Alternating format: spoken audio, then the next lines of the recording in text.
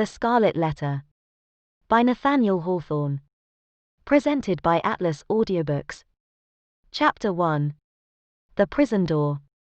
A throng of bearded men, in sad-colored garments, and grey, steeple-crowned hats, intermixed with women, some wearing hoods and others bareheaded, was assembled in front of a wooden edifice, the door of which was heavily timbered with oak, and studded with iron spikes. The founders of a new colony, whatever utopia of human virtue and happiness they might originally project, have invariably recognized it among their earliest practical necessities to allot a portion of the virgin soil as a cemetery, and another portion as the site of a prison. In accordance with this rule, it may safely be assumed that the forefathers of Boston had built the first prison house somewhere in the vicinity of Cornhill, almost as seasonably as they marked out the first burial ground, on Isaac Johnson's lot, and round about his grave, which subsequently became the nucleus of all the congregated sepulchres in the old churchyard of King's Chapel. Certain it is, that, some 15 or 20 years after the settlement of the town, the wooden jail was already marked with weather stains and other indications of age, which gave a yet darker aspect to its beetle-browed and gloomy front. The rust on the ponderous ironwork of its oaken door looked more antique than anything else in the New World. Like all that pertains to crime, it seemed never to have known a youthful era. Before this ugly edifice, and between it and the wheel track of the street, was a grass plot, much overgrown with burdock, pigweed, apple peru, and such unsightly vegetation, which evidently found something congenial in the soil that had so early borne the black flower of civilized society, a prison. But on one side of the portal, and rooted almost at the threshold, was a wild rosebush, covered, in this month of June, with its delicate gems, which might be imagined to offer their fragrance and fragile beauty to the prisoner as he went in, and to the condemned criminal as he came forth to his doom, in token that the deep heart of nature could pity and be kind to him. This rosebush, by a strange chance, has been kept alive in history, but whether it had merely survived out of the stern old wilderness, so long after the fall of the gigantic pines and oaks that originally overshadowed it, or whether, as there is fair authority for believing, it had sprung up under the footsteps of the sainted Anne Hutchinson, as she entered the prison door, we shall not take upon us to determine. Finding it so directly on the threshold of our narrative, which is now about to issue from that inauspicious portal, we could hardly do otherwise than pluck one of its flowers, and present it to the reader. It may serve, let us hope, to symbolize some sweet moral blossom, that may be found along the track, or relieve the darkening close of a tale of human frailty and sorrow. Chapter 2. The Marketplace. The grass plot before the jail, in Prison Lane, on a certain summer morning, not less than 2 centuries ago, was occupied by a pretty large number of the inhabitants of Boston, all with their eyes intently fastened on the iron-clamped oaken door. Amongst any other population, or at a later period in the history of New England, the grim rigidity that petrified the bearded physiognomies of these good people would have augured some awful business in hand. It could have betokened nothing short of the anticipated execution of some noted culprit, on whom the sentence of a legal tribunal had but confirmed the verdict of public sentiment. But, in that early severity of the Puritan character, an inference of this kind could not so indubitably be drawn. It might be that a sluggish bondservant, or an undutiful child, whom his parents had given over to the civil authority, was to be corrected at the whipping post. It might be that an antinomian, a Quaker, or other heterodox religionist was to be scourged out of the town, or an idle and vagrant Indian, whom the white man's firewater had made riotous about the streets, was to be driven with stripes into the shadow of the forest. It might be, too, that a witch, like old Mistress Hibbins, the bitter-tempered widow of the magistrate, was to die upon the gallows.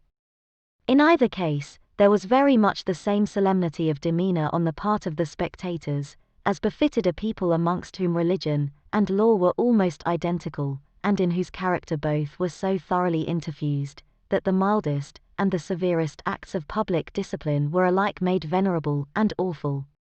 Meagre, indeed, and cold was the sympathy that a transgressor might look for, from such bystanders, at the scaffold. On the other hand, a penalty, which, in our days, would infer a degree of mocking infamy and ridicule, might then be invested with almost as stern a dignity as the punishment of death itself. It was a circumstance to be noted, on the summer morning when our story begins its course, that the women, of whom there were several in the crowd, appeared to take a peculiar interest in whatever penal infliction might be expected to ensue. The age had not so much refinement, that any sense of impropriety restrained the wearers of petticoat and fardingale from stepping forth into the public ways, and wedging their not unsubstantial persons, if occasion were, into the throng nearest to the scaffold at an execution.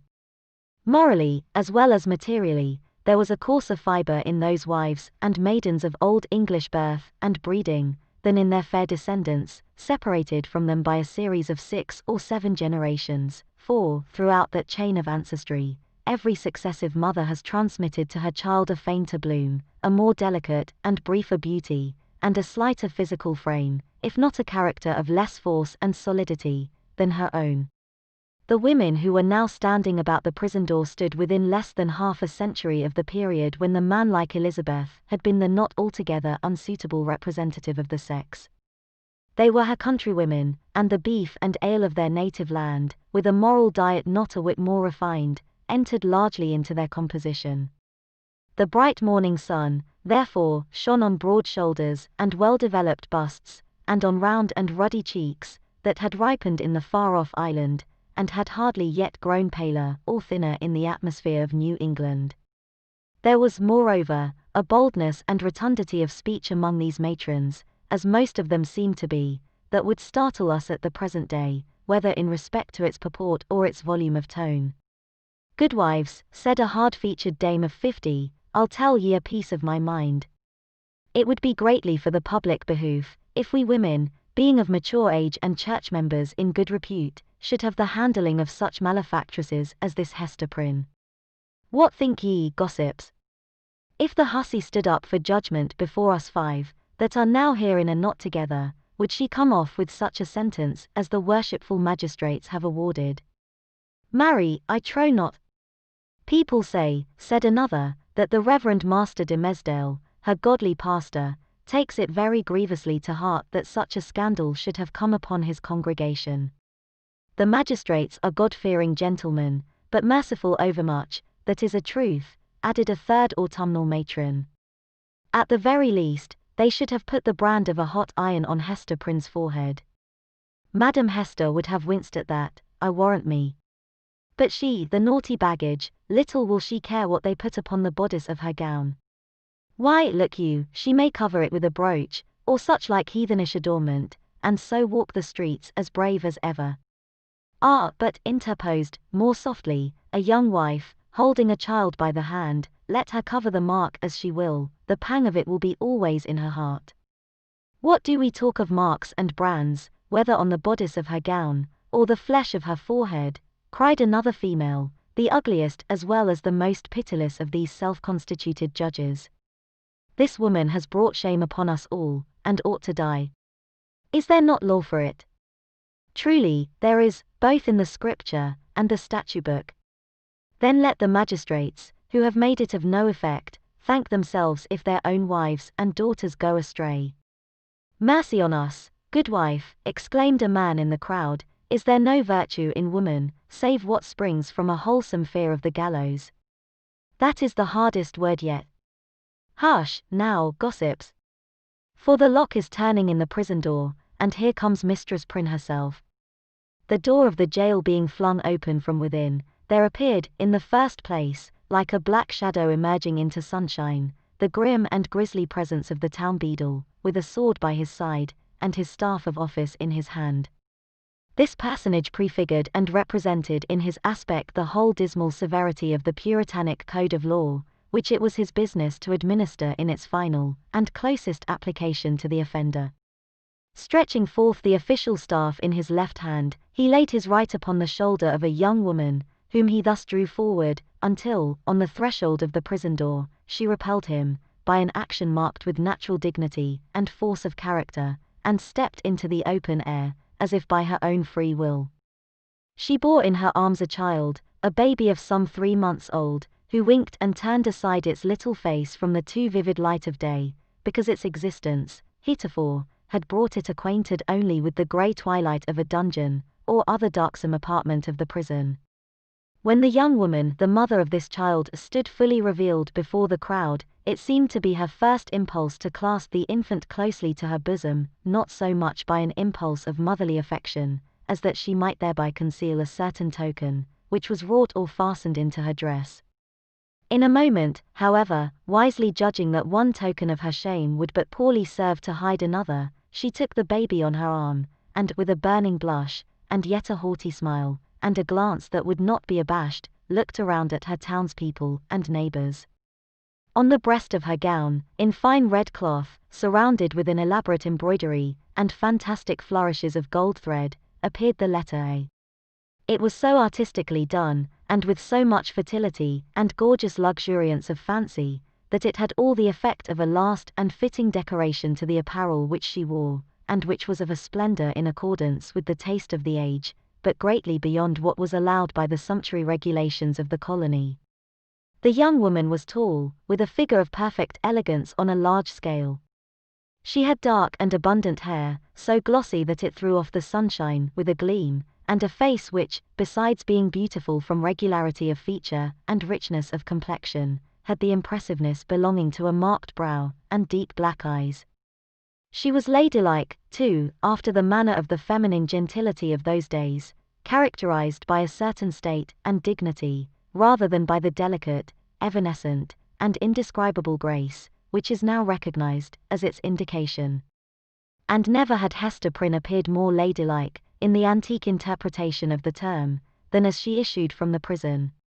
Those who had before known her, and had expected to behold her dimmed and obscured by a disastrous cloud, were astonished, and even startled, to perceive how her beauty shone out, and made a halo of the misfortune and ignominy in which she was enveloped.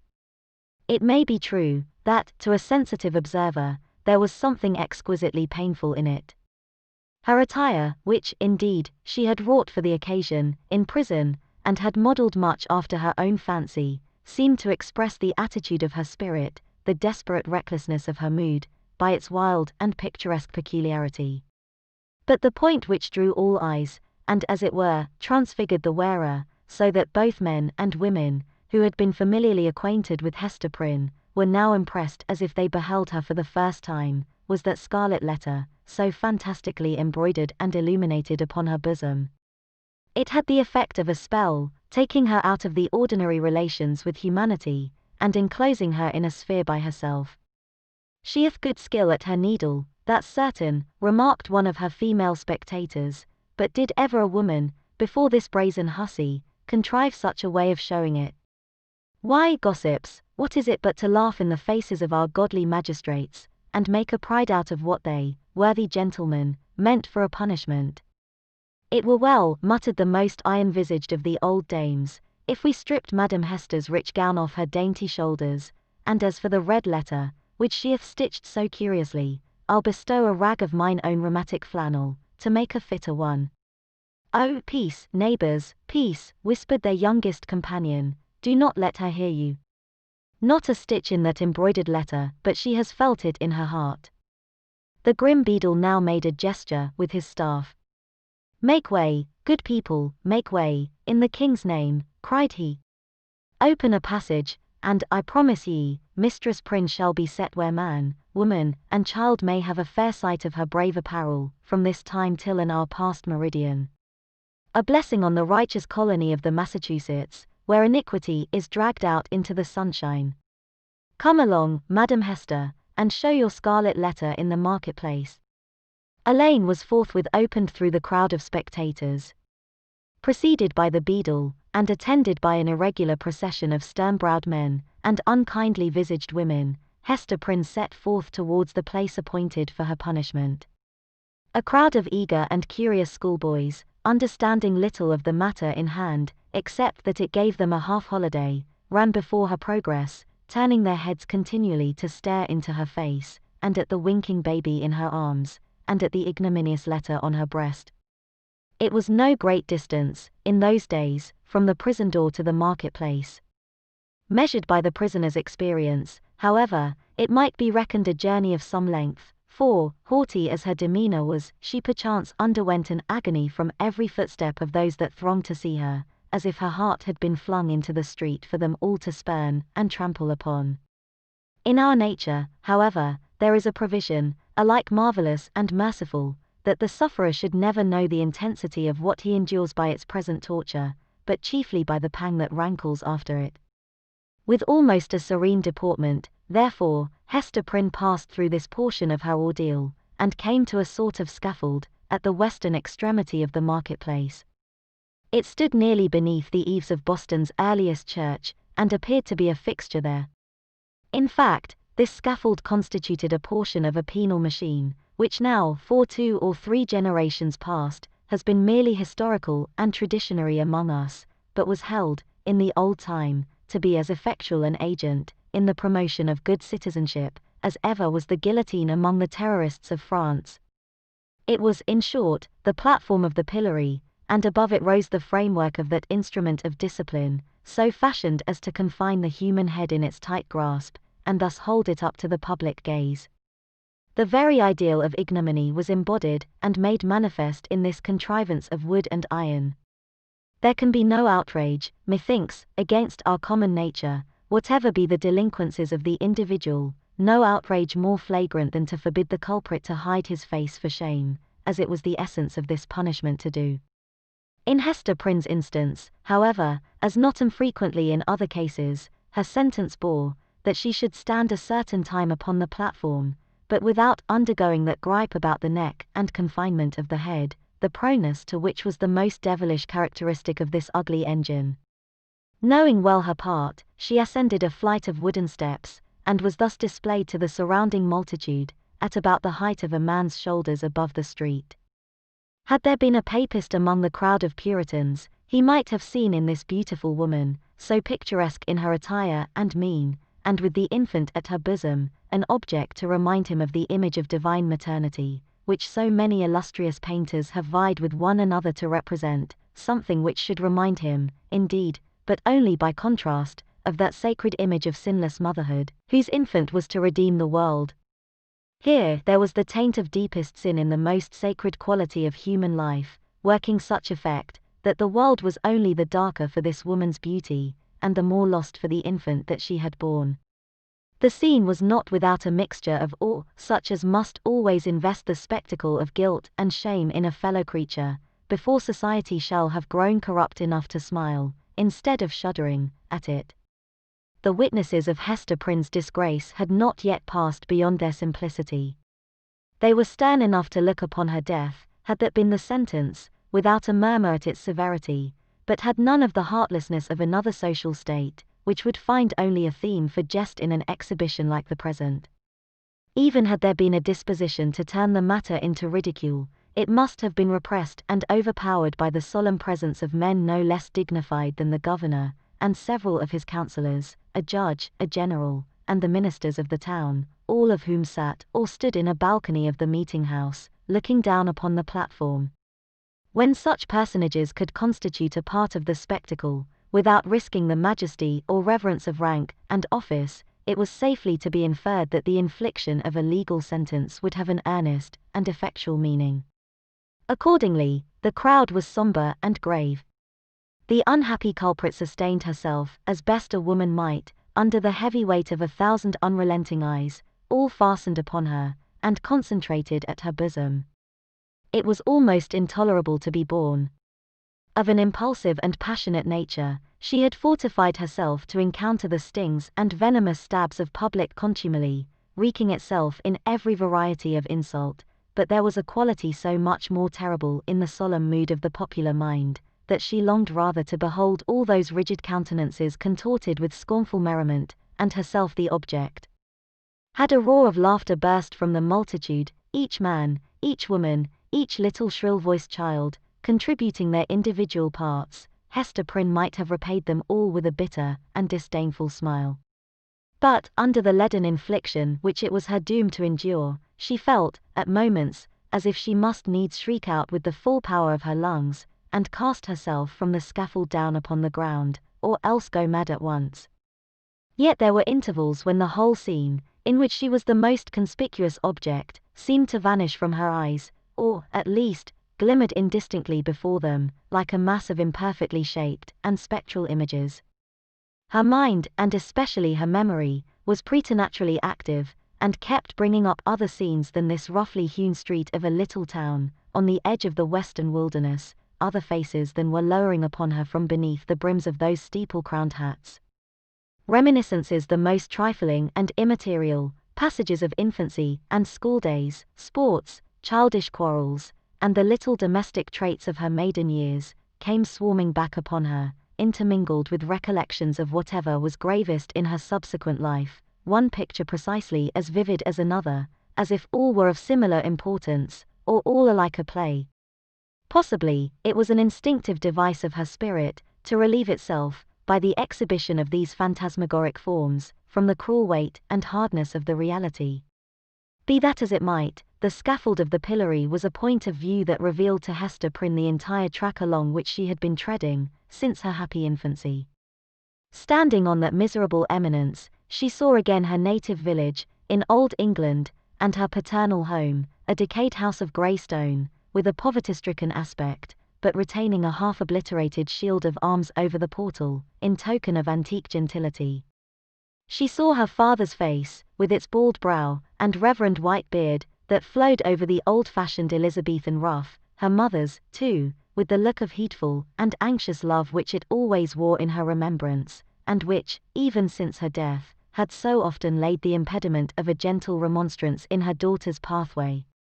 She saw her own face, glowing with girlish beauty, and illuminating all the interior of the dusky mirror in which she had been wont to gaze at it. There she beheld another countenance, of a man well stricken in years, a pale, thin, scholar-like visage, with eyes dim and blid by the lamplight that had served them to pore over many ponderous books. Yet those same blid optics had a strange, penetrating power, when it was their owner's purpose to read the human soul. This figure of the study and the cloister, as Hester Prynne's womanly fancy failed not to recall, was slightly deformed, with the left shoulder a trifle higher than the right.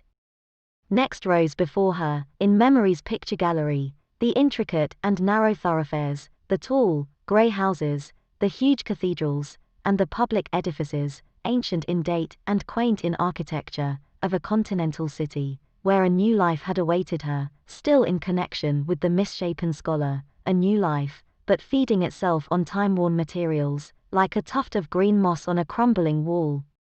Lastly, in lieu of these shifting scenes, came back the rude marketplace of the Puritan settlement, with all the townspeople assembled and levelling their stern regards at Hester Prynne, yes, at herself, who stood on the scaffold of the pillory, an infant on her arm, and the letter A, in scarlet, fantastically embroidered with gold thread, upon her bosom.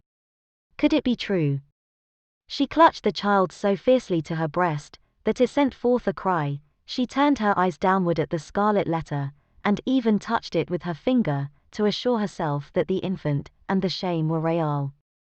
Yes, these were her realities, all else had vanished. Chapter 3. The Recognition. From this intense consciousness of being the object of severe and universal observation, the wearer of the scarlet letter was at length relieved, by discerning, on the outskirts of the crowd, a figure which irresistibly took possession of her thoughts. An Indian, in his native garb, was standing there, but the red men were not so infrequent visitors of the English settlements, that one of them would have attracted any notice from Hester Prynne, at such a time, much less would he have excluded all other objects and ideas from her mind. By the Indian's side, and evidently sustaining a companionship with him, stood a white man, clad in a strange disarray of civilized and savage costume. He was small in stature, with a furrowed visage, which, as yet, could hardly be termed aged. There was a remarkable intelligence in his features, as of a person who had so cultivated his mental part that it could not fail to mold the physical to itself, and become manifest by unmistakable tokens. Although, by a seemingly careless arrangement of his heterogeneous garb, he had endeavored to conceal or abate the peculiarity, it was sufficiently evident to Hester Prynne that one of this man's shoulders rose higher than the other. Again, at the first instant of perceiving that thin visage, and the slight deformity of the figure, she pressed her infant to her bosom with so convulsive a force that the poor babe uttered another cry of pain. But the mother did not seem to hear it. At his arrival in the marketplace, and some time before she saw him, the stranger had bent his eyes on Hester Prynne. It was carelessly, at first, like a man chiefly accustomed to look inward, and to whom external matters are of little value and import, unless they bear relation to something within his mind. Very soon, however, his look became keen and penetrative. A writhing horror twisted itself across his features, like a snake gliding swiftly over them, and making one little pause, with all its wreathed intervolutions in open sight. His face darkened with some powerful emotion, which, nevertheless, he so instantaneously controlled by an effort of his will, that, save at a single moment, its expression might have passed for calmness. After a brief space, the convulsion grew almost imperceptible, and finally subsided into the depths of his nature. When he found the eyes of Hester Prynne fastened on his own, and saw that she appeared to recognize him, he slowly and calmly raised his finger, made a gesture with it in the air, and laid it on his lips. Then, touching the shoulder of a townsman who stood next to him, he addressed him, in a formal and courteous manner. "I pray you, good sir," said he, "who is this woman, and wherefore is she here set up to public shame?" "You must needs be a stranger in this region, friend," answered the townsman, looking curiously at the questioner and his savage companion, "else you would surely have heard of Mistress Hester Prynne, and her evil doings. She hath raised a great scandal, I promise you, in godly Master de Mesdale's church." "You say truly," replied the other. "I am a stranger, and have been a wanderer, sorely against my will. I have met with grievous mishaps by sea and land, and have been long held in bonds among the heathen folk, to the southward, and am now brought hither by this Indian, to be redeemed out of my captivity. Will it please you, therefore, to tell me of Hester Prynne's, have I her name rightly, of this woman's offences, and what has brought her to yonder scaffold?" "Truly, friend, and methinks it must gladden your heart, after your troubles and sojourn in the wilderness," said the townsman, "to find yourself, at length, in a land where iniquity is searched out, and punished in the sight of rulers and people, as here in our godly New England. Yonder woman, sir, you must know, was the wife of a certain learned man, English by birth, but who had long dwelt in Amsterdam, whence, some good time agone, he was minded to cross over and cast in his lot with us of the Massachusetts. To this purpose, he sent his wife before him, remaining himself to look after some necessary affairs. Marry, good sir, in some 2 years, or less, that the woman has been a dweller here in Boston, no tidings have come of this learned gentleman, Master Prynne, and his young wife, look you, being left to her own misguidance." "Ah, I conceive you," said the stranger, with a bitter smile. "So learned a man as you speak of should have learned this too in his books. And who, by your favour, sir, may be the father of yonder babe? It is some 3 or 4 months old, I should judge, which Mistress Prynne is holding in her arms." "Of a truth, friend, that matter remaineth a riddle, and the Daniel who shall expound it is yet a wanting," answered the townsman. "Madam Hester absolutely refuseth to speak, and the magistrates have laid their heads together in vain. Peradventure the guilty one stands looking on at this sad spectacle, unknown of man, and forgetting that God sees him. The learned man," observed the stranger, with another smile, "should come himself, to look into the mystery." "It behoves him well, if he be still in life," responded the townsman. "Now, good sir, our Massachusetts magistracy, bethinking themselves that this woman is youthful and fair, and doubtless was strongly tempted to her fall, and that, moreover, as is most likely, her husband may be at the bottom of the sea, they have not been bold to put in force the extremity of our righteous law against her. The penalty thereof is death. But in their great mercy and tenderness of heart, they have doomed Mistress Prynne to stand only a space of 3 hours on the platform of the pillory, and then and thereafter, for the remainder of her natural life, to wear a mark of shame upon her bosom." "A wise sentence," remarked the stranger, gravely bowing his head. "Thus she will be a living sermon against sin, until the ignominious letter be engraved upon her tombstone. It irks me, nevertheless, that the partner of her iniquity should not, at least, stand on the scaffold by her side. But he will be known, he will be known, he will be known. He bowed courteously to the communicative townsman, and whispering a few words to his Indian attendant, they both made their way through the crowd. While this passed, Hester Prynne had been standing on her pedestal, still with a fixed gaze towards the stranger, so fixed a gaze, that at moments of intense absorption, all other objects in the visible world seemed to vanish, leaving only him and her. Such an interview, perhaps, would have been more terrible than even to meet him as she now did, with the hot, midday sun burning down upon her face, and lighting up its shame, with the scarlet token of infamy on her breast, with the sin-born infant in her arms, with a whole people, drawn forth as to a festival, staring at the features that should have been seen only in the quiet gleam of the fireside, in the happy shadow of a home, or beneath a matronly veil, at church. Dreadful as it was, she was conscious of a shelter in the presence of these 1,000 witnesses. It was better to stand thus, with so many betwixt him and her, than to greet him, face to face, they two alone.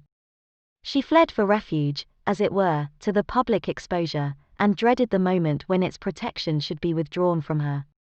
Involved in these thoughts, she scarcely heard a voice behind her, until it had repeated her name more than once, in a loud and solemn tone, audible to the whole multitude. "Hearken unto me, Hester Prynne," said the voice. It has already been noticed, that directly over the platform on which Hester Prynne stood was a kind of balcony, or open gallery, appended to the meeting house. It was the place whence proclamations were wont to be made, amidst an assemblage of the magistracy, with all the ceremonial that attended such public observances in those days. Here, to witness the scene which we are describing, sat Governor Bellingham himself, with 4 sergeants about his chair, bearing halberds, as a guard of honor. He wore a dark feather in his hat, a border of embroidery on his cloak, and a black velvet tunic beneath, a gentleman advanced in years, with a hard experience written in his wrinkles. He was not ill-fitted to be the head and representative of a community, which owed its origin and progress, and its present state of development, not to the impulses of youth, but to the stern and tempered energies of manhood, and the somber sagacity of age, accomplishing so much, precisely because it imagined and hoped so little. The other eminent characters, by whom the chief ruler was surrounded, were distinguished by a dignity of mien, belonging to a period when the forms of authority were felt to possess the sacredness of divine institutions. They were, doubtless, good men, just and sage.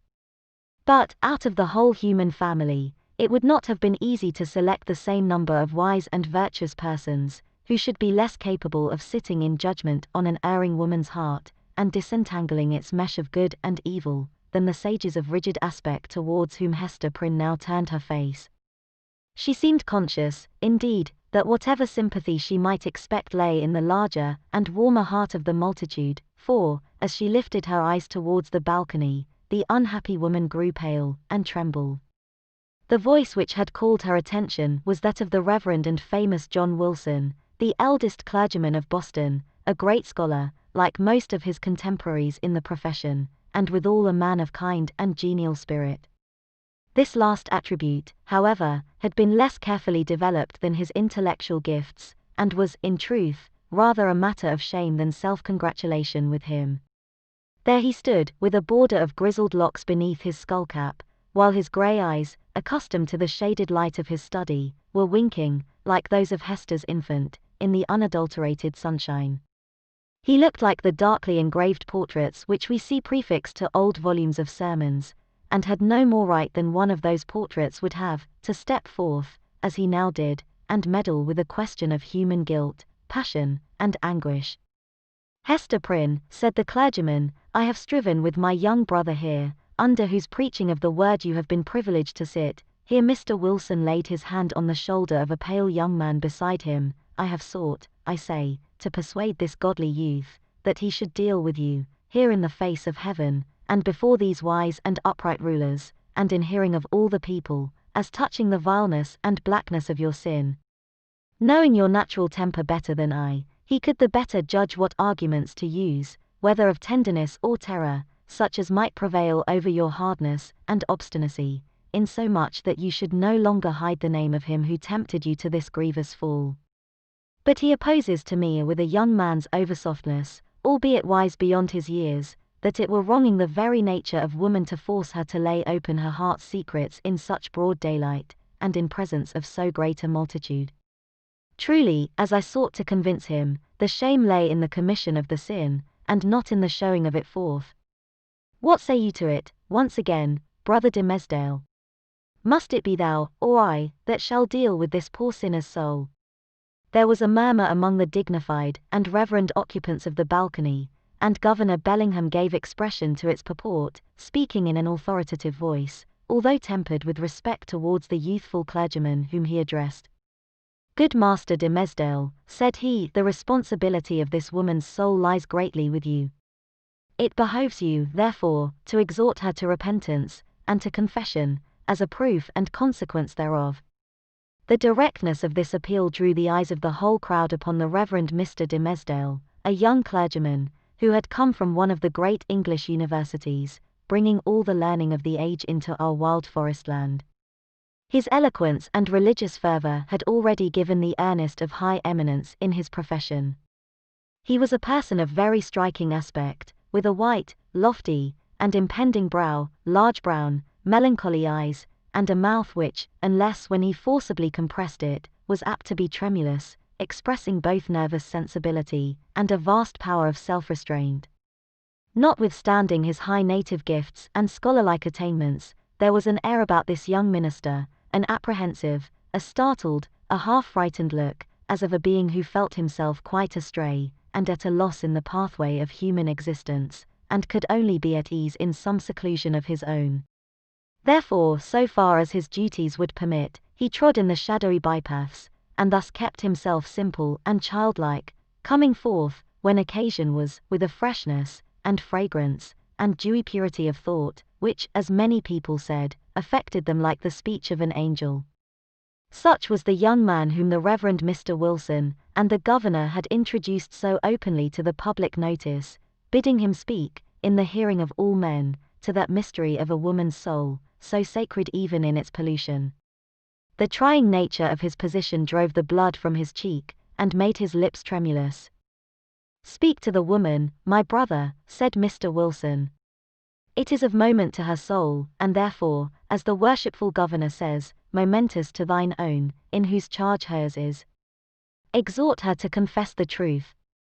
The Reverend Mr. de Mesdale bent his head, in silent prayer, as it seemed, and then came forward. Hester Prynne, said he, leaning over the balcony, and looking down steadfastly into her eyes, thou hearest what this good man says, and sayest the accountability under which I labor. If thou feelest it to be for thy soul's peace, and that thy earthly punishment will thereby be made more effectual to salvation, I charge thee to speak out the name of thy fellow sinner and fellow sufferer. Be not silent from any mistaken pity and tenderness for him, for, believe me, Hester, though he were to step down from a high place, and stand there beside thee, on their pedestal of shame, yet better were it so than to hide a guilty heart through life. What can thy silence do for him, except it tempt him a year, compel him, as it were to add hypocrisy to sin? Heaven hath granted thee an open ignominy, that thereby thou mayest work out an open triumph over the evil within thee, and the sorrow without. Take heed how thou deniest to him who, perchance, hath not the courage to grasp it for himself, the bitter, but wholesome, cup that is now presented to thy lips. The young pastor's voice was tremulously sweet, rich, deep, and broken. The feeling that it so evidently manifested, rather than the direct purport of the words, caused it to vibrate within all hearts, and brought the listeners into one accord of sympathy. Even the poor baby, at Hester's bosom, was affected by the same influence, for it directed its hitherto vacant gaze towards Mr. de Mesdale, and held up its little arms, with a half-pleased, half-plaintive murmur. So powerful seemed the minister's appeal, that the people could not believe, but that Hester Prynne would speak out the guilty name, or else that the guilty one himself, in whatever high or lowly place he stood, would be drawn forth by an inward and inevitable necessity, and compelled to ascend to the scaffold. Hester shook her head. Woman, transgress not beyond the limits of heaven's mercy, cried the Reverend Mr. Wilson, more harshly than before. That little babe hath been gifted with a voice, to second and confirm the counsel which thou hast heard. Speak out the name. That, and thy repentance, may avail to take the scarlet letter off thy breast. Never, replied Hester Prynne, looking, not at Mr. Wilson, but into the deep and troubled eyes of the younger clergyman. It is too deeply branded. Ye cannot take it off. And would that I might endure his agony, as well as mine. Speak, woman, said another voice, coldly and sternly, proceeding from the crowd about the scaffold. Speak, and give your child a father. I will not speak, answered Hester, turning pale as death, but responding to this voice, which she too surely recognized. And my child must seek a heavenly father, she shall never know an earthly one. She will not speak, murmured Mr. de Mesdale, who, leaning over the balcony, with his hand upon his heart, had awaited the result of his appeal. He now drew back, with a long respiration. Wondrous strength and generosity of a woman's heart. She will not speak. Discerning the impracticable state of the poor culprit's mind, the elder clergyman, who had carefully prepared himself for the occasion, addressed to the multitude a discourse on sin, in all its branches, but with continual reference to the ignominious letter. So forcibly did he dwell upon this symbol, for the hour or more during which his periods were rolling over the people's heads, that it assumed new terrors in their imagination, and seemed to derive its scarlet hue from the flames of the infernal pit. Hester Prynne, meanwhile, kept her place upon the pedestal of shame, with glazed eyes, and an air of weary indifference. She had borne, that morning, all that nature could endure, and as her temperament was not of the order that escapes from too intense suffering by a swoon, her spirit could only shelter itself beneath a stony crust of insensibility, while the faculties of animal life remained entire. In this state, the voice of the preacher thundered remorselessly, but unavailingly, upon her ears. The infant, during the latter portion of her ordeal, pierced the air with its wailings and screams. She strove to hush it, mechanically, but seemed scarcely to sympathize with its trouble. With the same hard demeanor, she was led back to prison, and vanished from the public gaze within its iron-clamped portal. It was whispered, by those who peered after her, that the scarlet letter threw a lurid gleam along the dark passageway of the interior. Chapter 4. The Interview. After her return to the prison, Hester Prynne was found to be in a state of nervous excitement that demanded constant watchfulness, lest she should perpetrate violence on herself, or do some half-frenzied mischief to the poor babe. As night approached, it proving impossible to quell her insubordination by rebuke or threats of punishment, Master Brackett, the jailer, thought fit to introduce a physician.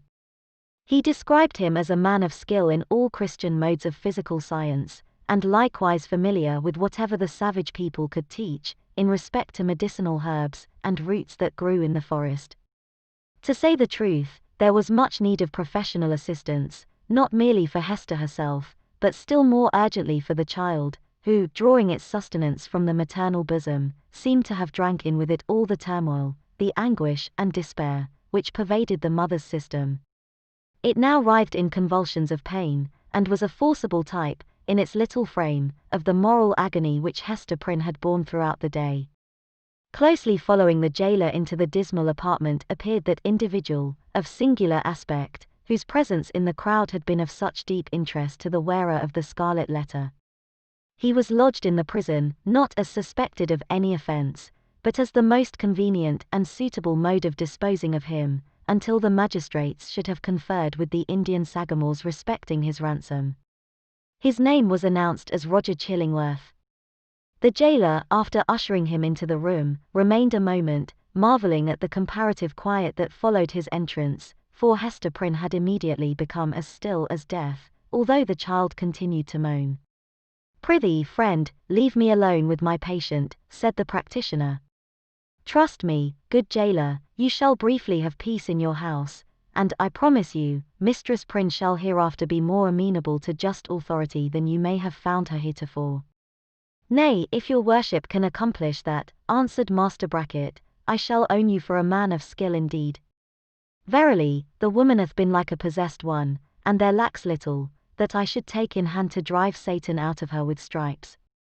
The stranger had entered the room with the characteristic quietude of the profession to which he announced himself as belonging.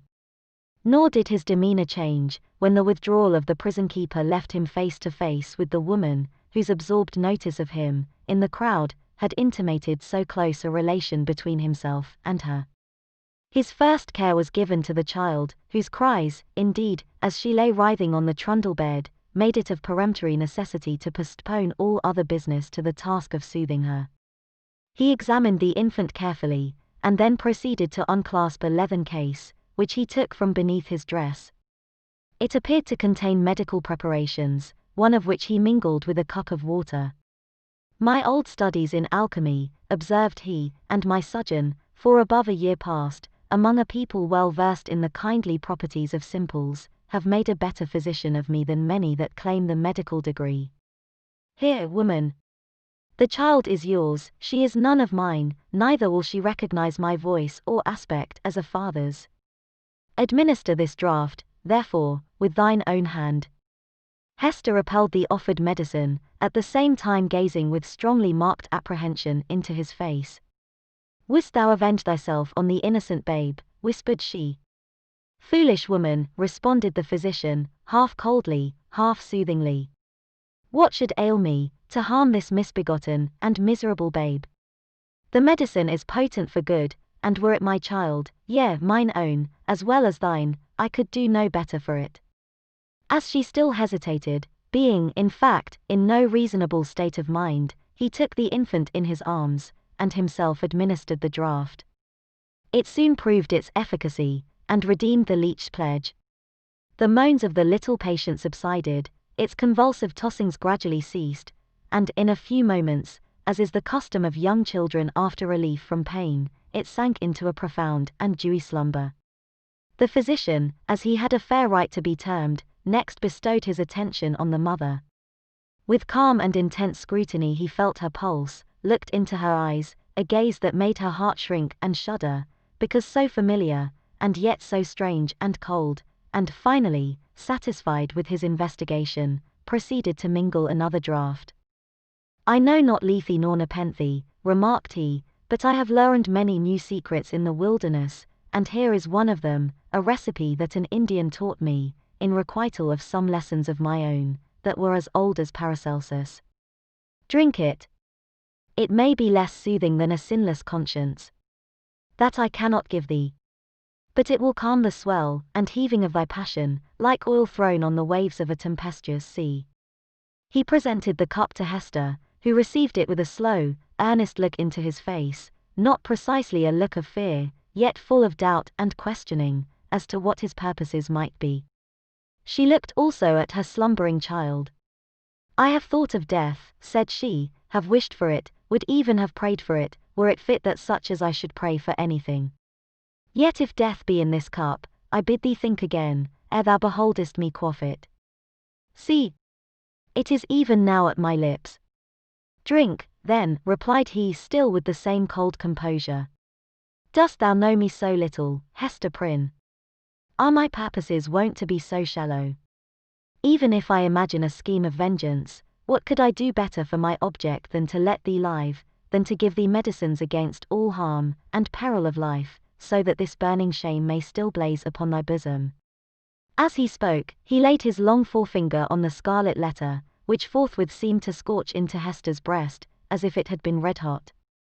He noticed her involuntary gesture, and smiled. "Live, therefore, and bear about thy doom with thee, in the eyes of men and women, in the eyes of him whom thou didst call thy husband, in the eyes of yonder child. And, that thou mayest live, take off this draught." Without further expostulation or delay, Hester Prynne drained the cup, and at the motion of the man of skill, seated herself on the bed where the child was sleeping, while he drew the only chair which the room afforded, and took his own seat beside her. She could not but tremble at these preparations, for she felt that having now done all that humanity or principle, or if so it were, a refined cruelty, impelled him to do, for the relief of physical suffering, he was next to treat with her as the man whom she had most deeply and irreparably injured. "Hester," said he, "I ask not wherefore, nor how, thou hast fallen into the pit, or say, rather, thou hast ascended to the pedestal of infamy, on which I found thee. The reason is not far to seek. It was my folly, and thy weakness. I, a man of thought, the bookworm of great libraries, a man already in decay, having given my best years to feed the hungry dream of knowledge, what had I to do with youth and beauty like thine own? Misshapen from my birth hour, how could I delude myself with the idea that intellectual gifts might veil physical deformity in a young girl's fantasy? Men call me wise. If sages were ever wise in their own behoof, I might have foreseen all this. I might have known that, as I came out of the vast and dismal forest, and entered this settlement of Christian men, the very first object to meet my eyes would be thyself, Hester Prynne, standing up, a statue of ignominy, before the people. Nay, from the moment when we came down the old church steps together, a married pair, I might have beheld the balefire of that Scarlet Letter blazing at the end of our path. Thou knowest, said Hester, for, depressed as she was, she could not endure this last quiet stab at the token of her shame, thou knowest that I was frank with thee. I felt no love, nor feigned any. True, replied he. It was my folly. I have said it. But, up to that epoch of my life, I had lived in vain. The world had been so cheerless. My heart was a habitation large enough for many guests, but lonely and chill, and without a household fire. I longed to kindle one. It seemed not so wild a dream, old as I was, and sombre as I was, and misshapen as I was, that the simple bliss, which is scattered far and wide, for all mankind to gather up, might yet be mine. And so, Hester, I drew thee into my heart, into its innermost chamber, and sought to warm thee by the warmth which thy presence made there. I have greatly wronged thee, murmured Hester. We have wronged each other, answered he. Mine was the first wrong, when I betrayed thy budding youth into a false and unnatural relation with my decay. Therefore, as a man who has not thought and philosophized in vain, I seek no vengeance, plot no evil against thee. Between thee and me the scale hangs fairly balanced. But, Hester, the man lives who has wronged us both. Who is he?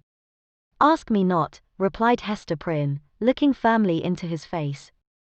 That thou shalt never know.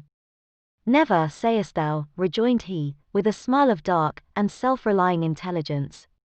Never know him. Believe me, Hester, there are few things, whether in the outward world, or, to a certain depth, in the invisible sphere of thought, few things hidden from the man who devotes himself earnestly and unreservedly to the solution of a mystery. Thou mayest cover up thy secret from the prying multitude. Thou mayest conceal it, too, from the ministers and magistrates, even as thou didst this day, when they sought to wrench the name out of thy heart, and give thee a partner on thy pedestal. But, as for me, I come to the inquest with other senses than they possess. I shall seek this man, as I have sought truth in books, as I have sought gold in alchemy. There is a sympathy that will make me conscious of him. I shall see him tremble. I shall feel myself shudder, suddenly and unawares. Sooner or later, he must needs be mine. The eyes of the wrinkled scholar glowed so intensely upon her, that Hester Prynne clasped her hands over her heart, dreading lest he should read the secret there at once. Thou wilt not reveal his name. Not the less he is mine, resumed he, with a look of confidence, as if destiny were at one with him. He bears no letter of infamy wrought into his garment, as thou dost, but I shall read it on his heart. Yet fear not for him.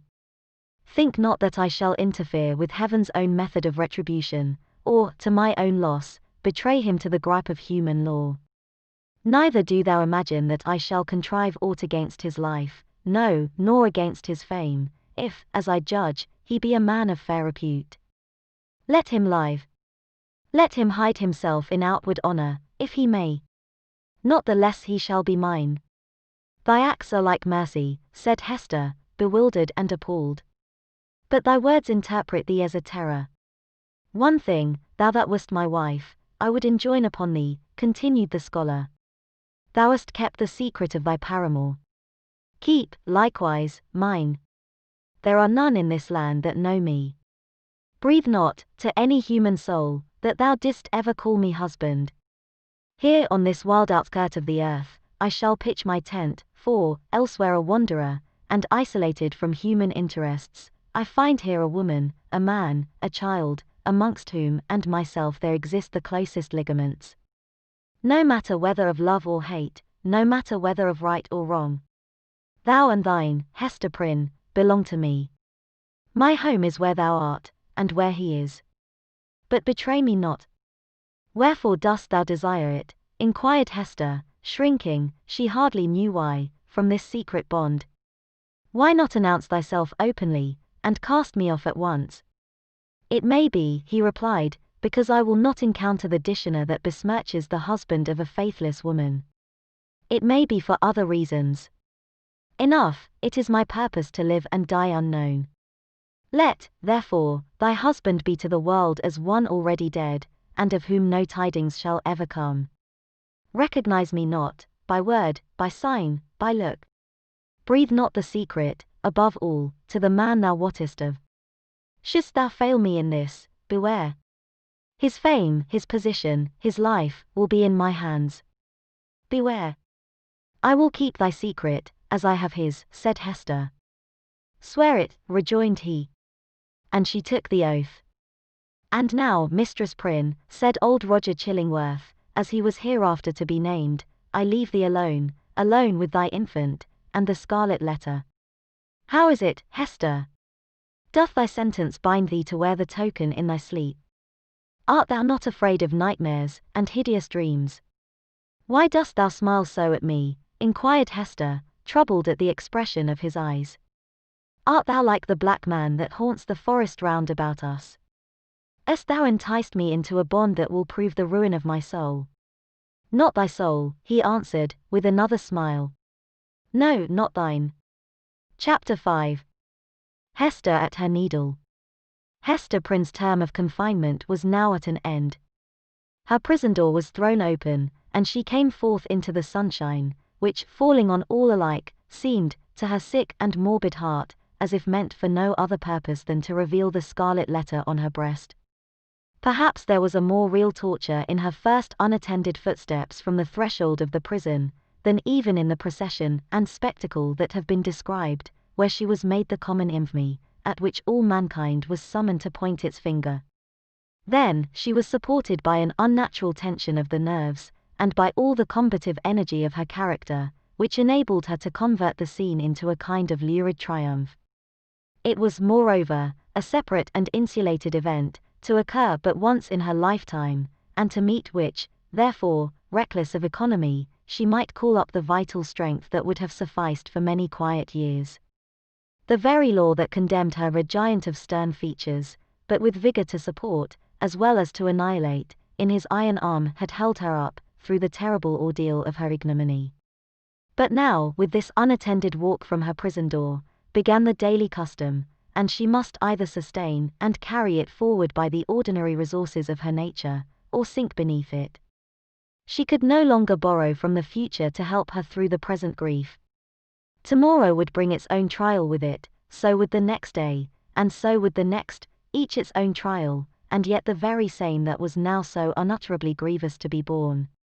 The days of the far-off future would toil onward, still with the same burden for her to take up, and bear along with her, but never to fling down, for the accumulating days, and added years, would pile up their misery upon the heap of shame. Throughout them all, giving up her individuality, she would become the general symbol at which the preacher and moralist might point, and in which they might vivify and embody their images of woman's frailty and sinful passion. Thus the young and pure would be taught to look at her, with the scarlet letter flaming on her breast, at her, the child of honorable parents, at her, the mother of a babe, that would hereafter be a woman, at her, who had once been innocent, as the figure, the body, the reality of sin. And over her grave, the infamy that she must carry thither would be her only monument.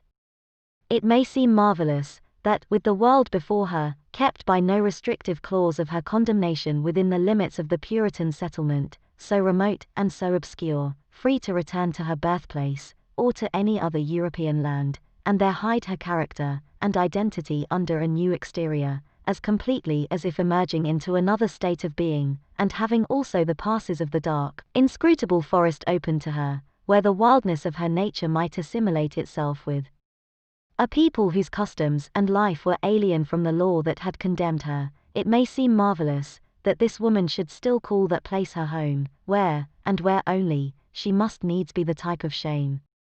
But there is a fatality, a feeling so irresistible and inevitable that it has the force of doom, which almost invariably compels human beings to linger around and haunt, ghost-like, the spot where some great and marked event has given the color to their lifetime, and still the more irresistibly, the darker the tinge that saddens it. Her sin, her ignominy, were the roots which she had struck into the soil. It was as if a new birth, with stronger assimilations than the first, had converted the forest land, still so uncongenial to every other pilgrim and wanderer, into Hester Prynne's wild and dreary, but lifelong home. All other scenes of earth, even that village of rural England, where happy infancy and stainless maidenhood seemed yet to be in her mother's keeping, like garments put off long ago, were foreign to her, in comparison. The chain that bound her here was of iron links, and galling to her inmost soul, but could never be broken. It might be, too, doubtless it was so, although she hid the secret from herself, and grew pale whenever it struggled out of her heart, like a serpent from its hole. It might be that another feeling kept her within the scene and pathway that had been so fatal. There dwelt, there trode the feet of one with whom she deemed herself connected in a union, that, unrecognized on earth, would bring them together before the bar of final judgment, and make that their marriage altar, for a joint futurity of endless retribution. Over and over again, the tempter of souls had thrust this idea upon Hester's contemplation, and laughed at the passionate and desperate joy with which she seized, and then strove to cast it from her. She barely looked the idea in the face, and hastened to bar it in its dungeon. What she compelled herself to believe, or what, finally, she reasoned upon, as her motive for continuing a resident of New England, was half a truth, and half a self-delusion. Here, she said to herself, had been the scene of her guilt, and here should be the scene of her earthly punishment, and so, perchance, the torture of her daily shame would at length purge her soul, and work out another purity than that which she had lost, more saint-like, because the result of martyrdom. Hester Prynne, therefore, did not flee. On the outskirts of the town, within the verge of the peninsula, but not in close vicinity to any other habitation, there was a small thatched cottage. It had been built by an earlier settler, and abandoned because the soil about it was too sterile for cultivation, while its comparative remoteness put it out of the sphere of that social activity which already marked the habits of the emigrants. It stood on the shore, looking across a basin of the sea at the forest-covered hills, towards the west. A clump of scrubby trees, such as alone grew on the peninsula, did not so much conceal the cottage from view, as seemed to denote that here was some object which would fain have been, or at least ought to be, concealed.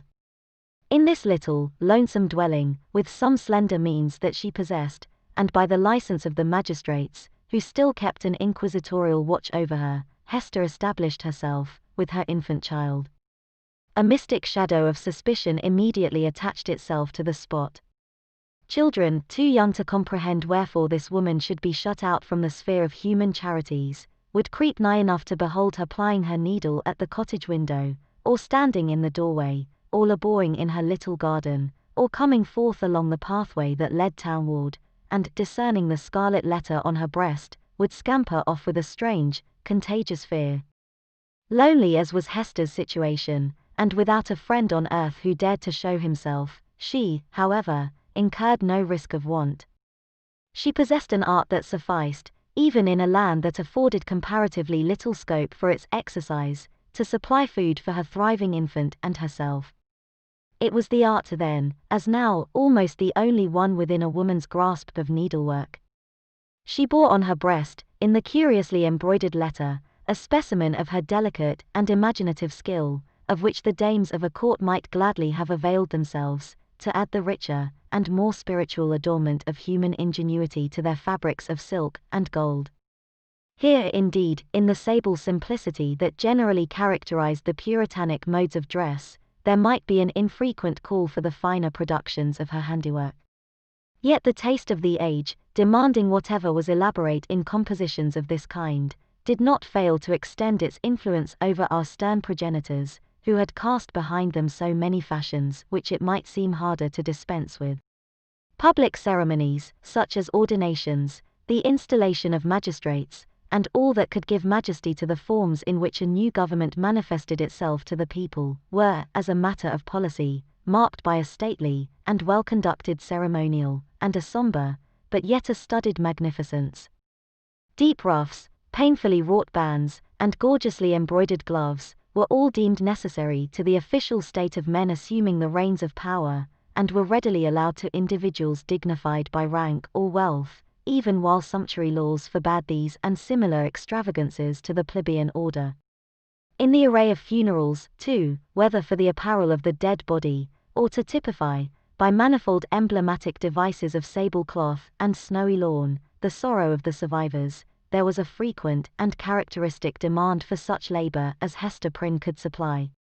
Baby linen for babies then wore robes of state afforded still another possibility of toil and emolument. By degrees, nor very slowly, her handiwork became what would now be termed the fashion. Whether from commiseration for a woman of so miserable a destiny, or from the morbid curiosity that gives a fictitious value even to common or worthless things, or by whatever other intangible circumstance was then, as now, sufficient to bestow, on some persons, what others might seek in vain, or because Hester really filled a gap which must otherwise have remained vacant, it is certain that she had ready and fairly requited employment for as many hours as she saw fit to occupy with her needle. Vanity, it may be, chose to mortify itself, by putting on, for ceremonials of pomp and state, the garments that had been wrought by her sinful hands. Her needlework was seen on the ruff of the governor, military men wore it on their scarfs, and the minister on his band, it decked the baby's little cap, it was shut up, to be mildewed and moulder away, in the coffins of the dead. But it is not recorded that, in a single in this manner, Hester Prynne came to have a part to perform in the world. With her native energy of character, and rare capacity, it could not entirely cast her off, although it had set a mark upon her, more intolerable to a woman's heart than that which branded the brow of Cain. In all her intercourse with society, however, there was nothing that made her feel as if she belonged to it. Every gesture, every word, and even the silence of those with whom she came in contact, implied, and often expressed, that she was banished, and as much alone as if she inhabited another sphere, or communicated with the common nature by other organs and senses than the rest of humankind. She stood apart from moral interests, yet close beside them, like a ghost that revisits the familiar fireside, and can no longer make itself seen or felt, no more smile with the household joy, nor mourn with the kindred sorrow, or, should it succeed in manifesting its forbidden sympathy, awakening only terror and horrible repugnance. These emotions, in fact, and its bitterest scorn besides, seemed to be the sole portion that she retained in the universal heart. It was not an age of delicacy, and her position, although she understood it well, and was in little danger of forgetting it, was often brought before her vivid self-perception, like a new anguish, by the rudest touch upon the tenderest spot.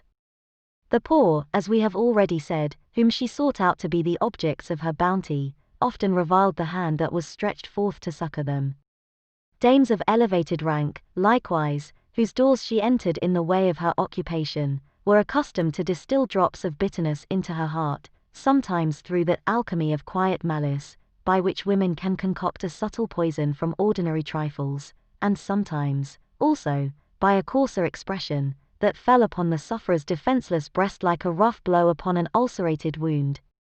Hester had schooled herself long and well. She never responded to these attacks, save by a flush of crimson that rose irrepressibly over her pale cheek, and again subsided into the depths of her bosom.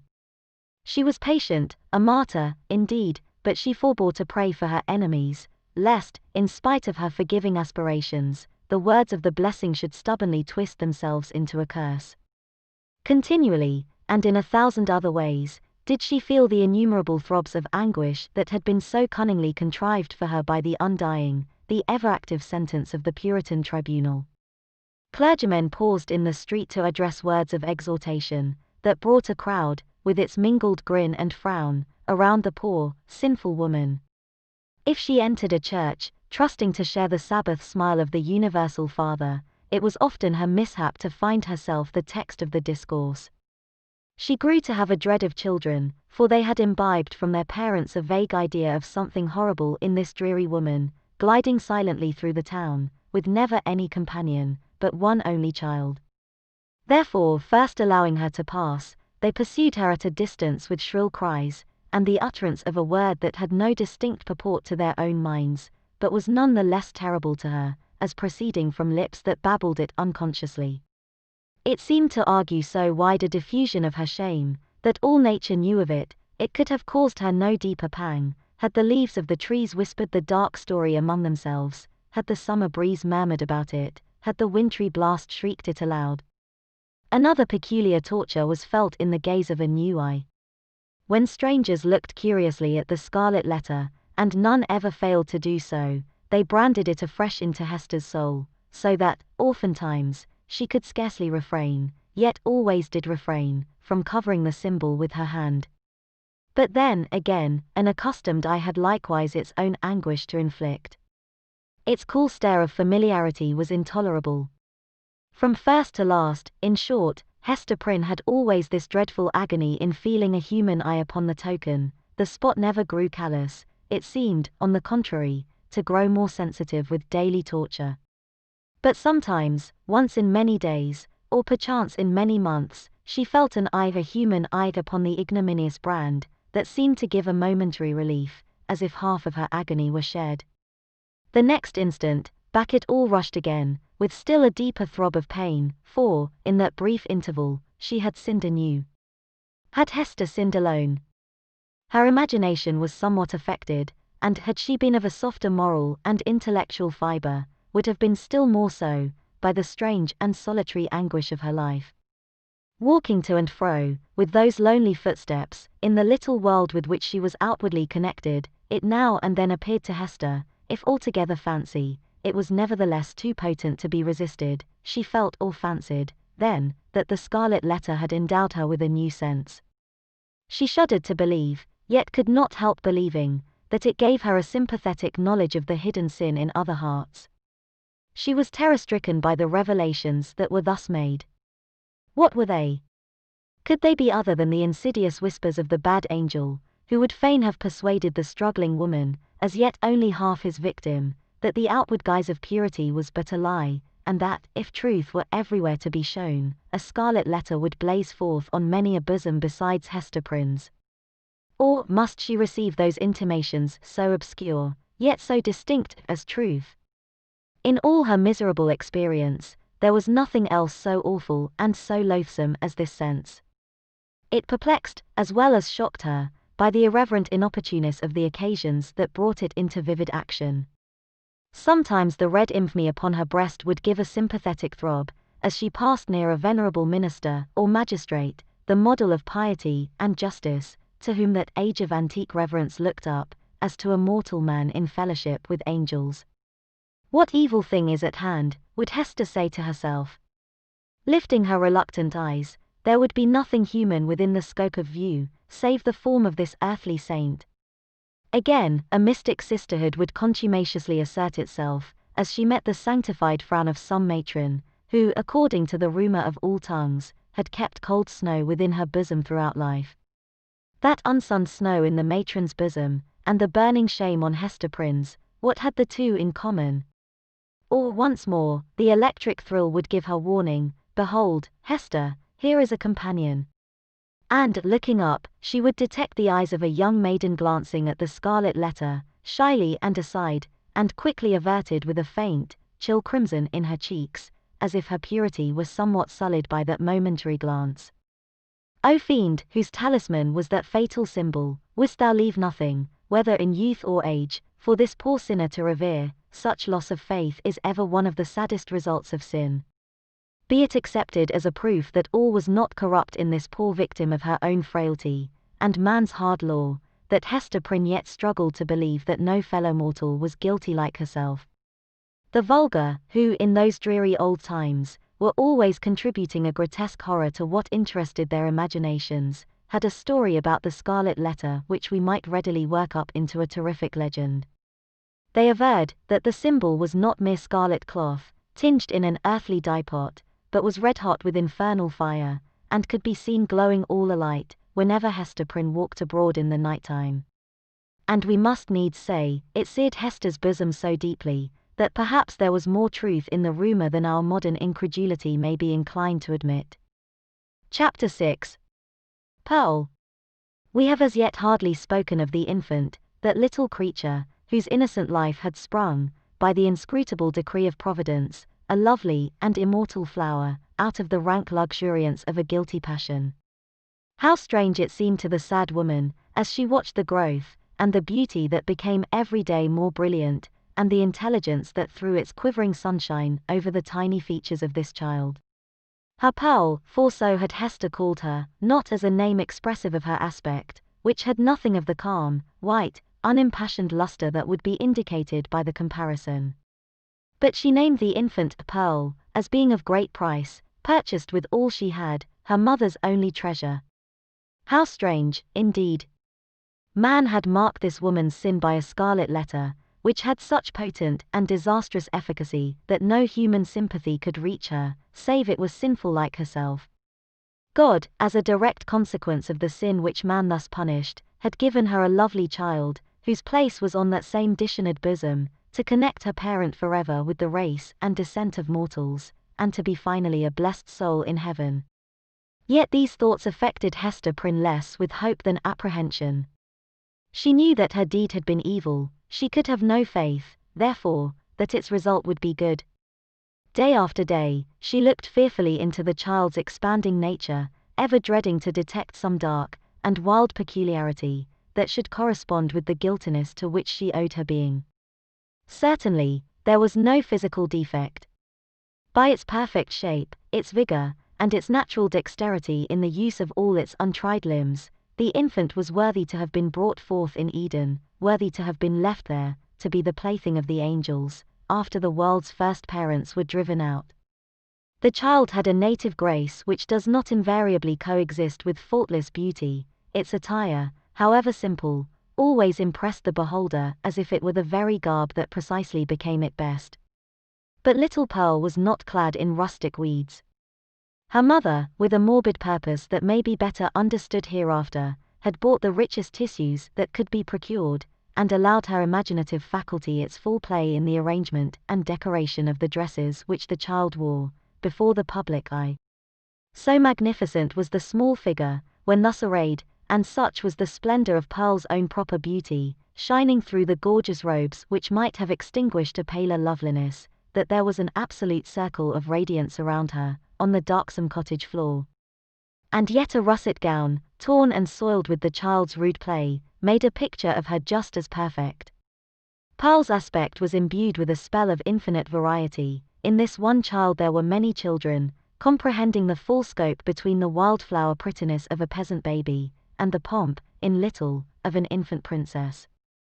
Throughout all, however, there was a trait of passion, a certain depth of hue, which she never lost, and if, in any of her changes, she had grown fainter or paler, she would have ceased to be herself, it would have been no longer Pearl. This outward mutability indicated, and did not more than fairly express, the various properties of her inner life. Her nature appeared to possess depth, too, as well as variety, but or else Hester's fears deceived her, it lacked reference and adaptation to the world into which she was born. The child could not be made amenable to rules. In giving her existence, a great law had been broken, and the result was a being whose elements were perhaps beautiful and brilliant, but all in disorder, or with an order peculiar to themselves, amidst which the point of variety and arrangement was difficult or impossible to be discovered. Hester could only account for the child's character, and even then most vaguely and imperfectly, by recalling what she herself had been, during that momentous period while Pearl was imbibing her soul from the spiritual world, and her bodily frame from its material of earth. The mother's impassioned state had been the medium through which were transmitted to the unborn infant the rays of its moral life, and, however white and clear originally, they had taken the deep stains of crimson and gold, the fiery luster, the black shadow, and the intempered light of the intervening substance. Above all, the warfare of Hester's spirit, at that epoch, was perpetuated in Pearl. She could recognize her wild, desperate, defiant mood, the flightiness of her temper, and even some of the very cloud shapes of gloom and despondency that had brooded in her heart. They were now illuminated by the morning radiance of a young child's disposition, but later in the day of earthly existence might be prolific of the storm and whirlwind. The discipline of the family, in those days, was of a far more rigid kind than now. The frown, the harsh rebuke, the frequent application of the rod, enjoined by scriptural authority, were used, not merely in the way of punishment for actual offences, but as a wholesome regimen for the growth and promotion of all childish virtues. Hester Prynne, nevertheless, the lonely mother of this one child, ran little risk of erring on the side of undue severity. Mindful, however, of her own errors and misfortunes, she early sought to impose a tender, but strict control over the infant immortality that was committed to her charge. But the task was beyond her skill. After testing both smiles and frowns, and proving that neither mode of treatment possessed any calculable influence, Hester was ultimately compelled to stand aside, and permit the child to be swayed by her own impulses. Physical compulsion or restraint was effectual, of course, while it lasted. As to any other kind of discipline, whether addressed to her mind or heart, little Pearl might or might not be within its reach, in accordance with the caprice that ruled the moment.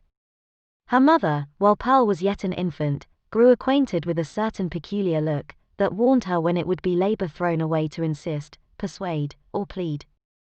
It was a look so intelligent, yet inexplicable, so perverse, sometimes so malicious, but generally accompanied by a wild flow of spirits, that Hester could not help questioning, at such moments, whether Pearl were a human child.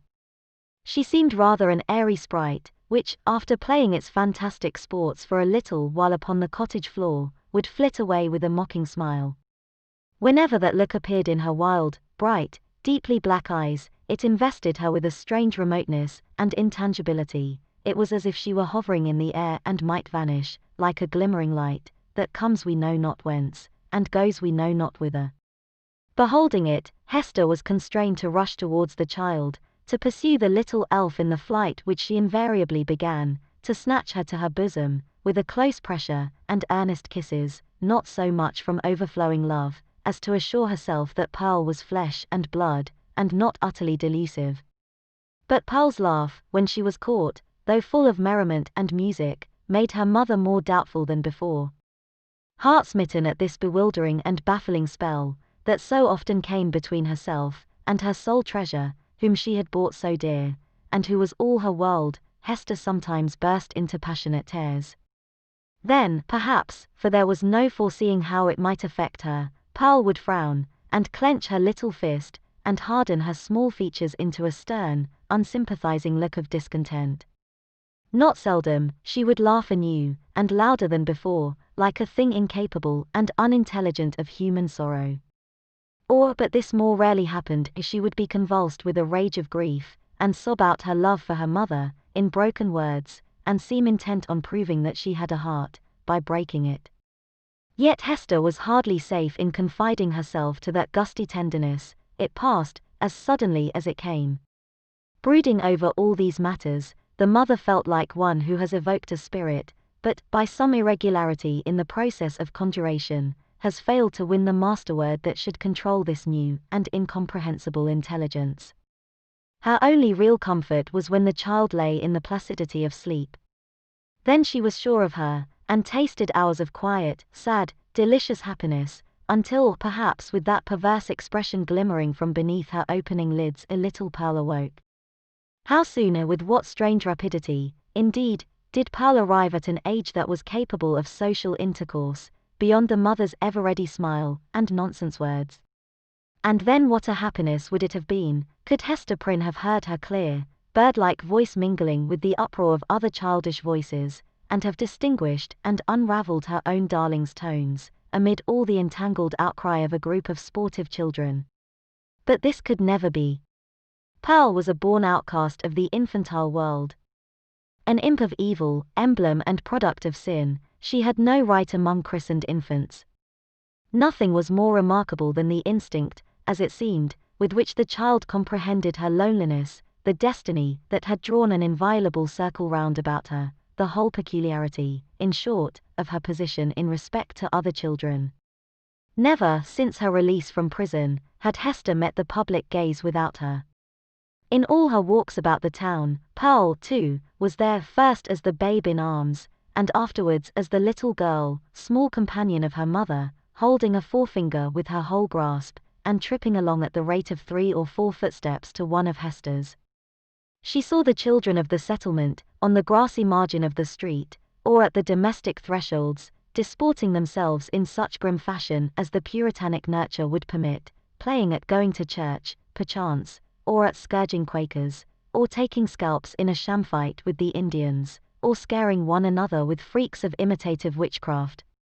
Pearl saw, and gazed intently, but never sought to make acquaintance. If spoken to, she would not speak again. If the children gathered about her, as they sometimes did, Pearl would grow positively terrible in her puny wrath, snatching up stones to fling at them, with shrill, incoherent exclamations, that made her mother tremble, because they had so much the sound of a witch's anathemas in some unknown tongue. The truth was, that the little Puritans, being of the most intolerant brood that ever lived, had got a vague idea of something outlandish, unearthly, or at variance with ordinary fashions, in the mother and child, and therefore scorned them in their hearts, and not infrequently reviled them with their tongues. Pearl felt the sentiment, and requited it with the bitterest hatred that can be supposed to rankle in a childish bosom. These outbreaks of a fierce temper had a kind of value, and even comfort, for her mother, because there was at least an intelligible earnestness in the mood, instead of the fitful caprice that so often thwarted her in the child's manifestations. It appalled her, nevertheless, to discern here, again, a shadowy reflection of the evil that had existed in herself. All this enmity and passion had Pearl inherited, by inalienable right, out of Hester's heart. Mother and daughter stood together in the same circle of seclusion from human society, and in the nature of the child seemed to be perpetuated those unquiet elements that had distracted Hester Prynne before Pearl's birth, but had since begun to be soothed away by the softening influences of maternity. At home, within and around her mother's cottage, Pearl wanted not a wide and various circle of acquaintance. The spell of life went forth from her ever-creative spirit, and communicated itself to 1,000 objects, as a torch kindles a flame wherever it may be applied. The unlikeliest materials, the stick, a bunch of rags, a flower, were the puppets of Pearl's witchcraft, and, without undergoing any outward change, became spiritually adapted to whatever drama occupied the stage of her inner world. Her one baby voice served a multitude of imaginary personages, old and young, to talk withal. The pine trees, aged, black and solemn, and flinging groans and other melancholy utterances on the breeze, needed little transformation to figure as Puritan elders. The ugliest weeds of the garden were their children, whom Pearl smote down and uprooted, most unmercifully. It was wonderful, the vast variety of forms into which she threw her intellect, with no continuity, indeed, but darting up and dancing, always in a state of preternatural activity, soon sinking down, as if exhausted by so rapid and feverish a tide of life, and succeeded by other shapes of a similar wild energy. It was like nothing so much as the phantasmagoric play of the northern lights. In the mere exercise of the fancy, however, and the sportiveness of a growing mind, there might be little more than was observable in other children of bright faculties, except as Pearl, in the dearth of human playmates, was thrown more upon the visionary throng which she created. The singularity lay in the hostile feelings with which the child regarded all these offspring of her own heart and mind. She never created a friend, but seemed always to be sowing broadcast the dragon's teeth, whence sprung a harvest of armed enemies, against whom she rushed to battle. It was inexpressibly sad, then, what depth of sorrow to a mother, who felt in her own heart the cause, to observe, in one so young, this constant recognition of an adverse world, and so fierce a training of the energies that were to make good her cause, in the contest that must ensue. Gazing at Pearl, Hester Prynne often dropped her work upon her knees, and cried out with an agony which she would fain have hidden, but which made utterance for itself, betwixt speech and a groan, O Father in heaven, if thou art still my Father, what is this being which I have brought into the world? And Pearl, overhearing the ejaculation, or aware, through some more subtle channel, of those throbs of anguish, would turn her vivid and beautiful little face upon her mother, smile with sprite-like intelligence, and resume her play. One peculiarity of the child's deportment remains yet to be told. The very first thing which she had noticed in her life was what, not the mother's smile, responding to it, as other babies do, by that faint, embryo smile of the little mouth, remembered so doubtfully afterwards, and with such fond discussion whether it were indeed a smile. By no means. But that first object of which Pearl seemed to become aware was shall we say it, the scarlet letter on Hester's bosom.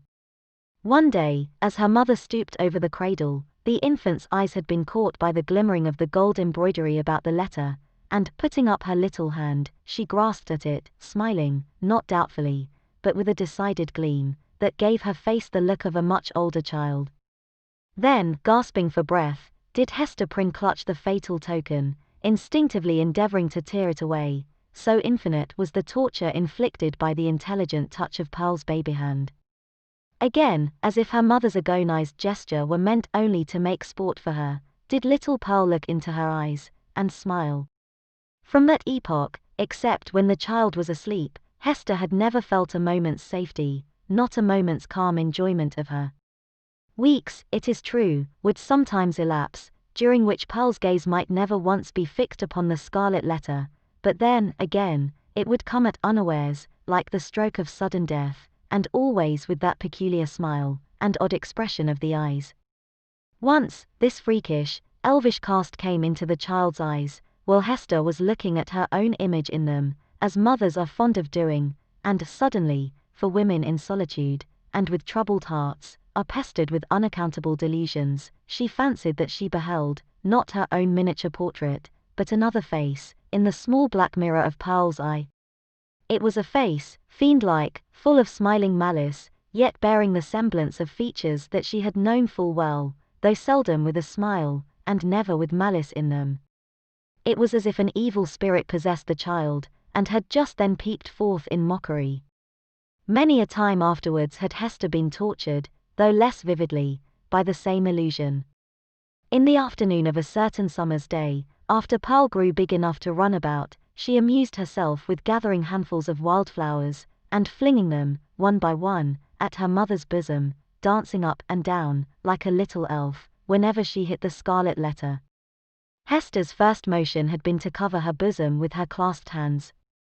But, whether from pride or resignation, or a feeling that her penance might best be wrought out by this unutterable pain, she resisted the impulse, and sat erect, pale as death, looking sadly into little Pearl's wild eyes. Still came the battery of flowers, almost invariably hitting the mark, and covering the mother's breast with hurts for which she could find no balm in this world, nor knew how to seek it in another. At last, her shot being all expended, the child stood still and gazed at Hester, with that little, laughing image of a fiend peeping out of, or, whether it peeped or no, her mother so imagined it, from the unsearchable abyss of her black eyes. "Child, what art thou?" cried the mother. "Oh, I am your little Pearl," answered the child.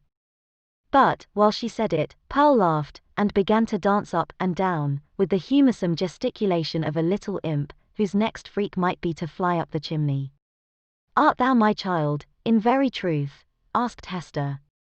Nor did she put the question altogether idly, but, for the moment, with a portion of genuine earnestness, for, such was Pearl's wonderful intelligence, that her mother half doubted whether she were not acquainted with the secret spell of her existence, and might not now reveal herself. "Yes, I am little Pearl," repeated the child, continuing her antics. "Thou art not my child." "Thou art no Pearl of mine," said the mother, half playfully, for it was often the case that a sportive impulse came over her, in the midst of her deepest suffering. "Tell me, then, what thou art, and who sent thee hither." "Tell me, mother," said the child, seriously, coming up to Hester, and pressing herself close to her knees. "Do thou tell me."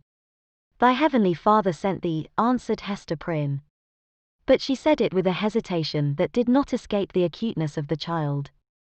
Whether moved only by her ordinary freakishness, or because an evil spirit prompted her, she put up her small forefinger, and touched the scarlet letter. "He did not send me," cried she, positively. "I have no heavenly Father."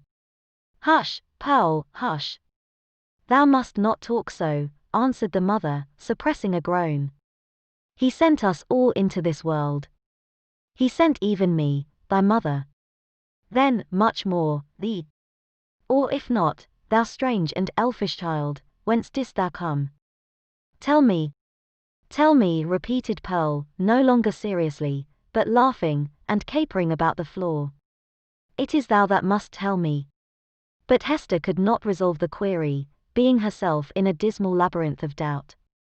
She remembered, betwixt a smile and a shudder, the talk of the neighboring townspeople, who, seeking vainly elsewhere for the child's paternity, and observing some of her odd attributes, had given out that poor little Pearl was a demon offspring, such as, ever since old Catholic times, had occasionally been seen on earth, through the agency of their mother's sin, and to promote some foul and wicked purpose.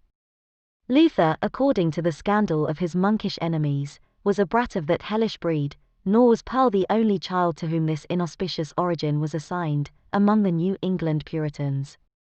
Chapter 7. The Governor's Hall.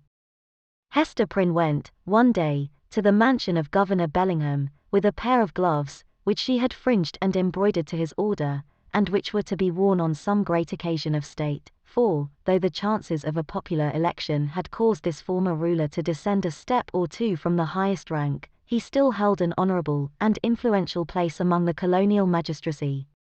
Another and far more important reason than the delivery of a pair of embroidered gloves impelled Hester, at this time, to seek an interview with a personage of so much power and activity in the affairs of the settlement. It had reached her ears that there was a design on the part of some of the leading inhabitants, cherishing the more rigid order of principles in religion and government, to deprive her of her child. On the supposition that Pearl, as already hinted, was of demon origin, these good people not unreasonably argued that a Christian interest in the mother's soul required them to remove such a stumbling block from her path. If the child, on the other hand, were really capable of moral and religious growth, and possessed the elements of ultimate salvation, then, surely, it would enjoy all the fairer prospect of these advantages, by being transferred to wiser and better guardianship than Hester Prynne's. Among those who promoted the design, Governor Bellingham was said to be one of the most busy. It may appear singular, and indeed, not a little ludicrous, that an affair of this kind, which, in later days, would have been referred to no higher jurisdiction than that of the selectmen of the town, should then have been a question publicly discussed, and on which statesmen of eminence took sides. At that epoch of pristine simplicity, however, matters of even slighter public interest, and of far less intrinsic weight than the welfare of Hester and her child, were strangely mixed up with the deliberations of legislators and acts of state. The period was hardly, if at all, earlier than that of our story, when a dispute concerning the right of property in a pig not only caused a fierce and bitter contest in the legislative body of the colony, but resulted in an important modification of the framework itself of the legislature. Full of concern, therefore, but so conscious of her own right that it seemed scarcely an unequal match between the public, on the one side, and a lonely woman, backed by the sympathies of nature, on the other, Hester Prynne set forth from her solitary cottage. Little Pearl, of course, was her companion. She was now of an age to run lightly along by her mother's side, and, constantly in motion, from morn till sunset, could have accomplished a much longer journey than that before her. Often, nevertheless, more from caprice than necessity, she demanded to be taken up in arms, but was soon as imperious to be set down again, and frisked onward before Hester on the grassy pathway, with many a harmless trip and tumble. We have spoken of Pearl's rich and luxuriant beauty, a beauty that shone with deep and vivid tints, a bright complexion, eyes possessing intensity both of depth and glow, and hair already of a deep, glossy brown, and which, in after years, would be nearly akin to black. There was fire in her and throughout her, she seemed the unpremeditated offshoot of a passionate moment. Her mother, in contriving the child's garb, had allowed the gorgeous tendencies of her imagination their full play, arraying her in a crimson velvet tunic, of a peculiar cut, abundantly embroidered with fantasies and flourishes of gold thread. So much strength of coloring, which must have given a wan and pallid aspect to cheeks of a fainter bloom, was admirably adapted to Pearl's beauty, and made her the very brightest little jet of flame that ever danced upon the earth. But it was a remarkable attribute of this garb, and indeed of the child's whole appearance, that it irresistibly and inevitably reminded the beholder of the token which Hester Prynne was doomed to wear upon her bosom. It was the Scarlet Letter in another form, the Scarlet Letter endowed with life. The mother herself, as if the red ignominy were so deeply scorched into her brain that all her conceptions assumed its form, had carefully wrought out the similitude, lavishing many hours of morbid ingenuity, to create an analogy between the object of her affection, and the emblem of her guilt and torture. But, in truth, Pearl was the one, as well as the other, and only in consequence of that identity had Hester contrived so perfectly to represent the Scarlet Letter in her appearance. As the two wayfarers came within the precincts of the town, the children of the Puritans looked up from their play, or what passed for play with those sombre little urchins, and spake gravely one to another. Behold, verily, there is the woman of the Scarlet Letter, and of a truth, moreover, there is the likeness of the Scarlet Letter running along by her side. Come, therefore, and let us fling mud at them. But Pearl, who was a dauntless child, after frowning, stamping her foot, and shaking her little hand with a variety of threatening gestures, suddenly made a rush at the knot of her enemies, and put them all to flight. She resembled, in her fierce pursuit of them, an infant pestilence, the scarlet fever, or some such half-fledged angel of judgment, whose mission was to punish the sins of the rising generation. She screamed and shouted, too, with a terrific volume of sound, which, doubtless, caused the hearts of the fugitives to quake within them. The victory accomplished, Pearl returned quietly to her mother, and looked up, smiling, into her face. Without further adventure, they reached the dwelling of Governor Bellingham. This was a large wooden house, built in a fashion of which there are specimens still extant in the streets of our older towns, now moss-grown, crumbling to decay, and melancholy at heart with the many sorrowful or joyful occurrences, remembered or forgotten, that have happened, and passed away, within their dusky chambers. Then, however, there was the freshness of the passing year on its exterior, and the cheerfulness, gleaming forth from the sunny windows, of a human habitation, into which death had never entered. It had, indeed, a very cheery aspect, the walls being overspread with a kind of stucco, in which fragments of broken glass were plentifully intermixed, so that, when the sunshine fell aslantwise over the front of the edifice, it glittered and sparkled as if diamonds had been flung against it by the double handful. The brilliancy might have befitted Aladdin's palace, rather than the mansion of a grave old Puritan ruler. It was further decorated with strange and seemingly cabalistic figures and diagrams, suitable to the quaint taste of the age, which had been drawn in the stucco when newly laid on, and had now grown hard and durable, for the admiration of after times. Pearl, looking at this bright wonder of a house, began to caper and dance, and imperatively required that the whole breadth of sunshine should be stripped off its front, and given her to play with. "No, my little Pearl," said her mother. "Thou must gather thine own sunshine. I have none to give thee." They approached the door, which was of an arched form, and flanked on each side by a narrow tower or projection of the edifice, in both of which were lattice windows, with wooden shutters to close over them at need. Lifting the iron hammer that hung at the portal, Hester Prynne gave a summons, which was answered by one of the governor's bondservants, a free-born Englishman, but now a 7-years' slave. During that term he was to be the property of his master, and as much a commodity of bargain and sale as an ox, or a joint stool. The serf wore the blue coat, which was the customary garb of serving men of that period, and long before, in the old hereditary halls of England. "Is the worshipful Governor Bellingham within?" inquired Hester.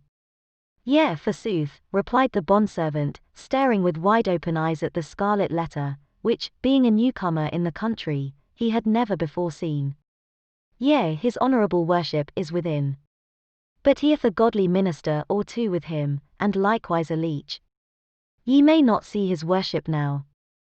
Nevertheless, I will enter, answered Hester Prynne, and the bondservant, perhaps judging from the decision of her air, and the glittering symbol in her bosom, that she was a great lady in the land, offered no opposition. So the mother and little Pearl were admitted into the hall of entrance. With many variations, suggested by the nature of his building materials, diversity of climate, and a different mode of social life, Governor Bellingham had planned his new habitation after the residences of gentlemen of fair estate in his native land. Here, then, was a wide and reasonably lofty hall, extending through the whole depth of the house, and forming a medium of general communication, more or less directly, with all the other apartments. At one extremity, this spacious room was lighted by the windows of the two towers, which formed a small recess on either side of the portal. At the other end, though partly muffled by a curtain, it was more powerfully illuminated by one of those embowed hall windows, which we read of in old books, and which was provided with a deep and cushioned seat. Here on the cushion lay a folio tome, probably of the Chronicles of England, or other such substantial literature, even as, in our own days, we scatter gilded volumes on the centre table, to be turned over by the casual guest. The furniture of the hall consisted of some ponderous chairs, the backs of which were elaborately carved with wreaths of oaken flowers, and likewise a table in the same taste, the whole being of the Elizabethan age, or perhaps earlier, and heirlooms, transferred hither from the governor's paternal home. On the table, in token that the sentiment of old English hospitality had not been left behind, stood a large pewter tankard, at the bottom of which, had Hester or Pearl peeped into it, they might have seen the frothy remnant of a recent draught of ale. On the wall hung a row of portraits, representing the forefathers of the Bellingham lineage, some with armor on their breasts, and others with stately ruffs and robes of peace. All were characterized by the sternness and severity which old portraits so invariably put on, as if they were the ghosts, rather than the pictures, of departed worthies, and were gazing with harsh and intolerant criticism at the pursuits and enjoyments of living men.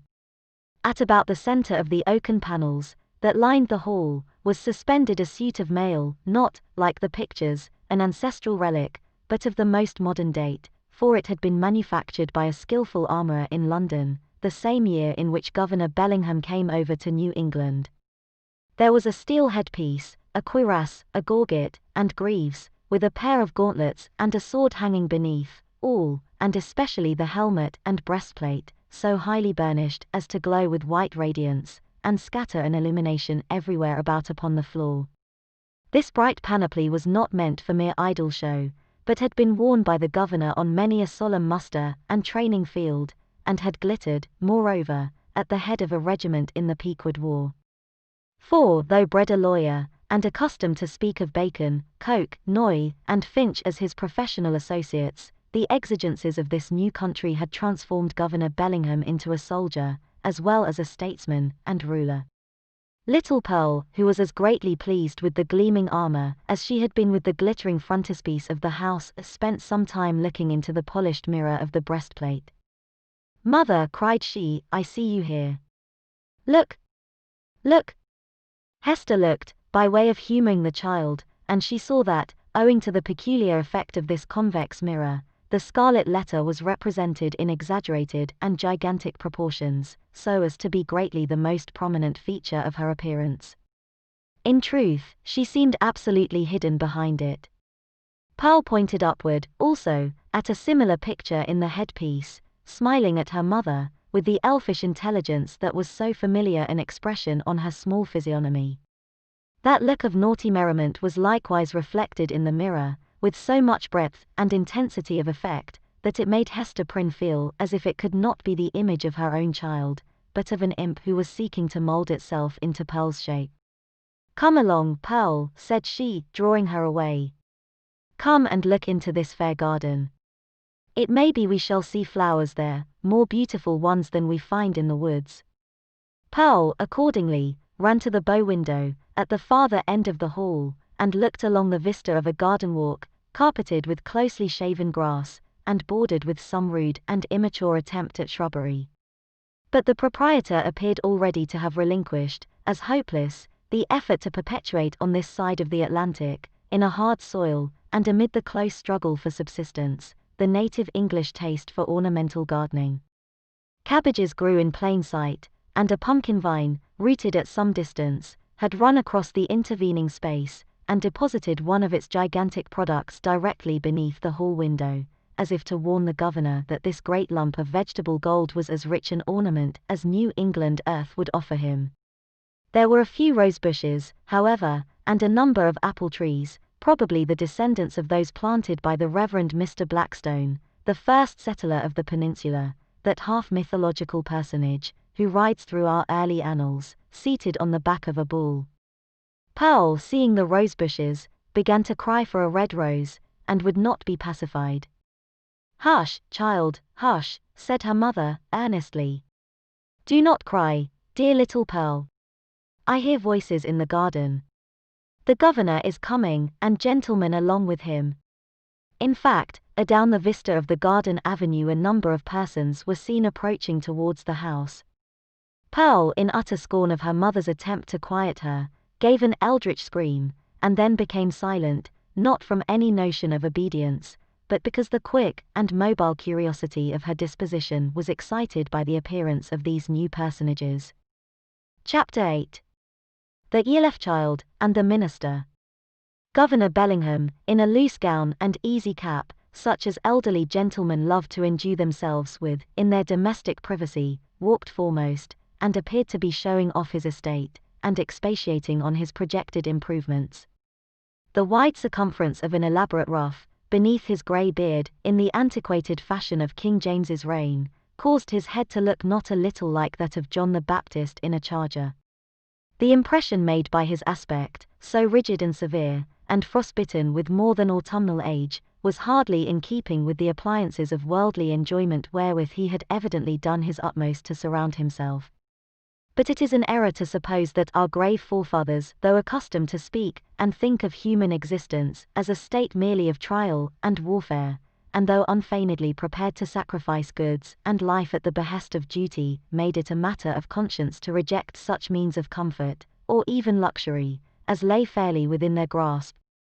This creed was never taught, for instance, by the venerable pastor, John Wilson, whose beard, white as a snowdrift, was seen over Governor Bellingham's shoulder, while its wearer suggested that pears and peaches might yet be naturalized in the New England climate, and that purple grapes might possibly be compelled to nourish, against the sunny garden wall. The old clergyman, nurtured at the rich bosom of the English Church, had a long-established and legitimate taste for all good and comfortable things, and however stern he might show himself in the pulpit, or in his public reproof of such transgressions as that of Hester Prynne, still the genial benevolence of his private life had won him warmer affection than was accorded to any of his professional contemporaries. Behind the governor and Mr. Wilson came two other guests, one the Reverend Arthur de Mesdale, whom the reader may remember as having taken a brief and reluctant part in the scene of Hester Prynne's disgrace, and in close companionship with him, old Roger Chillingworth, a person of great skill in physic, who, for 2 or 3 years past, had been settled in the town. It was understood that this learned man was the physician as well as friend of the young minister, whose health had severely suffered, of late, by his too unreserved self-sacrifice to the labors and duties of the pastoral relation. The governor, in advance of his visitors, ascended 1 or 2 steps, and throwing open the leaves of the great hall window, found himself close to little Pearl. The shadow of the curtain fell on Hester Prynne, and partially concealed her. "What have we here?" said Governor Bellingham, looking with surprise at the scarlet little figure before him. "I profess, I have never seen the like, since my days of vanity, in old King James's time, when I was wont to esteem it a high favor to be admitted to a court masque. There used to be a swarm of these small apparitions, in holiday time, and we called them children of the Lord of Misrule. But how gat such a guest into my hall?" "Ay, indeed," cried good old Mr. Wilson. "What little bird of scarlet plumage may this be? Methinks I have seen just such figures, when the sun has been shining through a richly painted window, and tracing out the golden and crimson images across the floor. But that was in the old land. Prithee, young one, who art thou, and what has ailed thy mother to bedizen thee in this strange fashion? Art thou a Christian child, ha? Dost know thy catechism? Or art thou one of those naughty elves or fairies, whom we thought to have left behind us, with other relics of papistry, in merry old England? I am mother's child, answered the scarlet vision, and my name is Pearl. Pearl, ruby, rather, or coral, or red rose, at the very least, judging from thy hue, responded the old minister, putting forth his hand in a vain attempt to pat little Pearl on the cheek. But where is this mother of thine? Ah! I see, he added, and turning to Governor Bellingham, whispered, this is the selfsame child of whom we have held speech together, and behold here the unhappy woman, Hester Prynne, her mother. Sayest thou so? Cried the governor. Nay, we might have judged that such a child's mother must needs be a scarlet woman, and a worthy type of her of Babylon. But she comes at a good time, and we will look into this matter forthwith.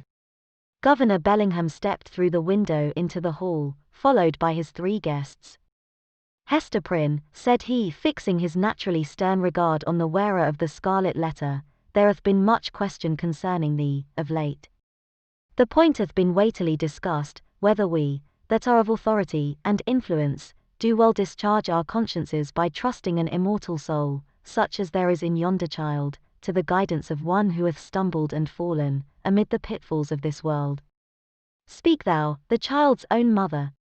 Were it not, thinkest thou, for thy little one's temporal and eternal welfare that she be taken out of thy charge, and clad soberly, and disciplined strictly, and instructed in the truths of heaven and earth? What canst thou do for the child, in this kind? I can teach my little Pearl what I have learned from this, answered Hester Prynne, laying her finger on the red token. Woman, it is thy badge of shame, replied the stern magistrate.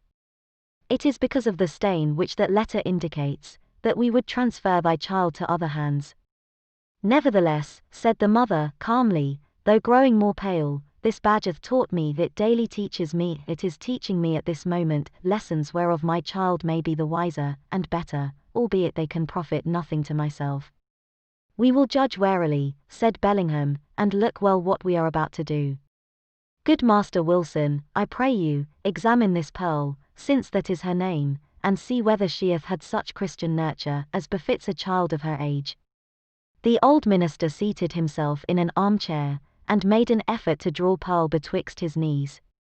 But the child, unaccustomed to the touch or familiarity of any but her mother, escaped through the open window, and stood on the upper step, looking like a wild tropical bird, of rich plumage, ready to take flight into the upper air. Mr. Wilson, not a little astonished at this outbreak, for he was a grandfatherly sort of personage, and usually a vast favorite with children, essayed, however, to proceed with the examination.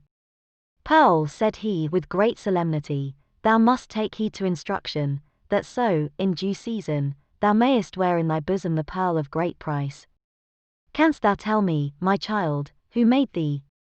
Now Pearl knew well enough who made her, for Hester Prynne, the daughter of a pious home, very soon after her talk with the child about her heavenly Father, had begun to inform her of those truths which the human spirit, at whatever stage of immaturity, imbibes with such eager interest.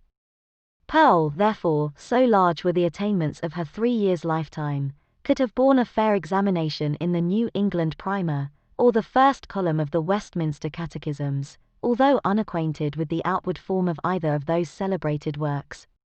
But that perversity which all children have more or less of, and of which little Pearl had a tenfold portion, now, at the most inopportune moment, took thorough possession of her, and closed her lips, or impelled her to speak words amiss. After putting her finger in her mouth, with many ungracious refusals to answer good Mr. Wilson's question, the child finally announced that she had not been made at all, but had been plucked by her mother off the bush of wild roses that grew by the prison door.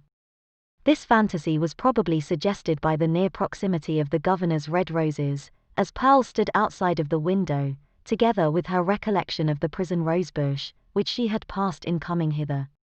Old Roger Chillingworth, with a smile on his face, whispered something in the young clergyman's ear.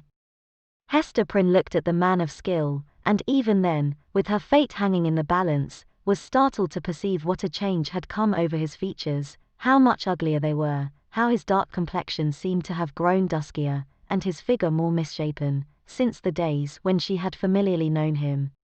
She met his eyes for an instant, but was immediately constrained to give all her attention to the scene now going forward. "This is awful," cried the governor, slowly recovering from the astonishment into which Pearl's response had thrown him.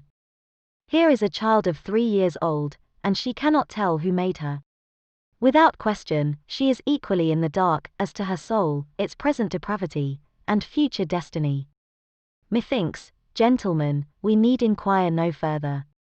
Hester caught hold of Pearl, and drew her forcibly into her arms, confronting the old Puritan magistrate with almost a fierce expression.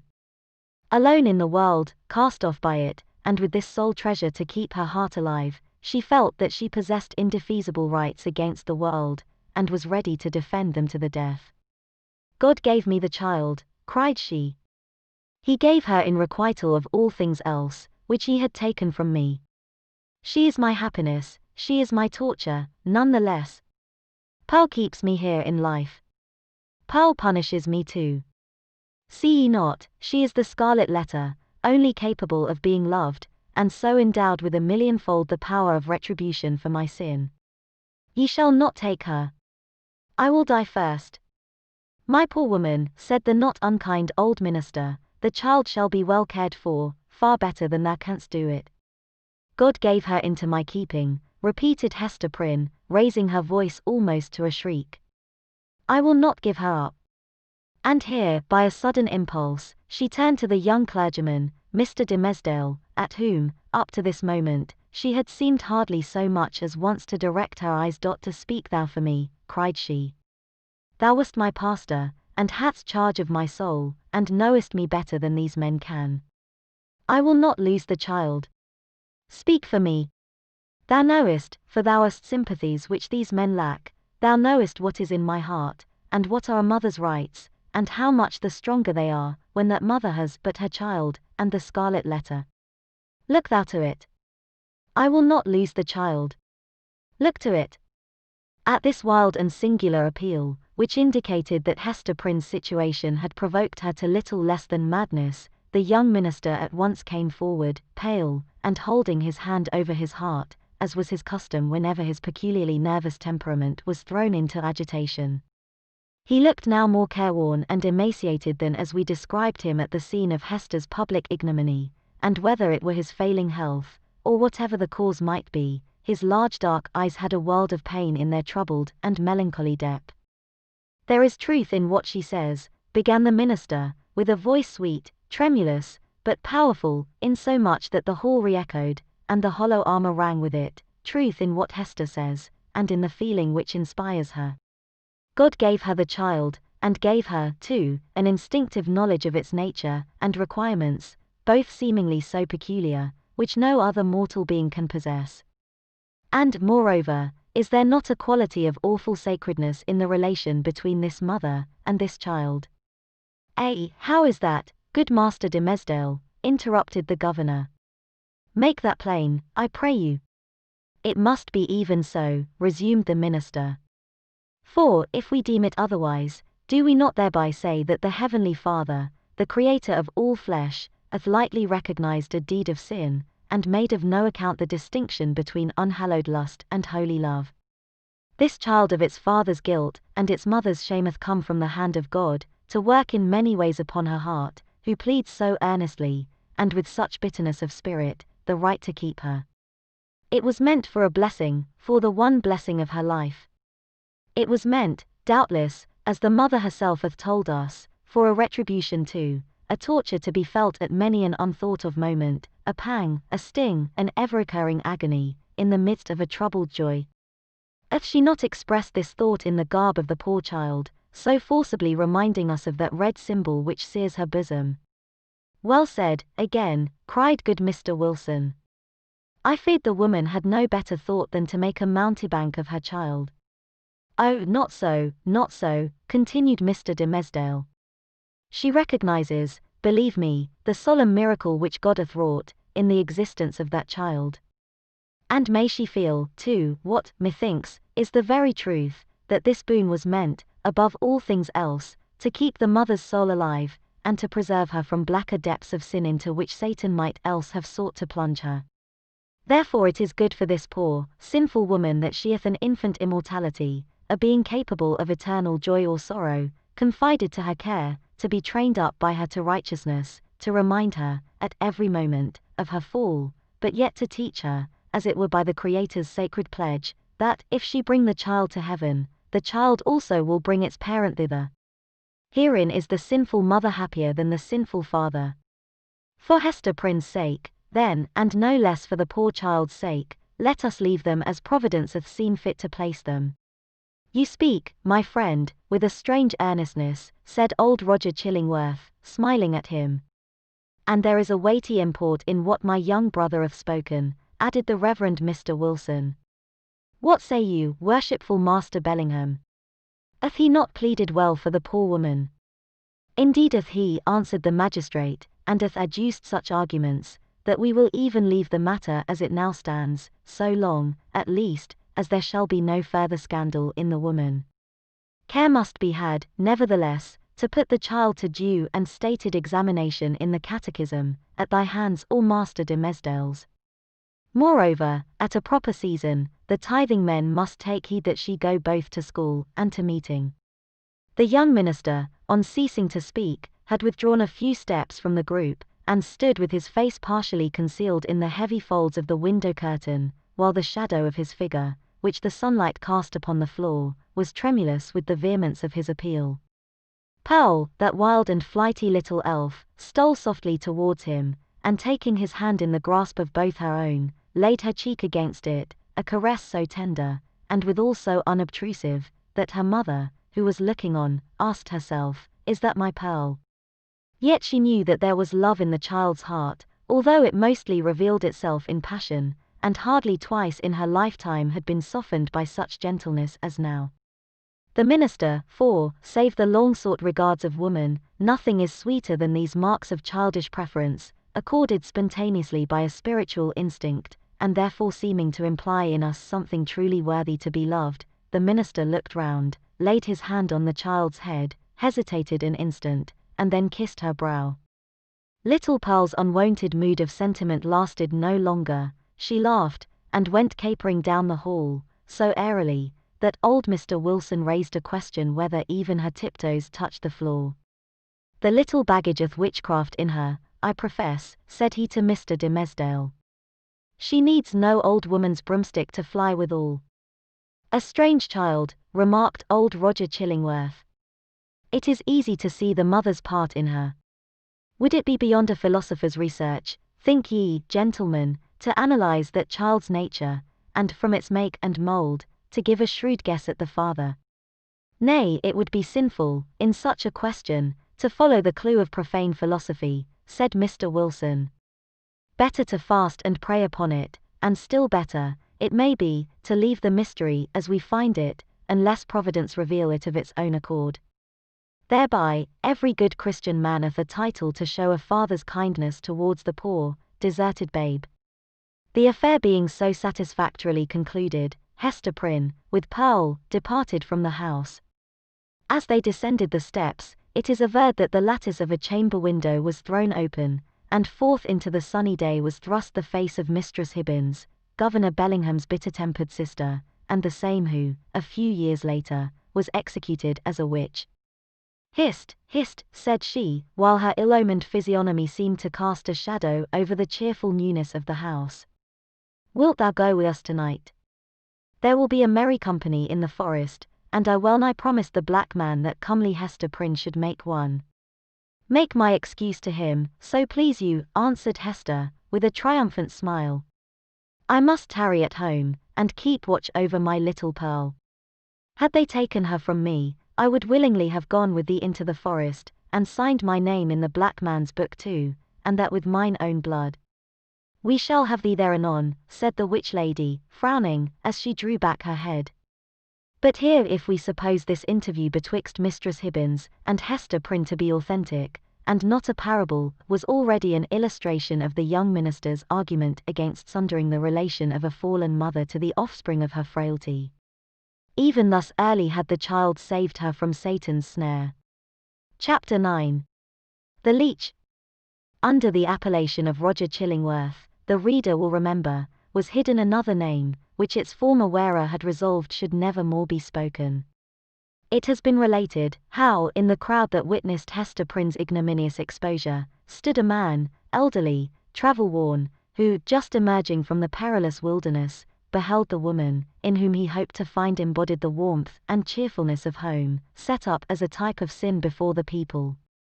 Her matronly fame was trodden under all men's feet.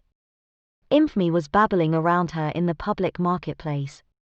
For her kindred, should the tidings ever reach them, and for the companions of her unspotted life, there remained nothing but the contagion of her dishonor, which would not fail to be distributed in strict accordance and proportion with the intimacy and sacredness of their previous relationship. Then why, since the choice was with himself, should the individual, whose connection with the fallen woman had been the most intimate and sacred of them all, come forward to vindicate his claim to an inheritance so little desirable? He resolved not to be pilloried beside her on her pedestal of shame. Unknown to all but Hester Prynne, and possessing the lock and key of her silence, he chose to withdraw his name from the roll of mankind, and as regarded his former ties and interests, to vanish out of life as completely as if he indeed lay at the bottom of the ocean, whither rumor had long ago consigned him. This purpose once effected, new interests would immediately spring up, and likewise a new purpose, dark, it is true, if not guilty, but of force enough to engage the full strength of his faculties. In pursuance of this resolve, he took up his residence in the Puritan town, as Roger Chillingworth, without other introduction than the learning and intelligence of which he possessed more than a common measure. As his studies, at a previous period of his life, had made him extensively acquainted with the medical science of the day, it was as a physician that he presented himself, and as such was cordially received. Skillful men, of the medical and chirurgical profession, were of rare occurrence in the colony.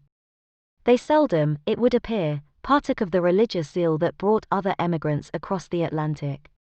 In their researches into the human frame, it may be that the higher and more subtle faculties of such men were materialized, and that they lost the spiritual view of existence amid the intricacies of that wondrous mechanism, which seemed to involve art enough to comprise all of life within itself.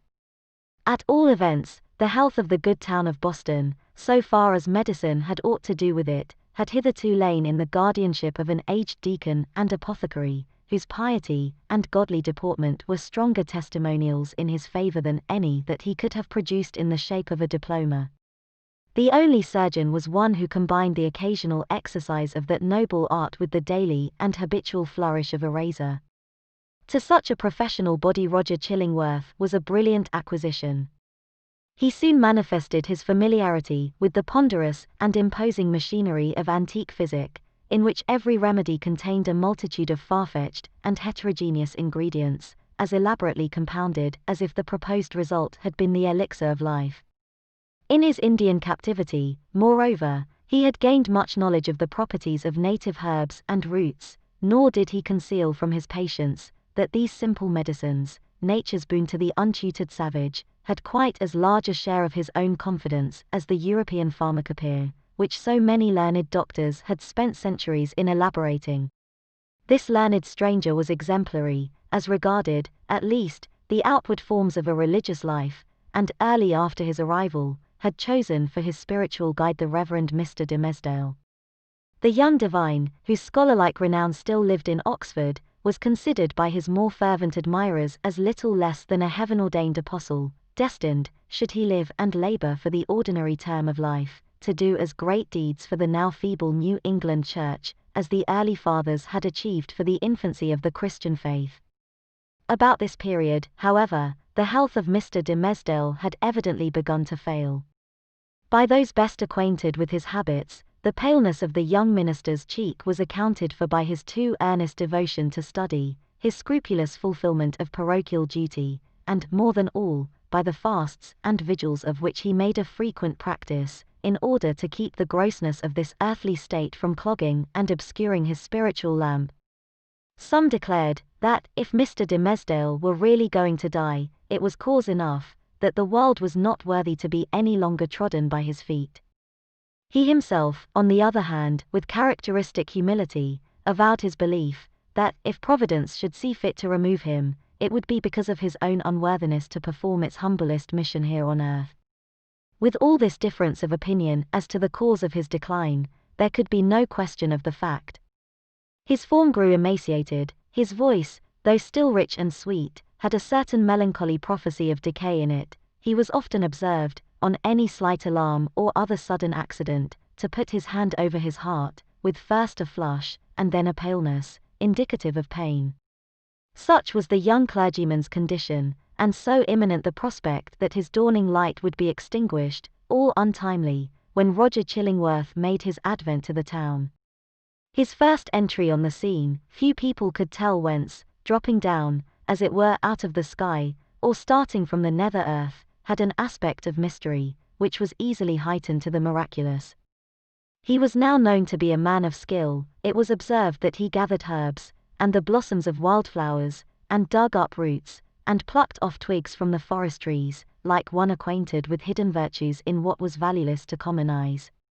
He was heard to speak of Sir Kenelm Digby, and other famous men, whose scientific attainments were esteemed hardly less than supernatural, as having been his correspondents or associates.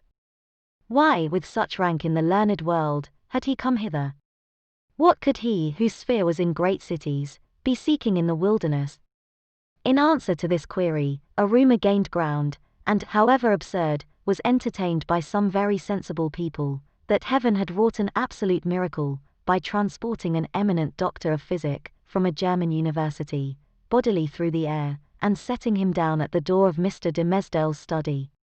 Individuals of wiser faith, indeed, who knew that heaven promotes its purposes without aiming at the stage effect of what is called miraculous interposition, were inclined to see a providential hand in Roger Chillingworth's so opportune arrival.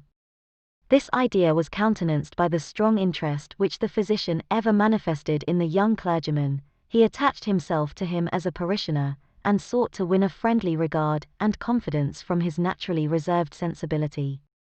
He expressed great alarm at his pastor's state of health, but was anxious to attempt the cure, and, if early undertaken, seemed not despondent of a favourable result.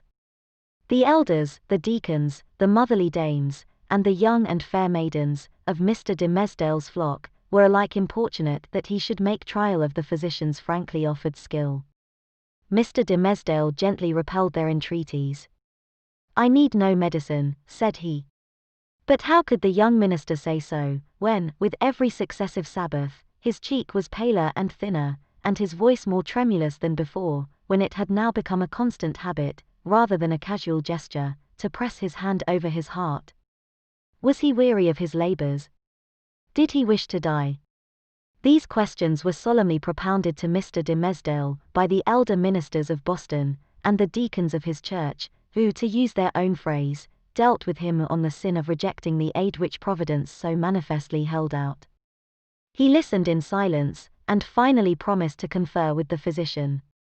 "Were it God's will," said the Reverend Mr. de Mesdale, when, in fulfilment of this pledge, he requested old Roger Chillingworth's professional advice, "I could be well content, that my labours, and my sorrows, and my sins, and my pains, should shortly end with me, and what is earthly of them be buried in my grave, and the spiritual go with me to my eternal state, rather than that you should put your skill to the proof in my behalf."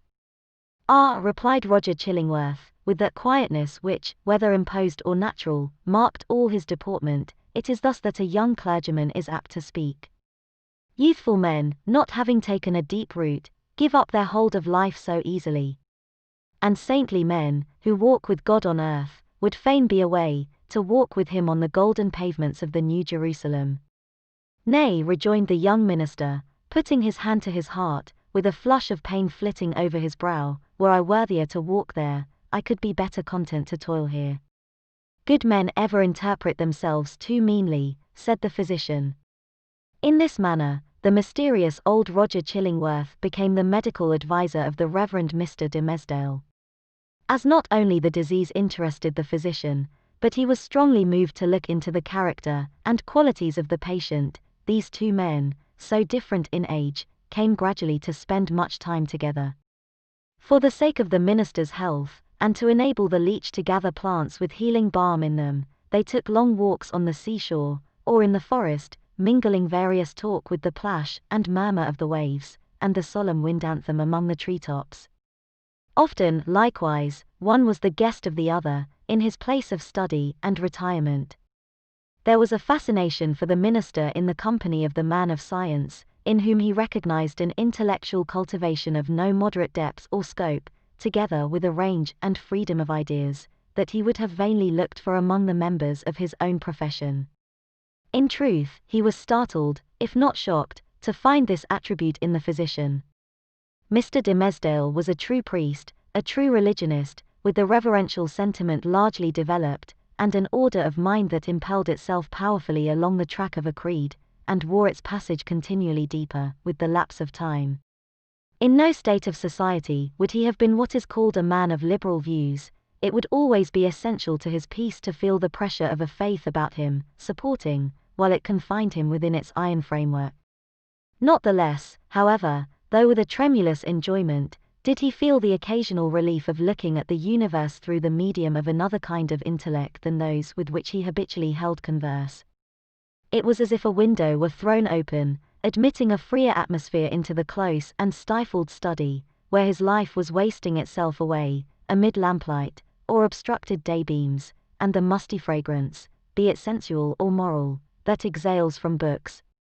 But the air was too fresh and chill to be long breathed with comfort. So the minister, and the physician with him, withdrew again within the limits of what their church defined as orthodox. Thus Roger Chillingworth scrutinized his patient carefully, both as he saw him in his ordinary life, keeping an accustomed pathway in the range of thoughts familiar to him, and as he appeared when thrown amidst other moral scenery, the novelty of which might call out something new to the surface of his character.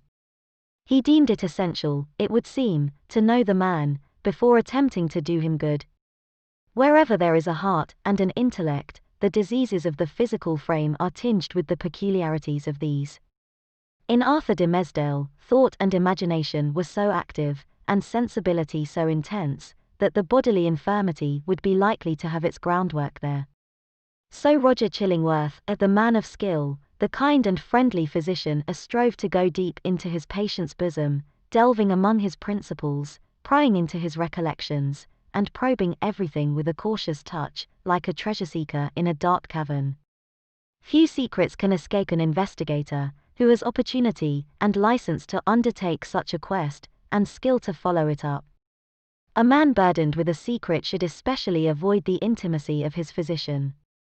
If the latter possess native sagacity, and a nameless something more, let us call it intuition, if he show no intrusive egotism, nor disagreeably prominent characteristics of his own, if he have the power, which must be born with him, to bring his mind into such affinity with his patient's, that this last shall unawares have spoken what he imagines himself only to have thought, if such revelations be received without tumult, and acknowledged not so often by an uttered sympathy, as by silence, an inarticulate breath, and here and there a word, to indicate that all is understood, if to these qualifications of a confidant be joined the advantages afforded by his recognized character as a physician, then, at some inevitable moment, will the soul of the sufferer be dissolved, and flow forth in a dark, but transparent stream, bringing all its mysteries into the daylight.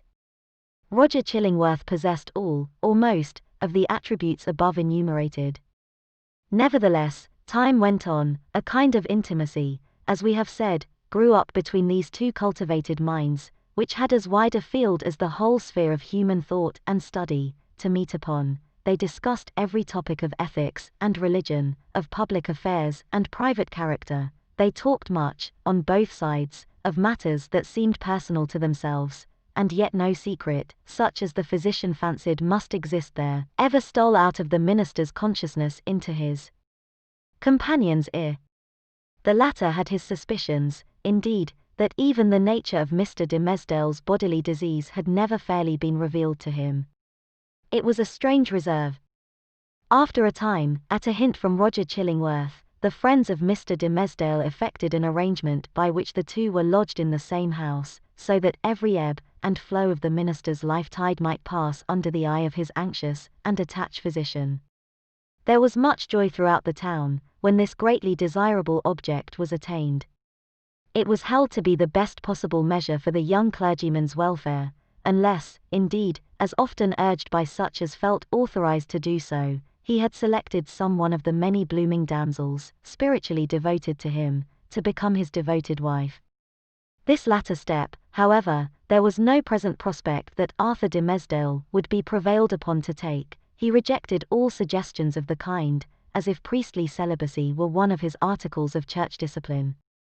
Doomed by his own choice, therefore, as Mr. de Mesdale so evidently was, to eat his unsavory morsel always at another's board, and endure the lifelong chill which must be his lot who seeks to warm himself only at another's fireside, it truly seemed that this sagacious, experienced, benevolent old physician, with his concord of paternal and reverential love for the young pastor, was the very man, of all mankind, to be constantly within reach of his voice.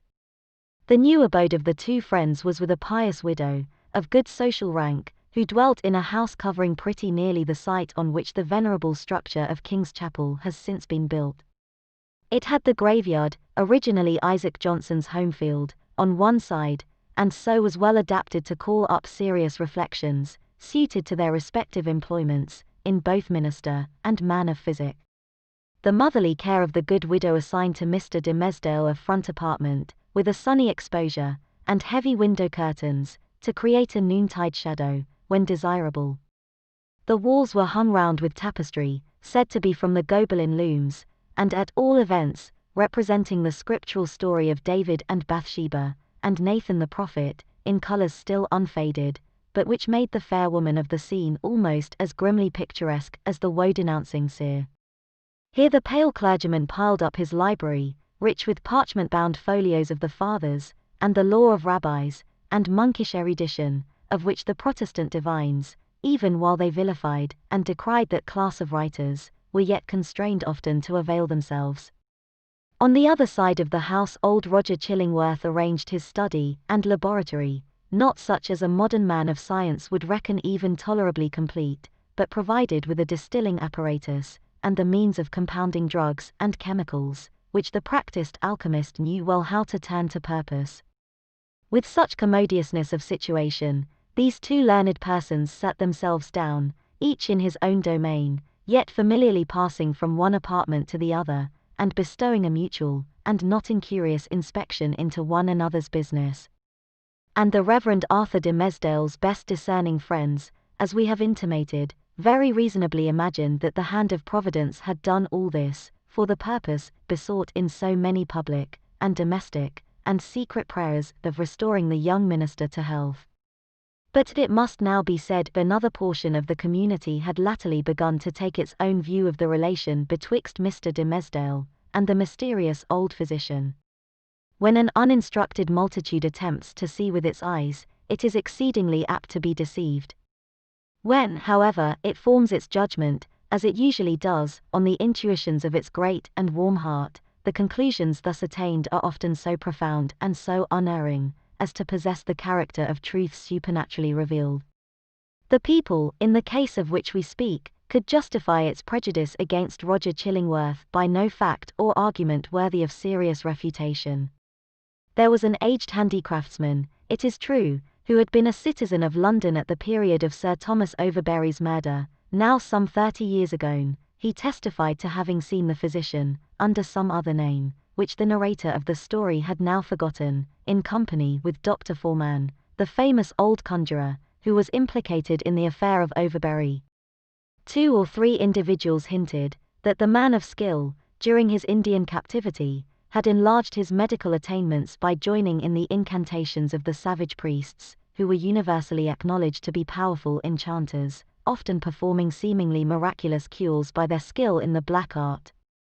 A large number, and many of these were persons of such sober sense and practical observation that their opinions would have been valuable. In other matters, affirmed that Roger Chillingworth's aspect had undergone a remarkable change while he had dwelt in town, and especially since his abode with Mr. de Mesdale. At first, his expression had been calm, meditative, scholarlike. Now there was something ugly and evil in his face, which they had not previously noticed, and which grew still the more obvious to sight, the oftener they looked upon him. According to the vulgar idea, the fire in his laboratory had been brought from the lower regions, and was fed with infernal fuel, and so, as might be expected, his visage was getting sooty with the smoke. To sum up the matter, it grew to be a widely diffused opinion, that the Reverend Arthur de Mesdale, like many other personages of especial sanctity, in all ages of the Christian world, was haunted either by Satan himself, or Satan's emissary, in the guise of old Roger Chillingworth.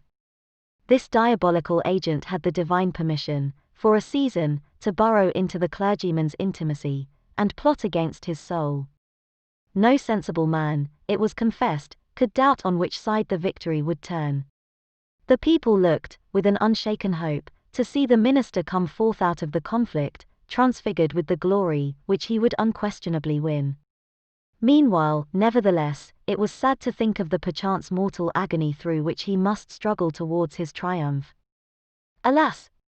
To judge from the gloom and terror in the depths of the poor minister's eyes, the battle was a sore one, and the victory anything but secure.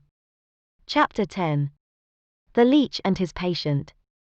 Old Roger Chillingworth, throughout life, had been calm in temperament, kindly, though not of warm affections, but ever, and in all his relations with the world, a pure and upright man.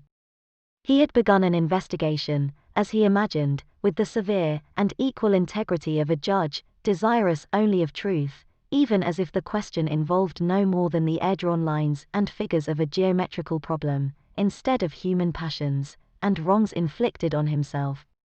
But, as he proceeded, a terrible fascination, a kind of fierce, though still calm, necessity, seized the old man within its gripe, and never set him free again, until he had done all its bidding. He now dug into the poor clergyman's heart, like a miner searching for gold, or, rather, like a sexton delving into a grave, possibly in quest of a jewel that had been buried on the dead man's bosom, but likely to find nothing save mortality and corruption. Alas for his own soul, if these were what he sought. Sometimes, a light glimmered out of the physician's eyes, burning blue and ominous, like the reflection of a furnace, or, let us say, like one of those gleams of ghastly fire that darted from Bunyan's awful doorway in the hillside, and quivered on the pilgrim's face. The soil where this dark miner was working had perchance shown indications that encouraged him. This man, said he at one such moment, to himself, pure as they deem him, all spiritual as he seems, hath inherited a strong animal nature from his father or his mother. Let us dig a little further in the direction of this vein. Then, after long search into the minister's dim interior, and turning over many precious materials, in the shake of high aspirations for the welfare of his race, warm love of souls, pure sentiments, natural piety, strengthened by thought and study, and illuminated by revelation, all of which invaluable gold was perhaps no better than rubbish to the seeker, he would turn back, discouraged, and begin his quest towards another point. He groped along as stealthily, with as cautious a tread, and as wary an outlook, as a thief entering a chamber where a man lies only half asleep, or, it may be, broad awake, with purpose to steal the very treasure which this man guards as the apple of his eye. In spite of his premeditated carefulness, the floor would now and then creak, his garments would rustle, the shadow of his presence, in a forbidden proximity, would be thrown across his victim. In other words, Mr. de Mesdale, whose sensibility of nerve often produced the effect of spiritual intuition, would become vaguely aware that something inimical to his peace had thrust itself into relation with him. But old Roger Chillingworth, too, had perceptions that were almost intuitive, and when the minister threw his startled eyes towards him, there the physician sat, his kind, watchful, sympathizing, but never intrusive friend. Yet Mr. de Mesdale would perhaps have seen this individual's character more perfectly, if a certain morbidness, to which sick hearts are liable, had not rendered him suspicious of all mankind. Trusting no man as his friend, he could not recognize his enemy when the latter actually appeared. He therefore still kept up a familiar intercourse with him, daily receiving the old physician in his study, or visiting the laboratory, and, for recreation's sake, watching the processes by which weeds were converted into drugs of potency. One day, leaning his forehead on his hand, and his elbow on the sill of the open window that looked towards the graveyard, he talked with Roger Chillingworth, while the old man was examining a bundle of unsightly plants. "Where?" asked he, with a look askance at them, for it was the clergyman's peculiarity that he seldom, nowadays, looked straight-forth at any object, whether human or inanimate. "Where, my kind doctor, did you gather those herbs, with such a dark, flabby leaf?" "Even in the graveyard here at hand," answered the physician, continuing his employment. "They are new to me. I found them growing on a grave, which bore no tombstone, nor other memorial of the dead man, save these ugly weeds, that have taken upon themselves to keep him in remembrance. They grew out of his heart, and typify, it may be, some hideous secret that was buried with him, and which he had done better to confess during his lifetime." "Perchance," said Mr. de Mesdale, "he earnestly desired it, but could not." "And wherefore?" rejoined the physician. "Wherefore not, since all the powers of nature call so earnestly for the confession of sin, that these black weeds have sprung up out of a buried heart, to make manifest an unspoken crime." "That, good sir, is but a fantasy of yours," replied the minister. "There can be, if I forbode aright, no power, short of the divine mercy, to disclose, whether by uttered words, or by type or emblem, the secrets that may be buried with a human heart.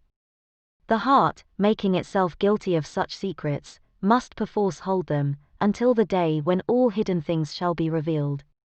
Nor have I so read or interpreted Holy Writ, as to understand that the disclosure of human thoughts and deeds, then to be made, is intended as a part of the retribution. That, surely, were a shallow view of it. No, these revelations, unless I greatly err, are meant merely to promote the intellectual satisfaction of all intelligent beings, who will stand waiting, on that day, to see the dark problem of this life made plain.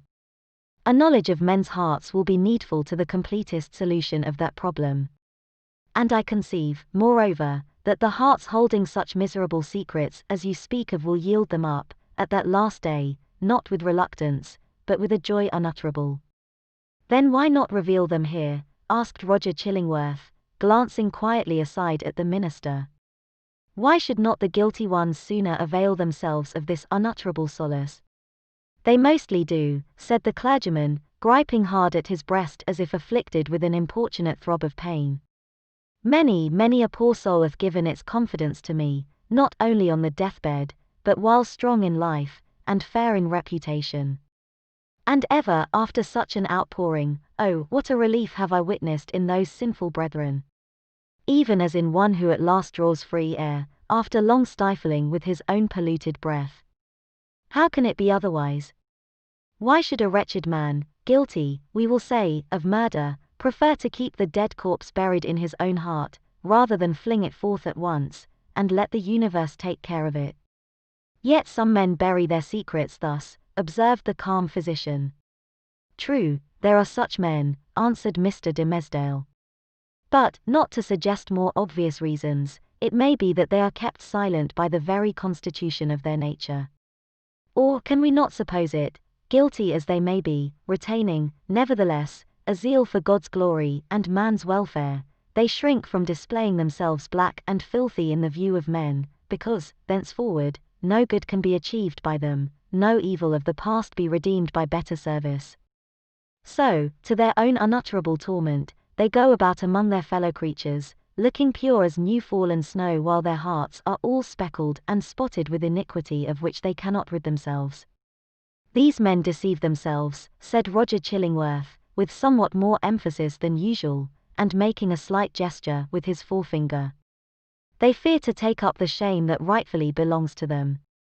Their love for man, their zeal for God's service, these holy impulses may or may not coexist in their hearts with the evil inmates to which their guilt has unbarred the door, and which must needs propagate a hellish breed within them. But, if they seek to glorify God, let them not lift heavenward their unclean hands. If they would serve their fellow men, let them do it by making manifest the power and reality of conscience, in constraining them to penitential self-abasement. Wouldst thou have me to believe, O wise and pious friend, that a false show can be better, can be more for God's glory, or man's welfare, than God's own truth. Trust me, such men deceive themselves. It may be so, said the young clergyman, indifferently, as waiving a discussion that he considered irrelevant or unseasonable. He had a ready faculty, indeed, of escaping from any topic that agitated his too sensitive and nervous temperament. But now, I would ask of my well-skilled physician, whether, in good sooth, he deems me to have profited by his kindly care of this weak frame of mine. Before Roger Chillingworth could answer, they heard the clear, wild laughter of a young child's voice, proceeding from the adjacent burial ground. Looking instinctively from the open window, for it was summer-time, the minister beheld Hester Prynne and little Pearl passing along the footpath that traversed the enclosure. Pearl looked as beautiful as the day, but was in one of those moods of perverse merriment which, whenever they occurred, seemed to remove her entirely out of the sphere of sympathy or human contact. She now skipped irreverently from one grave to another, until, coming to the broad, flat, armorial tombstone of a departed worthy, perhaps of Isaac Johnson himself, she began to dance upon it. In reply to her mother's command and entreaty that she would behave more decorously, little Pearl paused to gather the prickly burrs from a tall burdock which grew beside the tomb. Taking a handful of these, she arranged them along the lines of the scarlet letter that decorated the maternal bosom, to which the burrs, as their nature was, tenaciously adhered.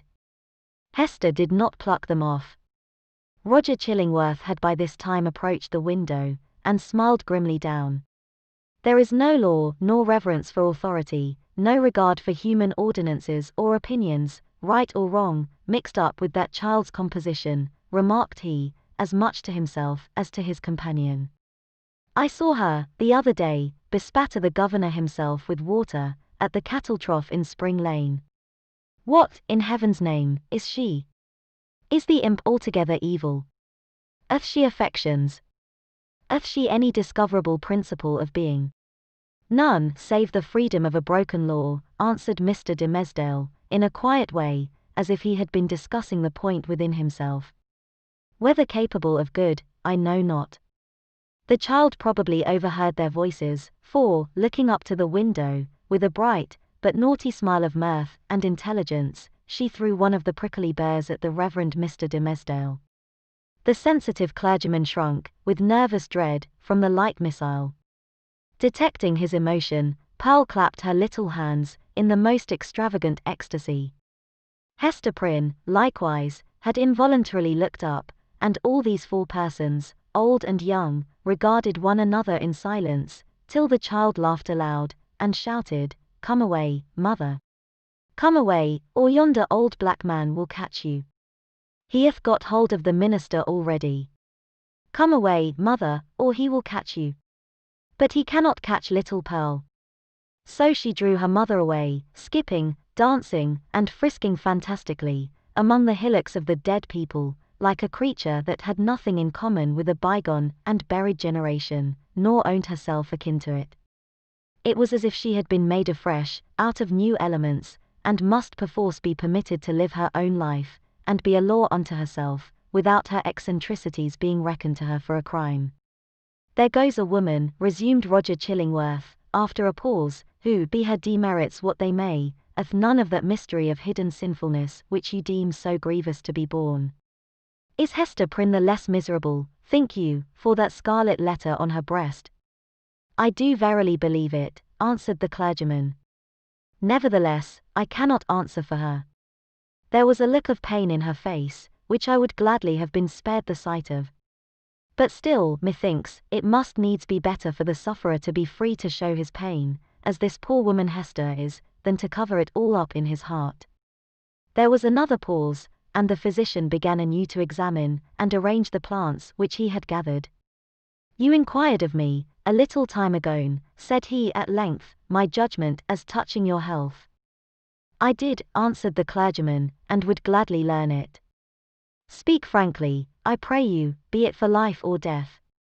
Freely, then, and plainly, said the physician, still busy with his plants, but keeping a wary eye on Mr. de Mesdale. The disorder is a strange one, not so much in itself, nor as outwardly manifested, in so far, at least, as the symptoms have been laid open to my observation.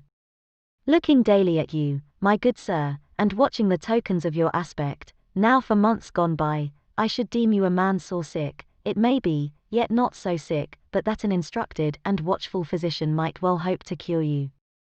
But I know not what to say, the disease is what I seem to know, yet know it not. You speak in riddles, learned sir, said the pale minister, glancing aside out of the window. Then, to speak more plainly, continued the physician, and I crave pardon, sir, should it seem to require pardon, for this needful plainness of my speech. Let me ask, as your friend, as one having charge, under providence, of your life and physical well-being, hath all the operation of this disorder been fairly laid open, and recounted to me? How can you question it? Asked the minister. Surely it were child's play, to call in a physician, and then hide the sore. You would tell me, then, that I know all, said Roger Chillingworth, deliberately, and fixing an eye, bright with intense and concentrated intelligence, on the minister's face. Be it so. But, again, he to whom only the outward and physical evil is laid open, knoweth, oftentimes, but half the evil which he is called upon to cure.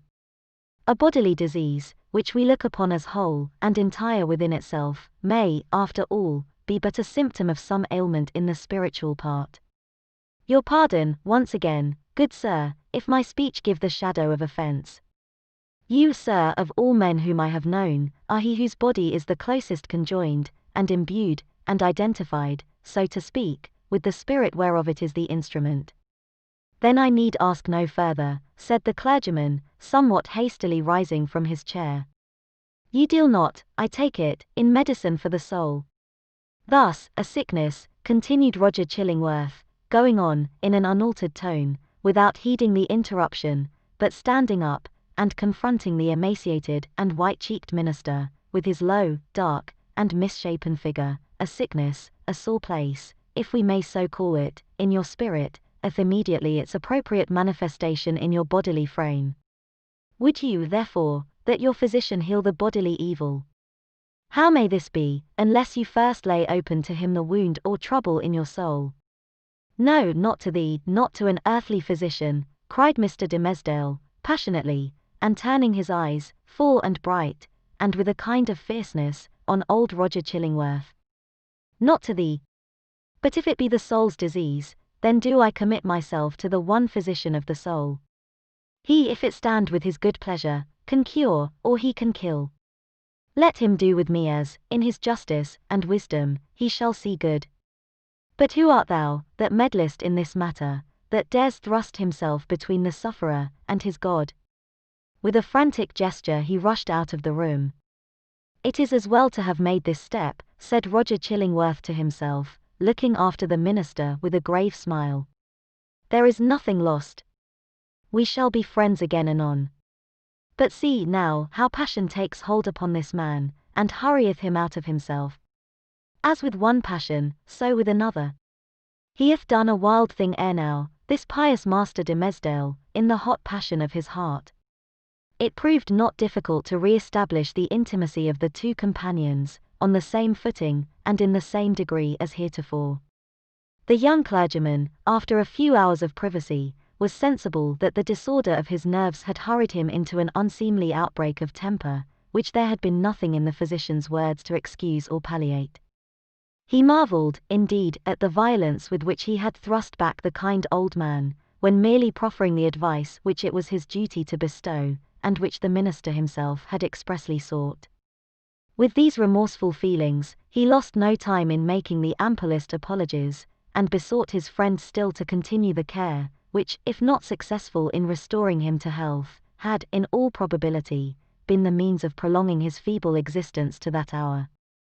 Roger Chillingworth readily assented, and went on with his medical supervision of the minister, doing his best for him, in all good faith, but always quitting the patient's apartment, at the close of a professional interview, with a mysterious and puzzled smile upon his lips.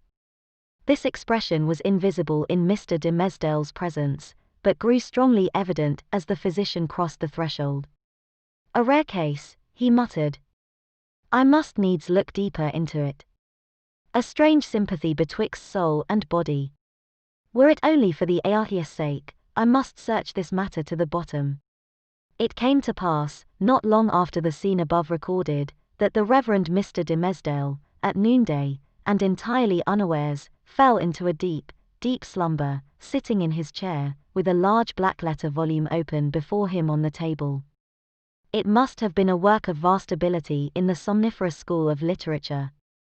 The profound depth of the minister's repose was the more remarkable, inasmuch as he was one of those persons whose sleep, ordinarily, is as light, as fitful, and as easily scared away, as a small bird hopping on a twig.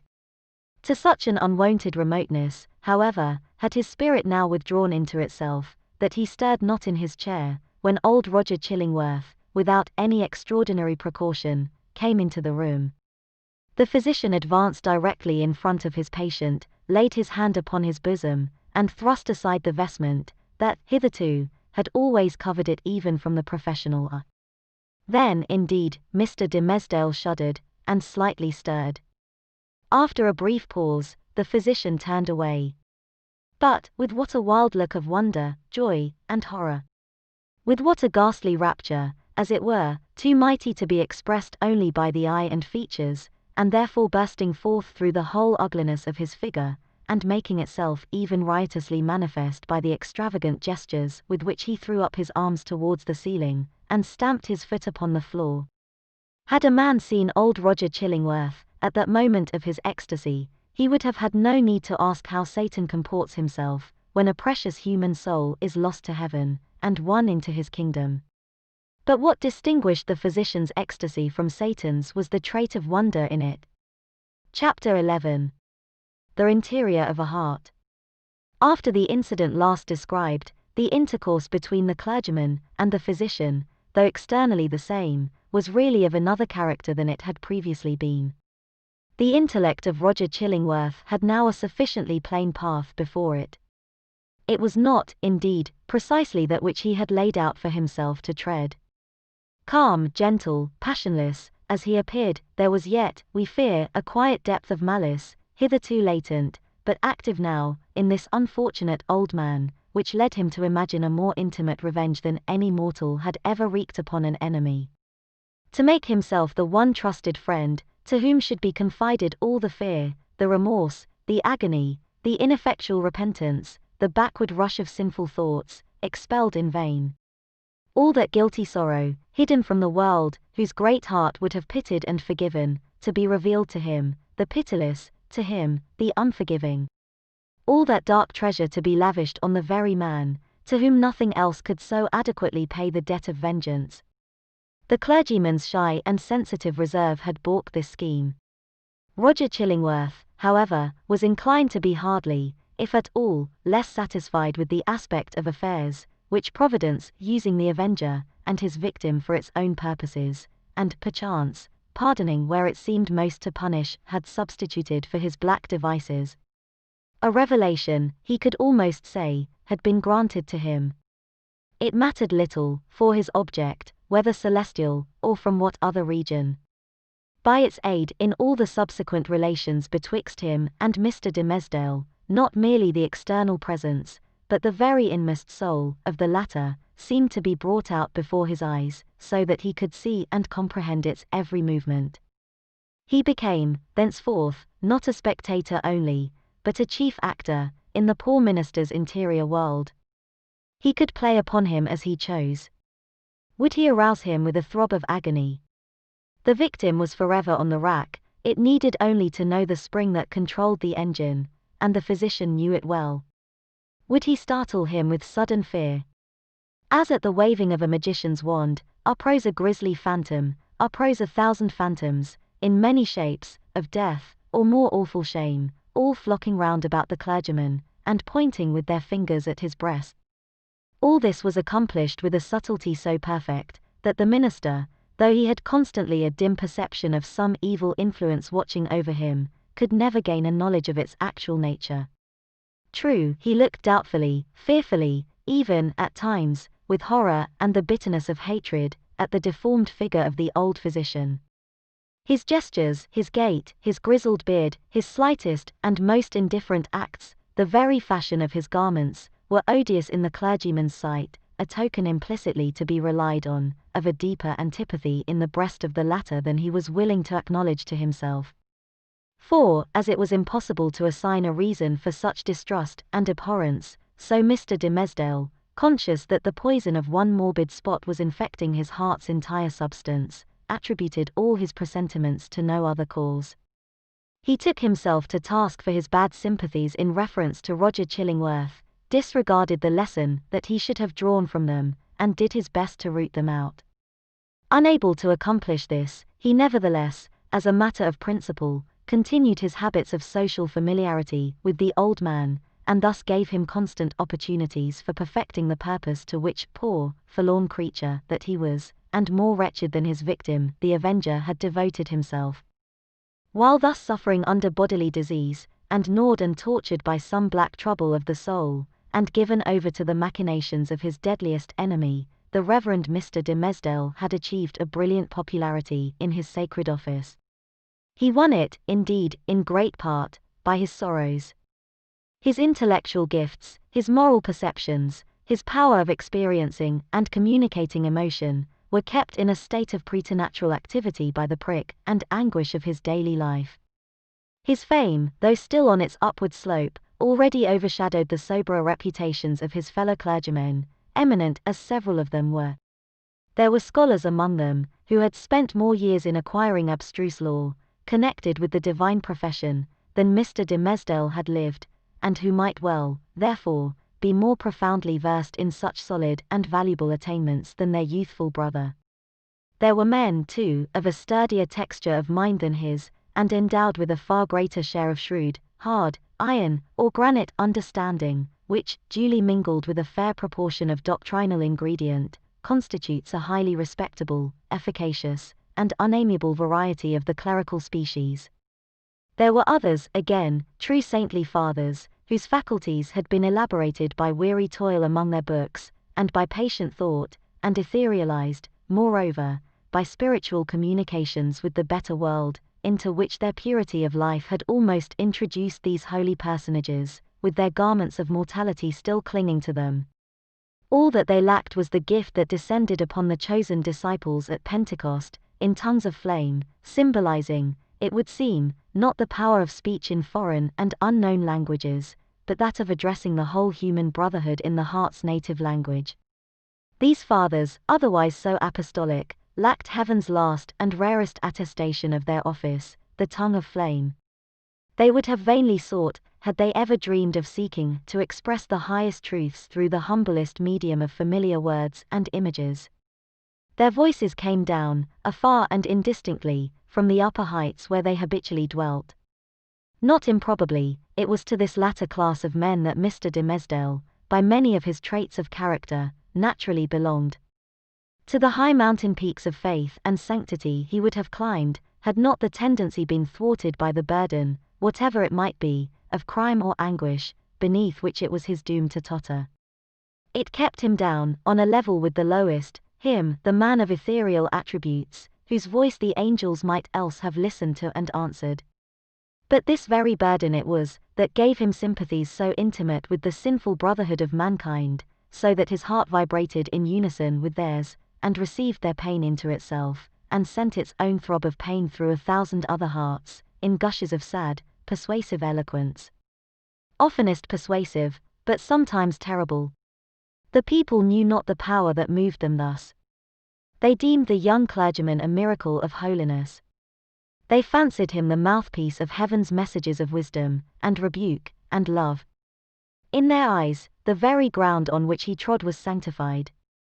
The virgins of his church grew pale around him, victims of a passion so imbued with religious sentiment that they imagined it to be all religion, and brought it openly, in their white bosoms, as their most acceptable sacrifice, before the altar.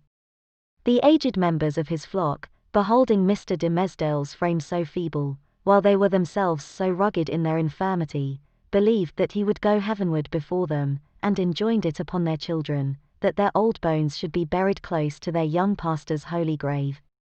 And all this time, perchance, when poor Mr. de Mesdale was thinking of his grave, he questioned with himself whether the grass would ever grow on it, because an accursed thing must there be buried. It is inconceivable, the agony with which this public veneration tortured him. It was his genuine impulse to adore the truth, and to reckon all things shadow-like, and utterly devoid of weight or value, that had not its divine essence as the life within their life. Then, what was he, a substance, or the dimmest of all shadows? He longed to speak out, from his own pulpit, at the full height of his voice, and tell the people what he was. I, whom you behold in these black garments of the priesthood, I, who ascend the sacred desk, and turn my pale face heavenward, taking upon myself to hold communion, in your behalf, with the Most High Omniscience, I, in whose daily life you discern the sanctity of Enoch, I, whose footsteps, as you suppose, leave a gleam along my earthly track, whereby the pilgrims that shall come after me may be guided to the regions of the blessed, I, who have laid the hand of baptism upon your children, I, who have breathed the parting prayer over your dying friends, to whom the Amen sounded faintly from a world which they had quitted, I, your pastor, whom you so reverence and trust, am utterly a pollution and a lie. More than once, Mr. de Mesdale had gone into the pulpit, with a purpose never to come down its steps, until he should have spoken words like the above. More than once, he had cleared his throat, and drawn in the long, deep, and tremulous breath, which, when sent forth again, would come burdened with the black secret of his soul. More than once, nay, more than 100 times, he had actually spoken. Spoken? But how? He had told his hearers that he was altogether vile, a viler companion of the vilest, the worst of sinners, an abomination, a thing of unimaginable iniquity, and that the only wonder was, that they did not see his wretched body shriveled up before their eyes, by the burning wrath of the Almighty. Could there be plainer speech than this? Would not the people start up in their seats, by a simultaneous impulse, and tear him down out of the pulpit which he defiled? Not so, indeed. They heard it all, and did but reverence him the more. They little guessed what deadly purport lurked in those self-condemning words. The godly youth, said they among themselves. The saint on earth. Alas, if he discerned such sinfulness in his own white soul, what horrid spectacle would he behold in thine or mine? The minister well knew, subtle, but remorseful hypocrite, that he was the light in which his vague confession would be viewed. He had striven to put a cheat upon himself by making the avowal of a guilty conscience, but had gained only one other sin, and a self-acknowledged shame, without the momentary relief of being self-deceived.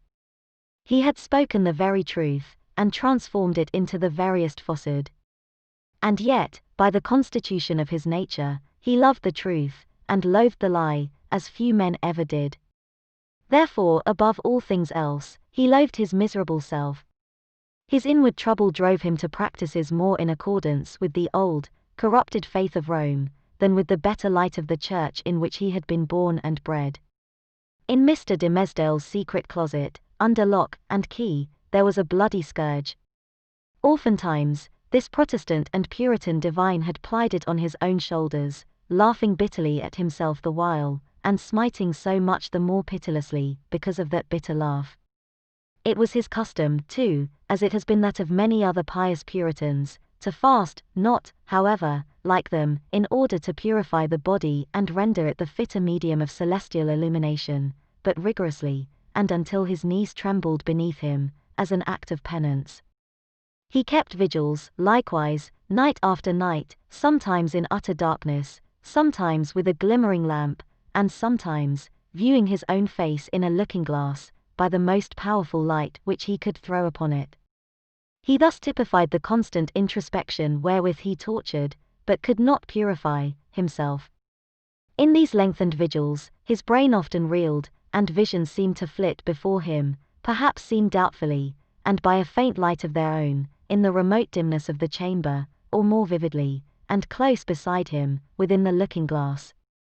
Now it was a herd of diabolic shapes, that grinned and mocked at the pale minister, and beckoned him away with them, now a group of shining angels, who flew upward heavily, as sorrow-laden, but grew more ethereal as they rose.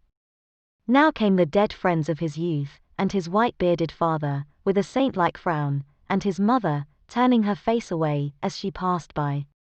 Ghost of a mother, thinnest fantasy of a mother, methinks she might yet have thrown a pitying glance towards her son. And now, through the chamber which these spectral thoughts had made so ghastly, glided Hester Prynne, leading along little Pearl, in her scarlet garb, and pointing her forefinger, first at the scarlet letter on her bosom, and then at the clergyman's own breast. None of these visions ever quite deluded him. At any moment, by an effort of his will, he could discern substances through their misty lack of substance, and convince himself that they were not solid in their nature, like yonder table of carved oak, or that big, square, leathern-bound and brazen-clasped volume of divinity. But, for all that, they were, in one sense, the truest and most substantial things which the poor minister now dealt with. It is the unspeakable misery of a life so false as his, that it steals the pith and substance out of whatever realities there are around us, and which were meant by heaven to be the spirit's joy and nutriment. Chapter 12. The Minister's Vigil. Walking in the shadow of a dream, as it were, and perhaps actually under the influence of a species of somnambulism, Mr. de Mesdale reached the spot where, now so long since, Hester Prynne had lived through her first hours of public ignominy. The same platform or scaffold, black and weather-stained with the storm or sunshine of 7 long years, and foot-worn, too, with the tread of many culprits who had since ascended it, remained standing beneath the balcony of the meeting-house. The minister went up the steps. It was an obscure night of early May. An unvaried pall of cloud muffled the whole expanse of sky from zenith to horizon. If the same multitude which had stood as eyewitnesses while Hester Prynne sustained her punishment could now have been summoned forth, they would have discerned no face above the platform, nor hardly the outline of a human shape, in the dark grey of the midnight. But the town was all asleep. There was no peril of discovery. The minister might stand there, if it so pleased him, until morning should redden in the east, without other risk than that the dank and chill night air would creep into his frame, and stiffen his joints with rheumatism, and clog his throat with catarrh and cough, thereby defrauding the expectant audience of tomorrow's prayer and sermon. No eye could see him, save that ever-wakeful one which had seen him in his closet, wielding the bloody scourge. Why, then, had he come hither? Was it but the mockery of penitence? A mockery, indeed, but in which his soul trifled with itself. A mockery at which angels blushed and wept, while fiends rejoiced, with jeering laughter. He had been driven hither by the impulse of that remorse which dogged him everywhere, and whose own sister, and closely linked companion was that cowardice which invariably drew him back, with her tremulous gripe, just when the other impulse had hurried him to the verge of a disclosure. Poor, miserable man! What right had infirmity like his to burden itself with crime? Crime is for the iron-nerved, who have their choice either to endure it, or, if it press too hard, to exert their fierce and savage strength for a good purpose, and fling it off at once. This feeble and most sensitive of spirits could do neither, yet continually did one thing or another, which intertwined, in the same inextricable knot, the agony of heaven-defying guilt and vain repentance. And thus, while standing on the scaffold, in this vain show of expiation, Mr. de Mesdale was overcome with a great horror of mind, as if the universe were gazing at a scarlet token on his naked breast, right over his heart. On that spot, in very truth, there was, and there had long been, the gnawing and poisonous tooth of bodily pain. Without any effort of his will, or power to restrain himself, he shrieked aloud, an outcry that went pealing through the night, and was beaten back from one house to another, and reverberated from the hills in the background, as if a company of devils, detecting so much misery and terror in it, had made a plaything of the sound, and were bandying it to and fro. "It is done," muttered the minister, covering his face with his hands. "The whole town will awake, and hurry forth, and find me here." But it was not so. The shriek had perhaps sounded with a far greater power, to his own startled ears, than it actually possessed. The town did not awake, or, if it did, the drowsy slumberers mistook the cry either for something frightful in a dream, or for the noise of witches, whose voices, at that period, were often heard to pass over the settlements or lonely cottages, as they rode with Satan through the air. The clergyman, therefore, hearing no symptoms of disturbance, uncovered his eyes and looked about him. At one of the chamber windows of Governor Bellingham's mansion, which stood at some distance, on the line of another street, he beheld the appearance of the old magistrate himself, with a lamp in his hand, a white nightcap on his head, and a long white gown enveloping his figure. He looked like a ghost, evoked unseasonably from the grave. The cry had evidently startled him. At another window of the same house, moreover, appeared old Mistress Hibbins, the governor's sister, also with a lamp, which, even thus far off, revealed the expression of her sour and discontented face. She thrust forth her head from the lattice, and looked anxiously upward. Beyond the shadow of a doubt, this venerable witch lady had heard Mr. de Mesdale's outcry, and interpreted it, with its multitudinous echoes and reverberations, as the clamour of the fiends and night hags, with whom she was well known to make excursions into the forest. Detecting the gleam of Governor Bellingham's lamp, the old lady quickly extinguished her own, and vanished. Possibly, she went up among the clouds. The minister saw nothing further of her motions. The magistrate, after a wary observation of the darkness, into which, nevertheless, he could see but little further than he might into a millstone, retired from the window. The minister grew comparatively calm. His eyes, however, were soon greeted by a little, glimmering light, which, at first a long way off, was approaching up the street. It threw a gleam of recognition on here a post, and there a garden fence, and here a latticed window pane, and there a pump, with its full trough of water, and here, again, an arched door of oak, with an iron knocker, and a rough log for the doorstep. The Reverend Mr. de Mesdale noted all these minute particulars, even while firmly convinced that the doom of his existence was stealing onward, in the footsteps which he now heard, and that the gleam of the lantern would fall upon him, in a few moments more, and reveal his long-hidden secret. As the light drew nearer, he beheld, within its illuminated circle, his brother clergyman, or, to speak more accurately, his professional father, as well as highly valued friend, the Reverend Mr. Wilson, who, as Mr. de Mesdale now conjectured, had been praying at the bedside of some dying man. And so he had. The good old minister came freshly from the death chamber of Governor Winthrop, who had passed from earth to heaven within that very hour. And now surrounded, like the saint-like personages of olden times, with a radiant halo, that glorified him amid this gloomy night of sin, as if the departed governor had left him an inheritance of his glory, or as if he had caught upon himself the distant shine of the celestial city, while looking thitherward to see the triumphant pilgrim pass within its gates. Now, in short, good Father Wilson was moving homeward, aiding his footsteps with a lighted lantern. The glimmer of this luminary suggested the above conceits to Mr. de Mesdale, who smiled, nay, almost laughed at them, and then wondered if he were going mad. As the Reverend Mr. Wilson passed beside the scaffold, closely muffling his Geneva cloak about him with one arm, and holding the lantern before his breast with the other, the minister could hardly restrain himself from speaking. "A good evening to you, venerable Father Wilson. Come up hither, I pray you, and pass a pleasant hour with me." Good heavens!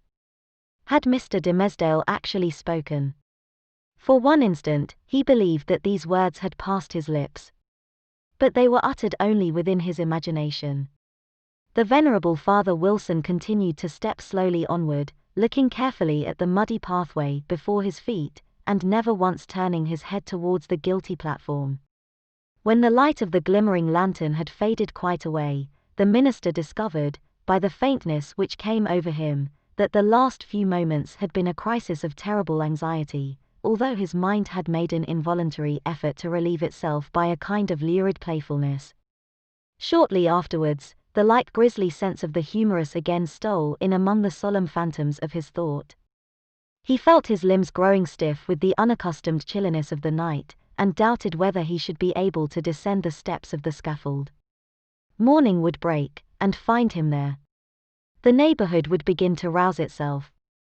The earliest riser, coming forth in the dim twilight, would perceive a vaguely defined figure aloft on the place of shame, and, half-crazed betwixt alarm and curiosity, would go, knocking from door to door, summoning all the people to behold the ghost, as he needs must think it of some defunct transgressor. A dusky tumult would flap its wings from one house to another. Then the morning light still waxing stronger, old patriarchs would rise up in great haste, each in his flannel gown, and matronly dames, without pausing to put off their night gear. The whole tribe of decorous personages, who had never heretofore been seen with a single hair of their heads awry, would start into public view, with the disorder of a nightmare in their aspects.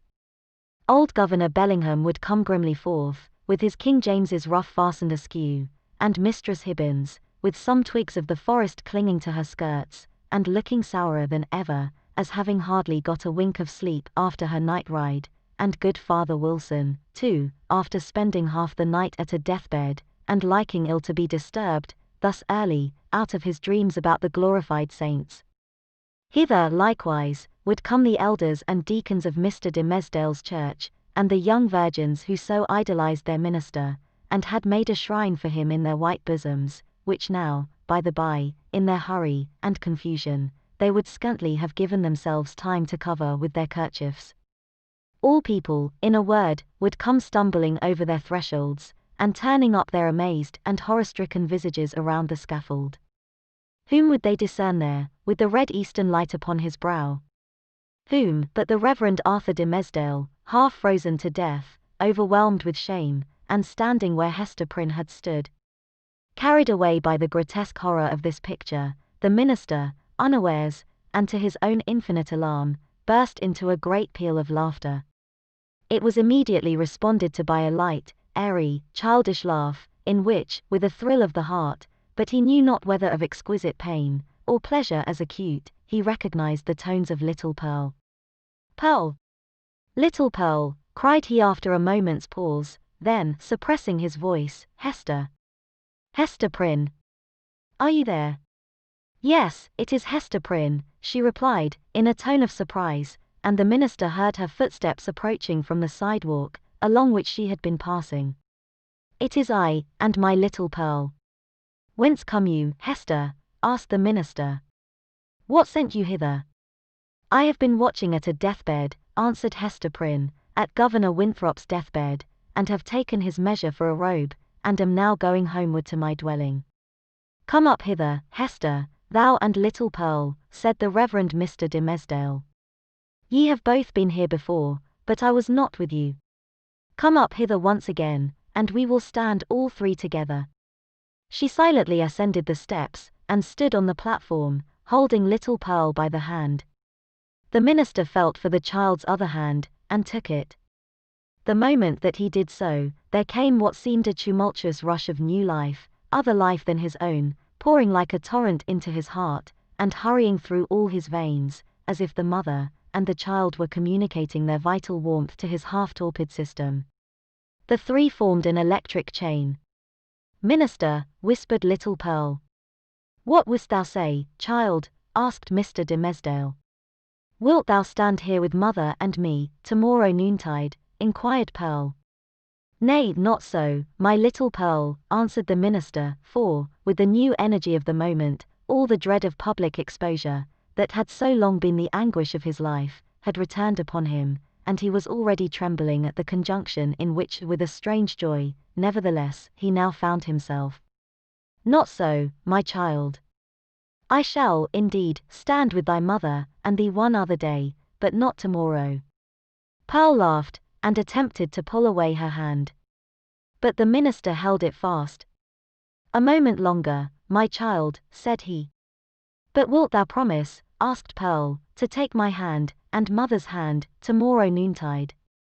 "Not then, Pearl," said the minister, "but another time." "And what other time?" persisted the child. "At the great judgment day," whispered the minister, and strangely enough, the sense that he was a professional teacher of the truth impelled him to answer the child so. "Then, and there, before the judgment seat, thy mother, and thou, and I must stand together. But the daylight of this world shall not see our meeting." Pearl laughed again. But, before Mr. de Mesdale had done speaking, a light gleamed far and wide over all the muffled sky. It was doubtless caused by one of those meteors, which the night watcher may so often observe burning out to waste, in the vacant regions of the atmosphere. So powerful was its radiance, that it thoroughly illuminated the dense medium of cloud betwixt the sky and earth. The great vault brightened, like the dome of an immense lamp.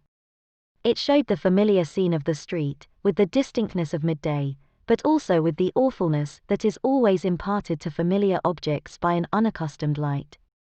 The wooden houses, with their jutting stories and quaint gable peaks, the doorsteps and thresholds, with the early grass springing up about them, the garden plots, black with freshly turned earth, the wheel track, little worn, and even in the marketplace, margined with green on either side, all were visible, but with a singularity of aspect that seemed to give another moral interpretation to the things of this world than they had ever borne before.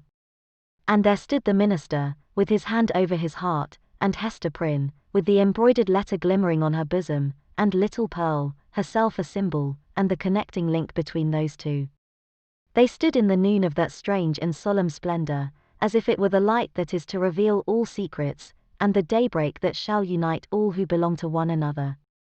There was witchcraft in little Pearl's eyes, and her face, as she glanced upward at the minister, wore that naughty smile which made its expression frequently so elvish.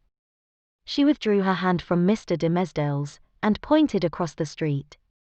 But he clasped both his hands over his breast, and cast his eyes towards the zenith. Nothing was more common, in those days, than to interpret all meteoric appearances, and other natural phenomena, that occurred with less regularity than the rise and set of sun and moon, as so many revelations from a supernatural source. Thus, a blazing spear, a sword of flame, a bow, or a sheaf of arrows, seen in the midnight sky, prefigured Indian warfare. Pestilence was known to have been foreboded by a shower of crimson light.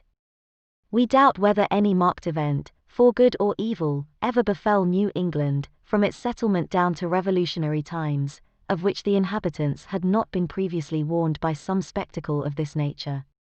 Not seldom, it had been seen by multitudes. Oftener, however, its credibility rested on the faith of some lonely eyewitness, who beheld the wonder through the colored, magnifying, and distorting medium of his imagination, and shaped it more distinctly in his afterthought. It was, indeed, a majestic idea, that the destiny of nations should be revealed, in these awful hieroglyphics, on the cope of heaven.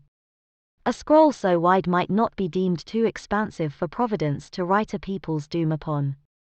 The belief was a favorite one with our forefathers, as betokening that their infant commonwealth was under a celestial guardianship of peculiar intimacy and strictness. But what shall we say, when an individual discovers a revelation addressed to himself alone, on the same vast sheet of record? In such a case, it could only be the symptom of a highly disordered mental state, when a man, rendered morbidly self-contemplative by long, intense, and secret pain, had extended his egotism over the whole expanse of nature, until the firmament itself should appear no more than a fitting page for his soul's history and fate. We impute it, therefore, solely to the disease in his own eye and heart, that the minister, looking upward to the zenith, beheld there the appearance of an immense letter, the letter A, marked out in lines of dull red light. Not but the meteor may have shown itself at that point, burning duskily through a veil of cloud, but with no such shape as his guilty imagination gave it, or, at least, with so little definiteness, that another's guilt might have seen another symbol in it. There was a singular circumstance that characterized Mr. de Mesdale's psychological state, at this moment. All the time that he gazed upward to the zenith, he was, nevertheless, perfectly aware that little Pearl was pointing her finger towards old Roger Chillingworth, who stood at no great distance from the scaffold. The minister appeared to see him, with the same glance that discerned the miraculous letter. To his features, as to all other objects, the meteoric light imparted a new expression, or it might well be that the physician was not careful then, as at all other times, to hide the malevolence with which he looked upon his victim.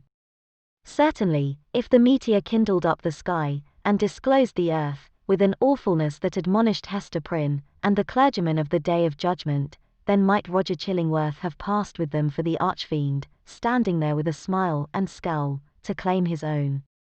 So vivid was the expression, or so intense the minister's perception of it, that it seemed still to remain painted on the darkness, after the meteor had vanished, with an effect as if the street, and all things else were at once annihilated.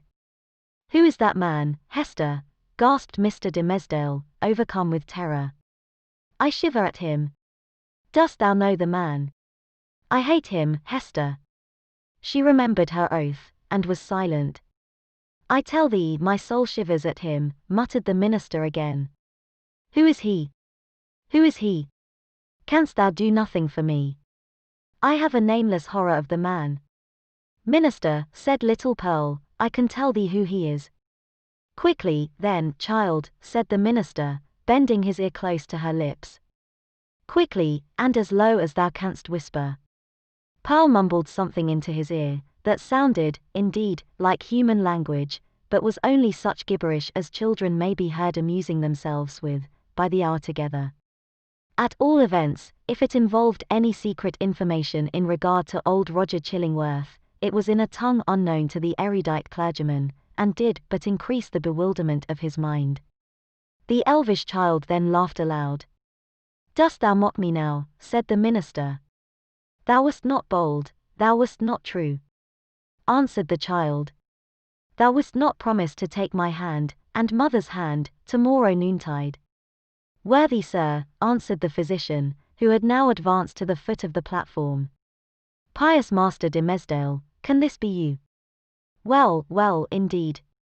We men of study, whose heads are in our books, have need to be straitly looked after. We dream in our waking moments, and walk in our sleep. Come, good sir, and my dear friend, I pray you, let me lead you home. How knewest thou that I was here? Asked the minister, fearfully. Verily, and in good faith, answered Roger Chillingworth, I knew nothing of the matter. I had spent the better part of the night at the bedside of the worshipful Governor Winthrop, doing what my poor skill might to give him ease. He going home to a better world, I, likewise, was on my way homeward, when this strange light shone out. Come with me, I beseech you, reverend sir, else you will be poorly able to do Sabbath duty tomorrow. Aha! See now how they trouble the brain, these books, these books. You should study less, good sir, and take a little pastime, or these night whimsies will grow upon you. I will go home with you, said Mr. de Mesdale.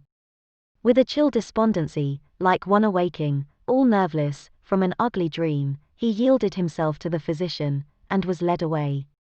The next day, however, being the Sabbath, he preached a discourse which was held to be the richest and most powerful, and the most replete with heavenly influences, that had ever proceeded from his lips.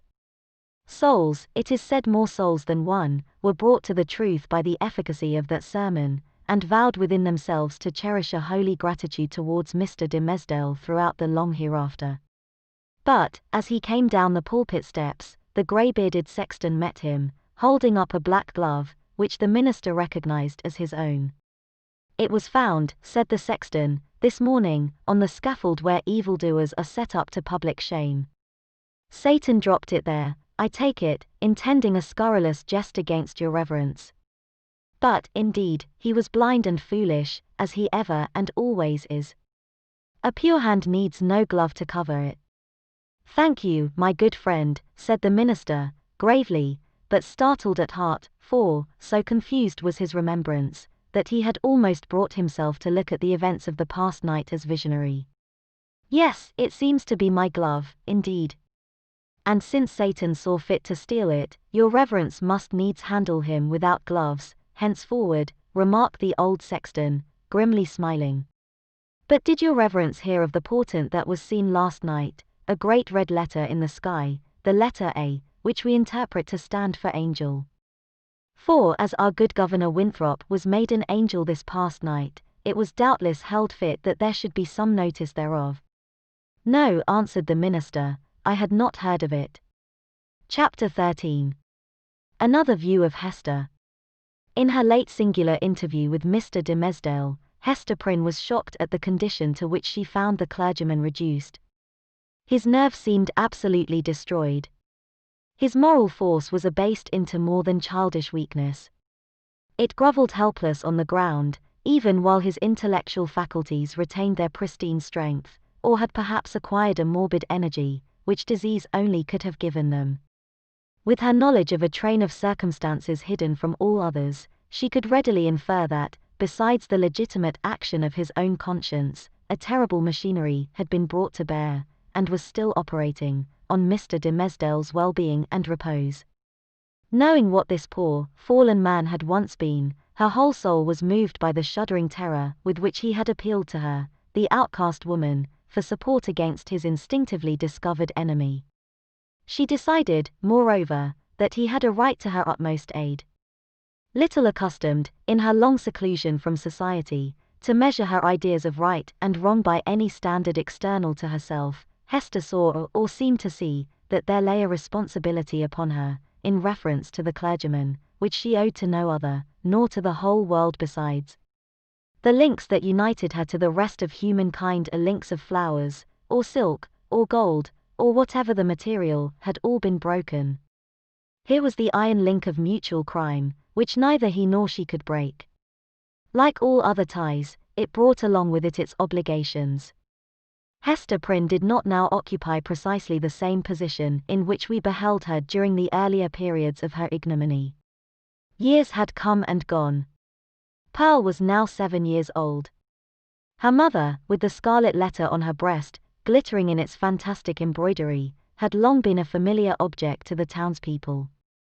As is apt to be the case when a person stands out in any prominence before the community, and at the same time, interferes neither with public nor individual interests and convenience, a species of general regard had ultimately grown up in reference to Hester Prynne. It is to the credit of human nature, that, except where its selfishness is brought into play, it loves more readily than it hates. Hatred, by a gradual and quiet process, will even be transformed to love, unless the change be impeded by a continually new irritation of the original feeling of hostility. In this matter of Hester Prynne, there was neither irritation nor irksomeness. She never battled with the public, but submitted, uncomplainingly, to its worst usage. She made no claim upon it. In requital for what she suffered, she did not weigh upon its sympathies. Then, also, the blameless purity of her life during all these years in which she had been set apart to infamy, was reckoned largely in her favor. With nothing now to lose, in the sight of mankind, and with no hope, and seemingly no wish, of gaining anything, it could only be a genuine regard for virtue that had brought back the poor wanderer to its paths. It was perceived, too, that while Hester never put forward even the humblest title to share in the world's privileges, further than to breathe the common air, and earn daily bread for little Pearl, and herself by the faithful labor of her hands, she was quick to acknowledge her sisterhood with the race of man, whenever benefits were to be conferred. None so ready as she to give of her little substance to every demand of poverty, even though the bitter-hearted pauper threw back a jibe in requital of the food brought regularly to his door, or the garments wrought for him by the fingers that could have embroidered a monarch's robe. None so self-devoted as Hester, when pestilence stalked through the town.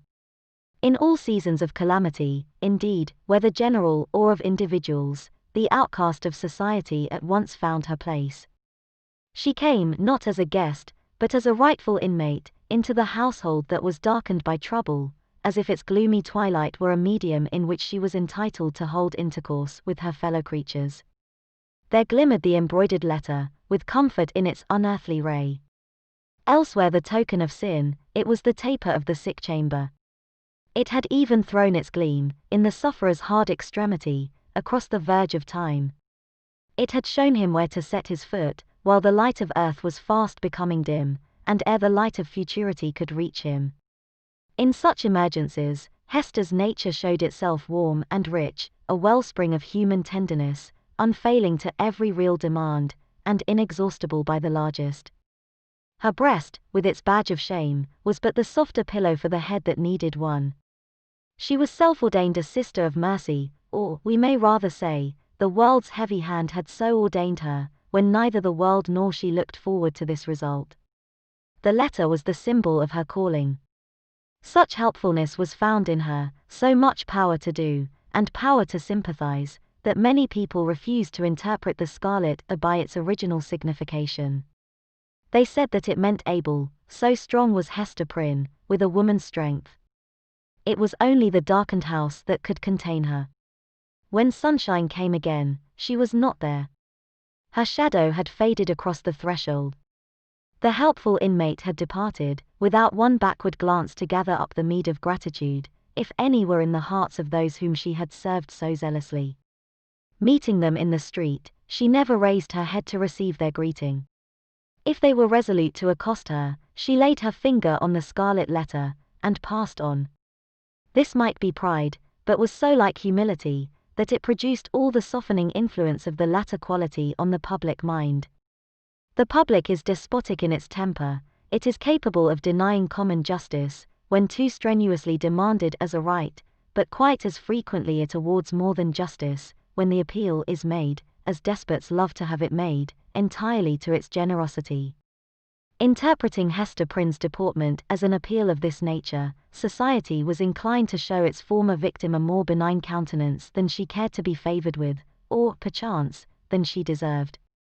The rulers, and the wise and learned men of the community, were longer in acknowledging the influence of Hester's good qualities than the people. The prejudices which they shared in common with the latter were fortified in themselves by an iron framework of reasoning, that made it a far tougher labour to expel them.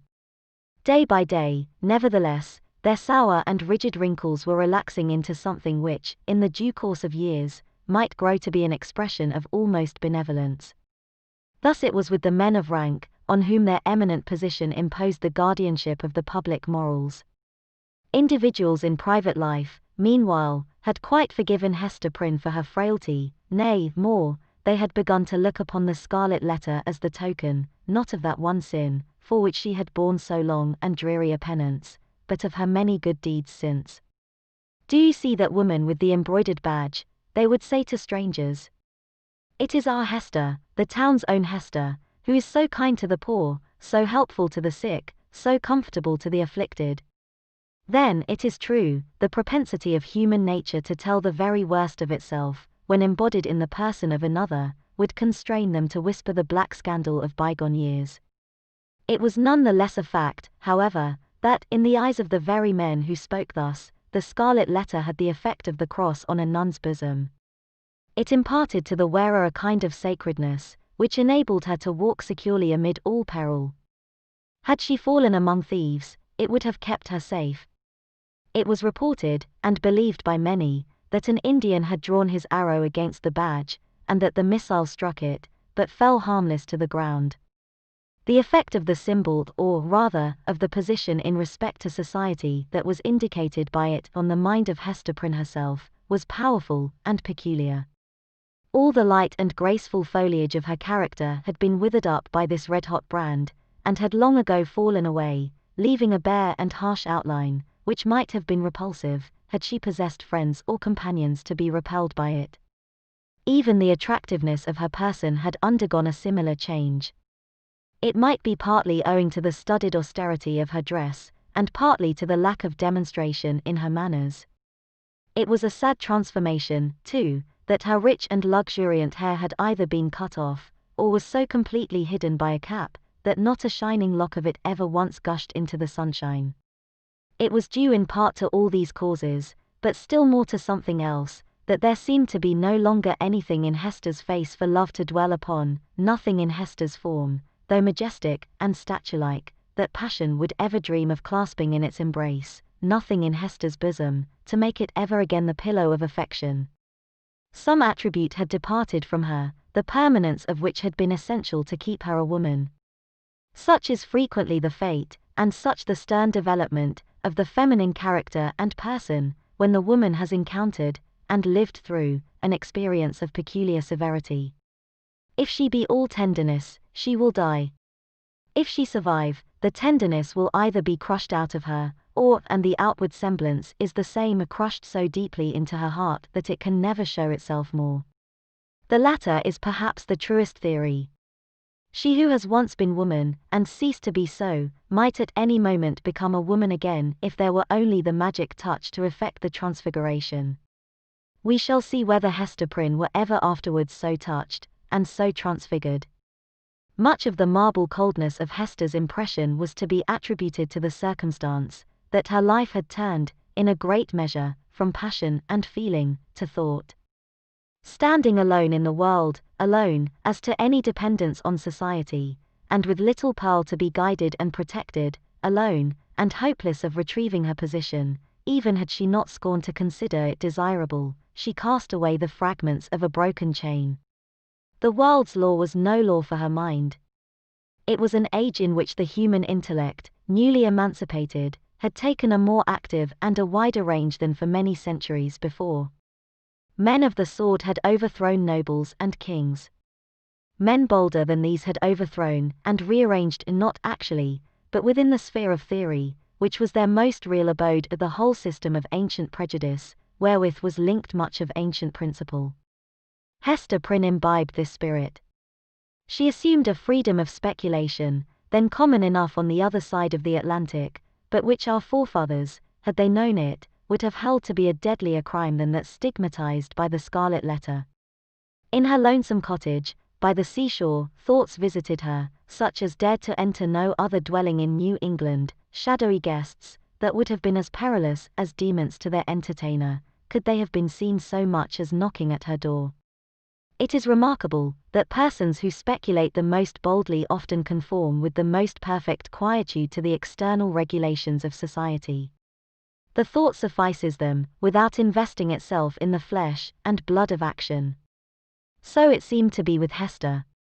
Yet, had little Pearl never come to her from the spiritual world, it might have been far otherwise. Then she might have come down to us in history, hand in hand with Anne Hutchinson, as the foundress of a religious sect. She might, in one of her phases, have been a prophetess. She might, and not improbably would, have suffered death from the stern tribunals of the period, for attempting to undermine the foundations of the Puritan establishment. But, in the education of her child, the mother's enthusiasm of thought had something to wreak itself upon. Providence, in the person of this little girl, had assigned to Hester's charge the germ and blossom of womanhood, to be cherished and developed amid a host of difficulties. Everything was against her. The world was hostile. The child's own nature had something wrong in it, which continually betokened that she had been born amiss, the effluence of her mother's lawless passion, and often impelled Hester to ask, in bitterness of heart, whether it were for ill or good that the poor little creature had been born at all. Indeed, the same dark question often rose into her mind, with reference to the whole race of womanhood. Was existence worth accepting, even? Chapter 14. Hester and the Physician. Hester bade little Pearl run down to the margin of the water, and play with the shells and tangled seaweed, until she should have talked a while with yonder gatherer of herbs. So the child flew away like a bird, and making bare her small white feet, went pattering along the moist margin of the sea. Here and there she came to a full stop, and peeped curiously into a pool, left by the retiring tide as a mirror for Pearl to see her face in. Forth peeped at her, out of the pool, with dark, glistening curls around her head, and an elf smile in her eyes, the image of a little maid, whom Pearl, having no other playmate, invited to take her hand, and run a race with her. But the visionary little maid, on her part, beckoned likewise, as if to say, "This is a better place. Come thou into the pool."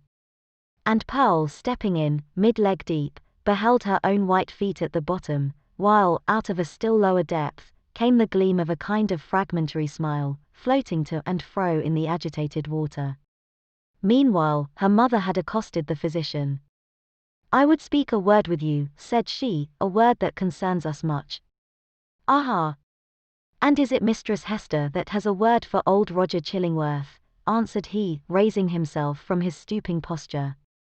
"With all my heart." "Why, mistress, I hear good tidings of you on all hands."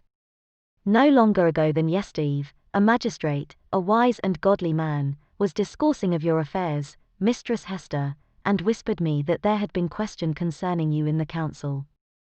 It was debated whether or no, with safety to the common weal, yonder scarlet letter might be taken off your bosom. On my life, Hester, I made my entreaty to the worshipful magistrate that it might be done forthwith. "It lies not in the pleasure of the magistrates to take off this badge," calmly replied Hester. "Were I worthy to be quit of it, it would fall away of its own nature, or be transformed into something that should speak a different purport. Nay, then, wear it, if it suit you better, rejoined he. A woman must needs follow her own fancy, touching the adornment of her person. The letter is gaily embroidered, and shows right bravely on your bosom. All this while, Hester had been looking steadily at the old man, and was shocked, as well as wonder-smitten, to discern what a change had been wrought upon him within the past 7 years. It was not so much that he had grown older, for though the traces of advancing life were visible, he bore his age well, and seemed to retain a wiry vigor and alertness. But the former aspect of an intellectual and studious man, calm and quiet, which was what she best remembered in him, had altogether vanished, and been succeeded by an eager, searching, almost fierce, yet carefully guarded look. It seemed to be his wish and purpose to mask this expression with a smile, but the latter played him false, and flickered over his visage so derisively, that the spectator could see his blackness all the better for it. Ever and anon, too, there came a glare of red light out of his eyes, as if the old man's soul were on fire, and kept on smouldering duskily within his breast, until, by some casual puff of passion, it was blown into a momentary flame. This he repressed, as speedily as possible, and strove to look as if nothing of the kind had happened. In a word, old Roger Chillingworth was a striking evidence of man's faculty of transforming himself into a devil, if he will only, for a reasonable space of time, undertake a devil's office.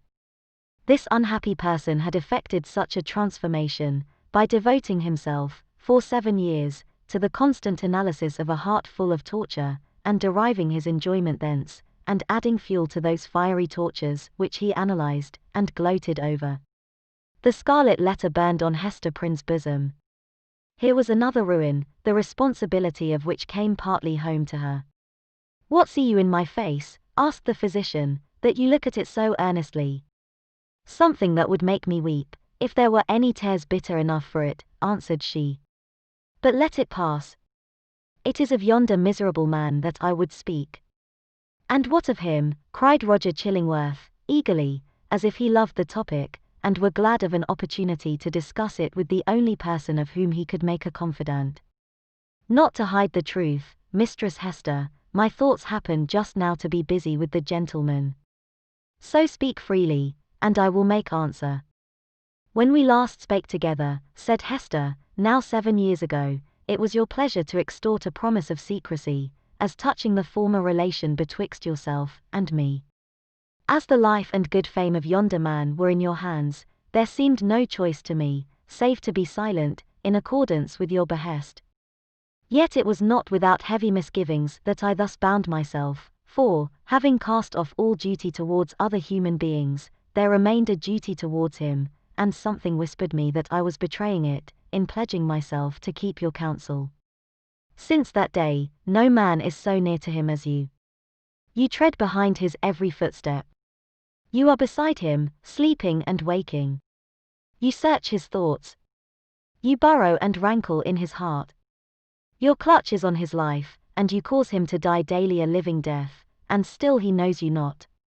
In permitting this, I have surely acted a false part by the only man to whom the power was left me to be true." "What choice had you?" asked Roger Chillingworth. "My finger, pointed at this man, would have hurled him from his pulpit into a dungeon, thence, peradventure, to the gallows." "It had been better so," said Hester Prynne. "What evil have I done the man?" asked Roger Chillingworth again. "I tell thee, Hester Prynne, the richest fee that ever physician earned from monarch could not have bought such care as I have wasted on this miserable priest. But for my aid, his life would have burned away in torments, within the first 2 years after the perpetration of his crime, and thine. For, Hester, his spirit lacked the strength that could have borne up, as thine has, beneath a burden like thy Scarlet Letter. Oh, I could reveal a goodly secret. But enough. What art can do, I have exhausted on him. That he now breathes, and creeps about on earth, is owing all to me." "Better he had died at once," said Hester Prynne. "Yea, woman, thou sayest truly," cried old Roger Chillingworth, letting the lurid fire of his heart blaze out before her eyes. "Better had he died at once. Never did mortal suffer what this man has suffered. And all, in the sight of his worst enemy. He has been conscious of me. He has felt an influence dwelling always upon him like a curse. He knew, by some spiritual sense, for the Creator never made another being so sensitive as this, he knew that no friendly hand was pulling at his heartstrings, and that an eye was looking curiously into him, which sought only evil, and found it. But he knew not that the eye and hand were mine. With the superstition common to his brotherhood, he fancied himself given over to a fiend, to be tortured with frightful dreams, and desperate thoughts, the sting of remorse, and despair of pardon, as a foretaste of what awaits him beyond the grave. But it was the constant shadow of my presence, the closest propinquity of the man whom he had most vilely wronged, and who had grown to exist only by this perpetual poison of the direst revenge. Yea, indeed, he did not err, there was a fiend at his elbow. A mortal man, with once a human heart, has become a fiend for his especial torment. The unfortunate physician, while uttering these words, lifted his hands with a look of horror, as if he had beheld some frightful shape, which he could not recognize, usurping the place of his own image in a glass. It was one of those moments which sometimes occur only at the interval of years, when a man's moral aspect is faithfully revealed to his mind's eye. Not improbably, he had never before viewed himself as he did now. "Hast thou not tortured him enough?" said Hester, noticing the old man's look. "Has he not paid thee all?" "No, no, he has but increased the debt," answered the physician, and as he proceeded his manner lost its fiercer characteristics, and subsided into gloom. "Dost thou remember me, Hester, as I was 9 years agone? Even then, I was in the autumn of my days, nor was it the early autumn. But all my life had been made up of earnest, studious, thoughtful, quiet years, bestowed faithfully for the increase of mine own knowledge, and faithfully, too, though this latter object was but casual to the other, faithfully for the advancement of human welfare. No life had been more peaceful and innocent than mine, few lives so rich with benefits conferred. Dost thou remember me? Was I not, though you might deem me cold, nevertheless a man thoughtful for others, craving little for himself, kind, true, just, and of constant, if not warm affections? Was I not all this? All this, and more, said Hester. And what am I now? Demanded he, looking into her face, and permitting the whole evil within him to be written on his features. I have already told thee what I am. A fiend. Who made me so? It was myself, cried Hester, shuddering. It was I, not less than he. Why hast thou not avenged thyself on me? I have left thee to the Scarlet Letter, replied Roger Chillingworth. If that have not avenged me, I can do no more. He laid his finger on it, with a smile. It has avenged thee, answered Hester Prynne. I judged no less, said the physician. And now, what wouldst thou with me touching this man? I must reveal the secret, answered Hester, firmly. He must discern thee in thy true character. What may be the result, I know not. But this long debt of confidence, due from me to him, whose bane and ruin I have been, shall at length be paid. So far as concerns the overthrow or preservation of his fair fame, and his earthly state, and perchance his life, he is in thy hands. Nor do I, whom the Scarlet Letter has disciplined to truth, though it be the truth of red-hot iron, entering into the soul, nor do I perceive such advantage in his living any longer a life of ghastly emptiness, that I shall stoop to implore thy mercy. Do with him as thou wilt. There is no good for him, no good for me, no good for thee. There is no good for little Pearl. There is no path to guide us out of this dismal maze. Woman, I could well nigh pity thee, said Roger Chillingworth, unable to restrain a thrill of admiration too, for there was a quality almost majestic in the despair which she expressed. Thou hast great elements. Peradventure, hadst thou met earlier with a better love than mine, this evil had not been. I pity thee for the good that has been wasted in thy nature. And I thee, answered Hester Prynne, for the hatred that has transformed a wise and just man to a fiend. Wilt thou yet purge it out of thee, and be once more human? If not for his sake, then doubly for thine own. Forgive, and leave his further retribution to the power that claims it. I said, but now, that there could be no good event for him, or thee or me, who are here wandering together in this gloomy maze of evil, and stumbling, at every step, over the guilt wherewith we have strewn our path. It is not so. There might be good for thee, and thee alone, since thou hast been deeply wronged, and dost it at thy will to pardon. Wilt thou give up that only privilege? Wilt thou reject that priceless benefit? Peace, Hester, peace, replied the old man, with gloomy sternness. It is not granted me to pardon. I have no such power as thou tellest me of. My old faith, long forgotten, comes back to me, and explains all that we do, and all we suffer. By thy first step awry thou didst plant the germ of evil, but since that moment, it has all been a dark necessity. Ye that have wronged me are not sinful, save in a kind of typical illusion, neither am I fiend-like, who have snatched a fiend's office from his hands. It is our fate. Let the black flower blossom as it may. Now go thy ways, and deal as thou wilt with yonder man.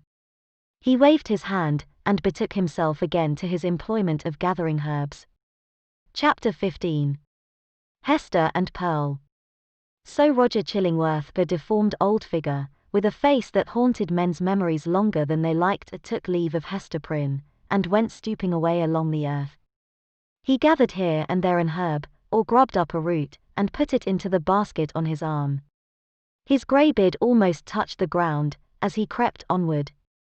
Hester gazed after him a little while, looking with a half-fantastic curiosity to see whether the tender grass of early spring would not be blighted beneath him, and show the wavering track of his footsteps, sere and brown, across its cheerful verdure. She wondered what sort of herbs they were, which the old man was so sedulous to gather. Would not the earth, quickened to an evil purpose by the sympathy of his eye, greet him with poisonous shrubs, of species hitherto unknown, that would start up under his fingers? Or might it suffice him, that every wholesome growth should be converted into something deleterious and malignant at his touch? Did the sun, which shone so brightly everywhere else, really fall upon him? Or was there, as it rather seemed, a circle of ominous shadow moving along with his deformity, whichever way he turned himself? And whither was he now going? Would he not suddenly sink into the earth, leaving a barren and blasted spot, where, in due course of time, would be seen deadly nightshade, dogwood, henbane, and whatever else of vegetable wickedness the climate could produce, all flourishing with hideous luxuriance? Or would he spread bat's wings and flee away, looking so much the uglier, the higher he rose towards heaven? Be it sin or no, said Hester Prynne, bitterly, as she still gazed after him, I hate the man. She upbraided herself for the sentiment, but could not overcome or lessen it. Attempting to do so, she thought of those long past days, in a distant land, when he used to emerge at eventide from the seclusion of his study, and sit down in the firelight of their home, and in the light of her nuptial smile. He needed to bask himself in that smile, he said, in order that the chill of so many lonely hours among his books might be taken off the scholar's heart. Such scenes had once appeared not otherwise than happy, but now, as viewed through the dismal medium of her subsequent life, they classed themselves among her ugliest remembrances. She marveled how such scenes could have been. She marveled how she could ever have been wrought upon to marry him. She deemed it her crime most to be repented of, that she had ever endured, and reciprocated, the lukewarm grasp of his hand, and had suffered the smile of her lips and eyes to mingle, and melt into his own. And it seemed a fouler offence committed by Roger Chillingworth, than any which had since been done him, that, in the time when her heart knew no better, he had persuaded her to fancy herself happy by his side. Yes, I hate him, repeated Hester, more bitterly than before. He betrayed me.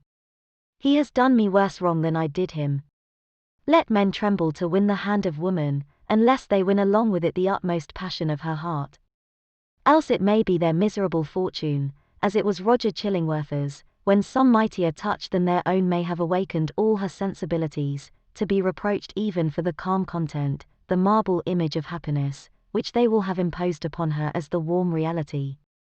But Hester ought long ago to have done with this injustice. What did it betoken? Had 7 long years, under the torture of the Scarlet Letter, inflicted so much of misery, and wrought out no repentance? The emotions of that brief space, while she stood gazing after the crooked figure of old Roger Chillingworth, threw a dark light on Hester's state of mind, revealing much that she might not otherwise have acknowledged to herself. He being gone, she summoned back her child. Pearl! Little Pearl! Where are you? Pearl, whose activity of spirit never flagged, had been at no loss for amusement while her mother talked with the old gatherer of herbs. At first, as already told, she had flirted fancifully with her own image in a pool of water, beckoning the phantom forth, and as it declined to venture, seeking a passage for herself into its sphere of impalpable earth and unattainable sky. Soon finding, however, that either she or the image was unreal, she turned elsewhere for better pastime. She made little boats out of birch bark, and freighted them with snail shells, and sent out more ventures on the mighty deep than any merchant in New England, but the larger part of them foundered near the shore. She seized a live horseshoe by the tail, and made prize of several 5 fingers, and laid out a jellyfish to melt in the warm sun. Then she took up the white foam, that streaked the line of the advancing tide, and threw it upon the breeze, scampering after it, with winged footsteps, to catch the great snowflakes ere they fell.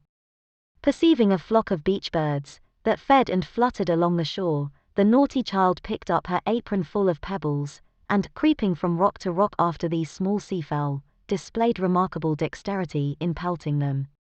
One little grey bird, with a white breast, Pearl was almost sure, had been hit by a pebble, and fluttered away with a broken wing. But then the elf child sighed, and gave up her sport, because it grieved her to have done harm to a little being that was as wild as the sea breeze, or as wild as Pearl herself. Her final employment was to gather seaweed, of various kinds, and make herself a scarf, or mantle, and a head-dress, and thus assume the aspect of a little mermaid. She inherited her mother's gift for devising drapery and costume. As the last touch to her mermaid's garb, Pearl took some eelgrass, and imitated, as best she could, on her own bosom, the decoration with which she was so familiar on her mother's. A letter, the letter A, but freshly green, instead of scarlet. The child bent her chin upon her breast, and contemplated this device with strange interest, even as if the one only thing for which she had been sent into the world was to make out its hidden import. I wonder if mother will ask me what it means, thought Pearl. Just then, she heard her mother's voice, and flitting along as lightly as one of the little sea birds, appeared before Hester Prynne, dancing, laughing, and pointing her finger to the ornament upon her bosom. My little Pearl, said Hester, after a moment's silence, the green letter, and on thy childish bosom, has no purport. But dost thou know, my child, what this letter means which thy mother is doomed to wear? Yes, mother, said the child. It is the great letter A, thou hast taught me in the hornbook. Hester looked steadily into her little face, but, though there was that singular expression, which she had so often remarked in her black eyes, she could not satisfy herself whether Pearl really attached any meaning to the symbol. She felt a morbid desire to ascertain the point. Dost thou know, child, wherefore thy mother wears this letter? Truly do I, answered Pearl, looking brightly into her mother's face. It is for the same reason that the minister keeps his hand over his heart. And what reason is that? Asked Hester, half smiling at the absurd incongruity of the child's observation, but, on second thoughts, turning pale. What has the letter to do with any heart, save mine? Nay, mother, I have told all I know, said Pearl, more seriously than she was wont to speak. Ask yonder old man whom thou hast been talking with. It may be he can tell. But in good earnest now, mother dear, what does this scarlet letter mean, and why dost thou wear it on thy bosom, and why does the minister keep his hand over his heart? She took her mother's hand in both her own, and gazed into her eyes with an earnestness that was seldom seen in her wild and capricious character.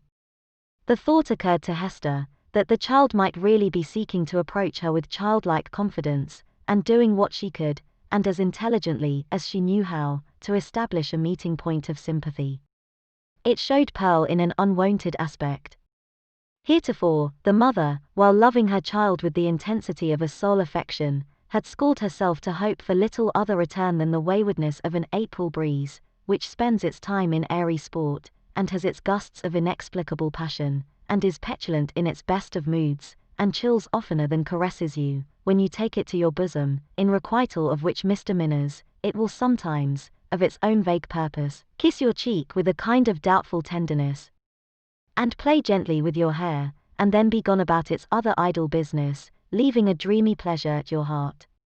And this, moreover, was a mother's estimate of the child's disposition. Any other observer might have seen few but unamiable traits, and have given them a far darker colouring.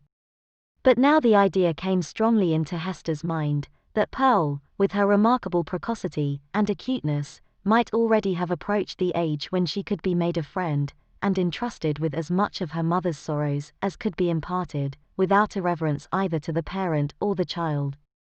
In the little chaos of Pearl's character there might be seen emerging, and could have been, from the very first, the steadfast principles of an unflinching courage, an uncontrollable will, a sturdy pride, which might be disciplined into self-respect, and a bitter scorn of many things, which, when examined, might be found to have the taint of falsehood in them. She possessed affections, too, though hitherto acrid and disagreeable, as are the richest flavors of unripe fruit.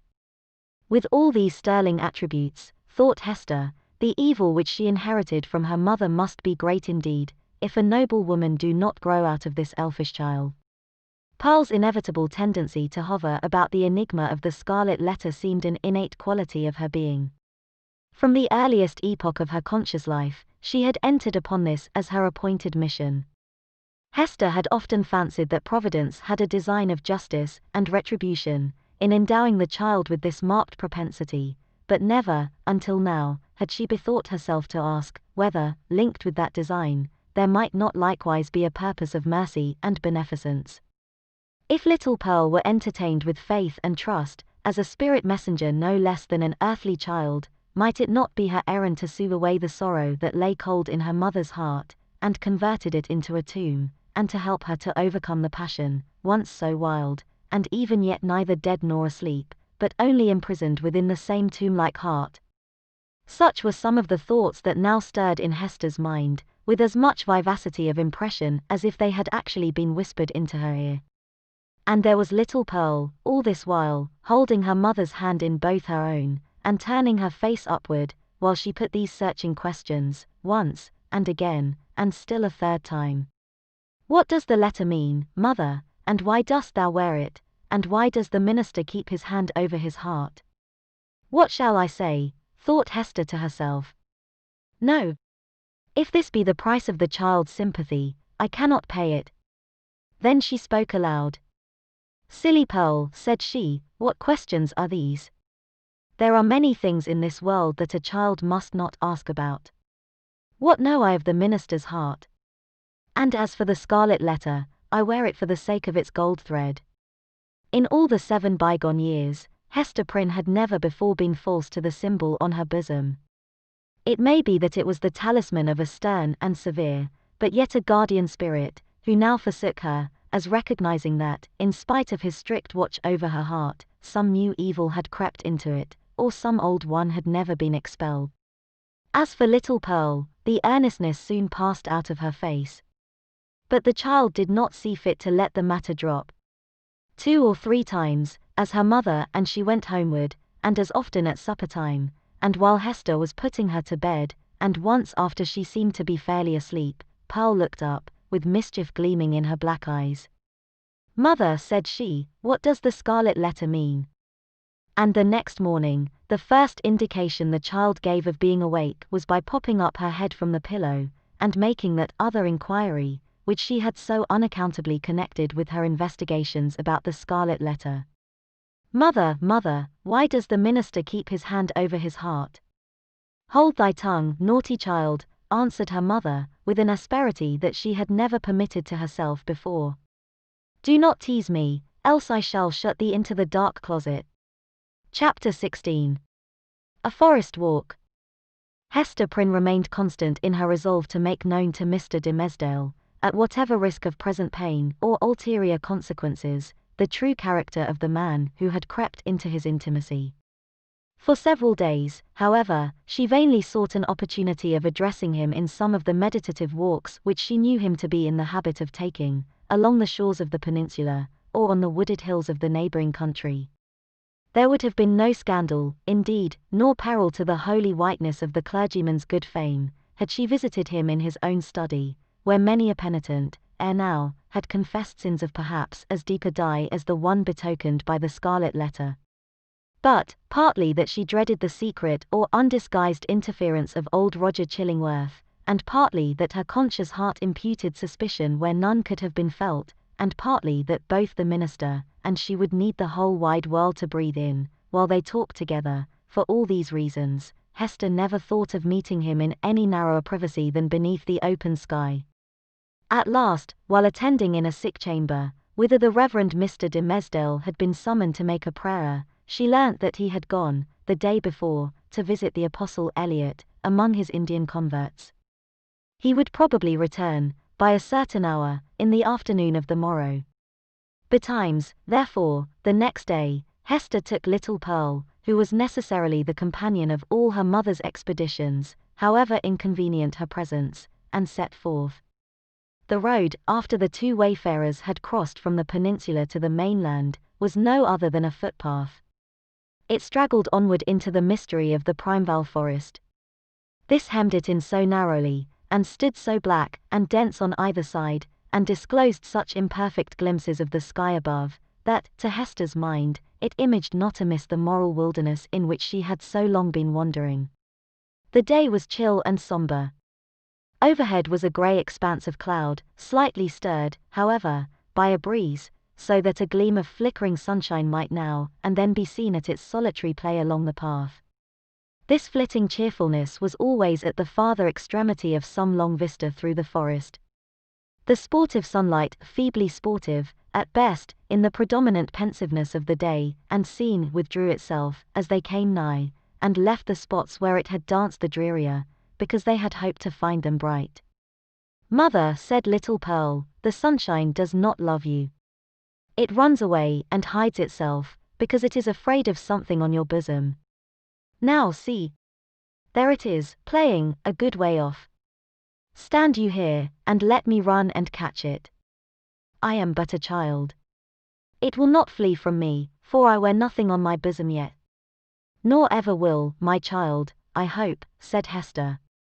"And why not, mother?" asked Pearl, stopping short, just at the beginning of her race. "Will not it come of its own accord, when I am a woman grown?" "Run away, child," answered her mother, "and catch the sunshine. It will soon be gone." Pearl set forth, at a great pace, and, as Hester smiled to perceive, did actually catch the sunshine, and stood laughing in the midst of it, all brightened by its splendor, and scintillating with the vivacity excited by rapid motion. The light lingered about the lonely child, as if glad of such a playmate, until her mother had drawn almost nigh enough to step into the magic circle too. "It will go now," said Pearl, shaking her head. "Seed," answered Hester, smiling. "Now I can stretch out my hand, and grasp some of it." As she attempted to do so, the sunshine vanished, or, to judge from the bright expression that was dancing on Pearl's features, her mother could have fancied that the child had absorbed it into herself, and would give it forth again, with a gleam about her path, as they should plunge into some gloomier shade. There was no other attribute that so much impressed her with a sense of new and untransmitted vigor in Pearl's nature, as this never-failing vivacity of spirits. She had not the disease of sadness, which almost all children, in these latter days, inherit, with the scrofula, from the troubles of their ancestors. Perhaps this too was a disease, and but the reflex of the wild energy with which Hester had fought against her sorrows, before Pearl's birth.